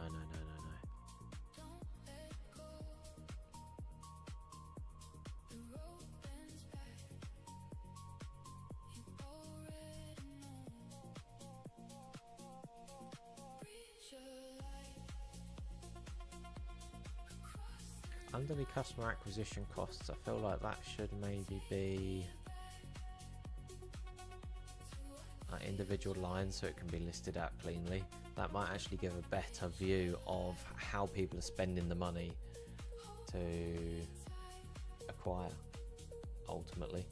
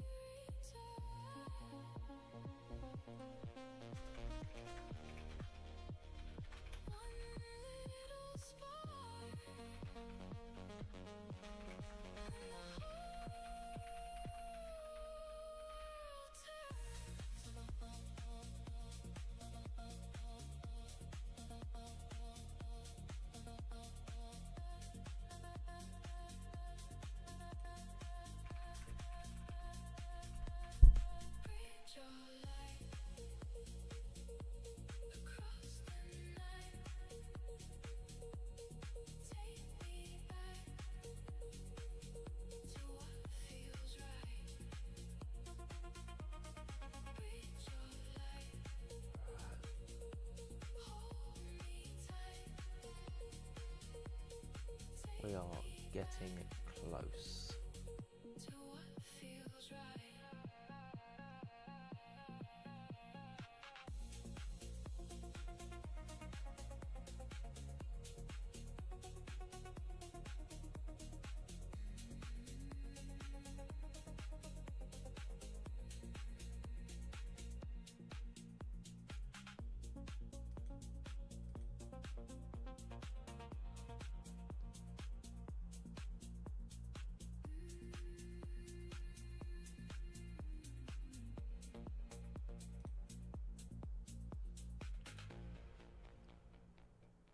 Right, okay.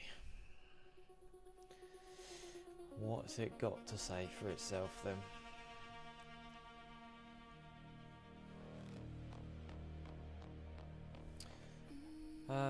Let's have a little look. So the annual revenue is derivable, year-on-year growth, but only with 12 months of history. It needs to. That's fine. So MRR growth, not derivable. Stripers know what was my MRR 30 days ago.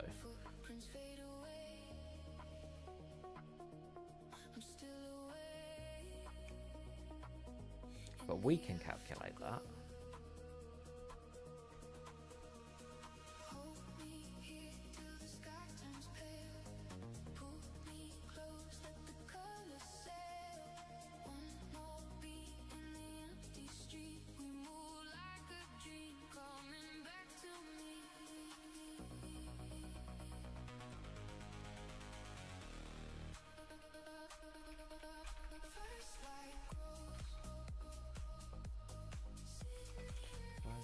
Available show.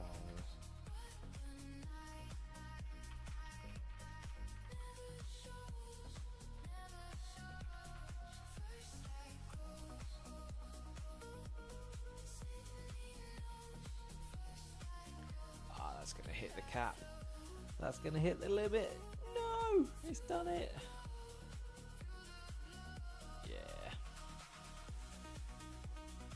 That's fine. I feel like this is a good, sensible place to stop. I think the Letland's going to be up very soon, and we are, I don't even know how far in we are, 4 hours?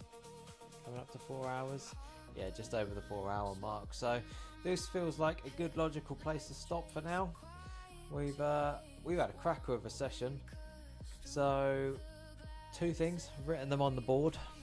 We have actually built the certification section. So if you've got certificates, whether that is something like a product management certificate or an architect certificate or something along those lines, they can now be uploaded. We've basically pulled in all of the most common ones. We've got the logos from all of them.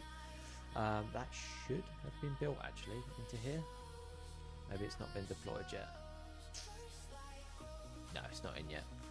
But we can get that pushed out, so you'll be able to get your certificates on your profile. Just adds an extra layer of depth to it, so then people can look up your certificate numbers. Again, more founder due diligence, making sure there's an honesty contract between you and the funds that you're applying to. Then the big one that's chomped through all of the usage is the Stripe connection. So the Stripe connection is exactly what you think it is. You connect your Stripe and it pulls through your key metrics. So that it's currently got your revenue and growth stats for monthly recurring revenue, your annual recurring revenue. It's going to pull through the total annual revenue once we've got the usage back. We've got the 30-day revenue, which is just a running number. We've got total number of customers and then active subscriptions, and all of these are pulled directly from your Stripe profile. So quite simply put, you click a button and it takes you to Stripe. It pre-fills all of the scope for the link, and once it's connected, it pulls everything through. So we have our first real data connector for the company. This is one of 44, I think, which is going to make up the key metrics, the data room, and the evidence layer for the due diligence. That is obviously also shown on the company profiles now, so this is something that is public. You can toggle it from public to gated. Gated means it's investor only, so only investors can see these metrics. That will then pull it off of your public profile. So if I now hit save, that drops it off of there. But if an investor is looking at your profile, they've pulled your profile through the MCP or the CLI, they will get that data back live for due diligence.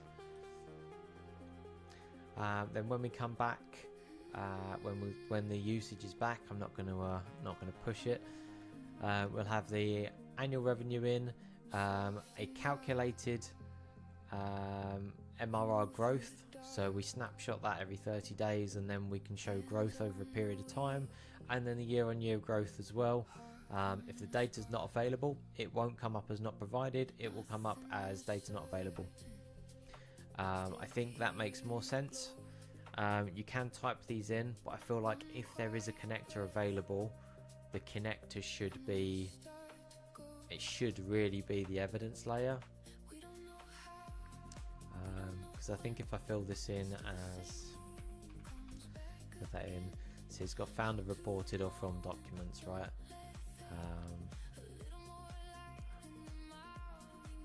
I feel like the connector needs to have precedence here.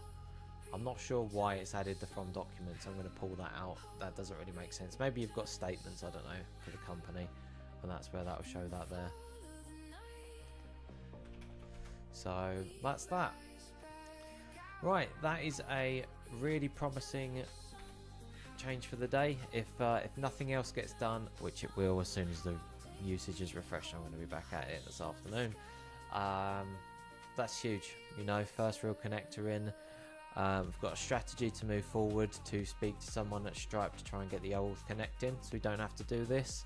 And that's it. We've had pretty good viewer stats today. I've had 3 or 4 people. I think we're up to 7 at one point throughout the stream, so a little bit of traction. I think that just shows that Restream is probably worth running again. So I'll run that for a week. We'll see if anyone else comes across from Twitch to YouTube. This is where I'm going to be primarily building on YouTube. I think I need to build that up. It's really hard starting from zero, so I really appreciate anyone that has liked, followed, subscribed, and whatever else on the YouTube channel. I am going to be working on some thumbnails for the videos. They look a bit shit at the minute, putting it bluntly, so I'm going to build something out for that, and yeah, we'll go from there. So once again, I just want to thank everyone for tuning in, and I'm not going to be streaming again later, but I will be back same time again tomorrow, 9 AM UK time, and going to be moving forward. We'll keep building. So I hope everyone has a good day, good evening, and we'll speak then. Thanks again.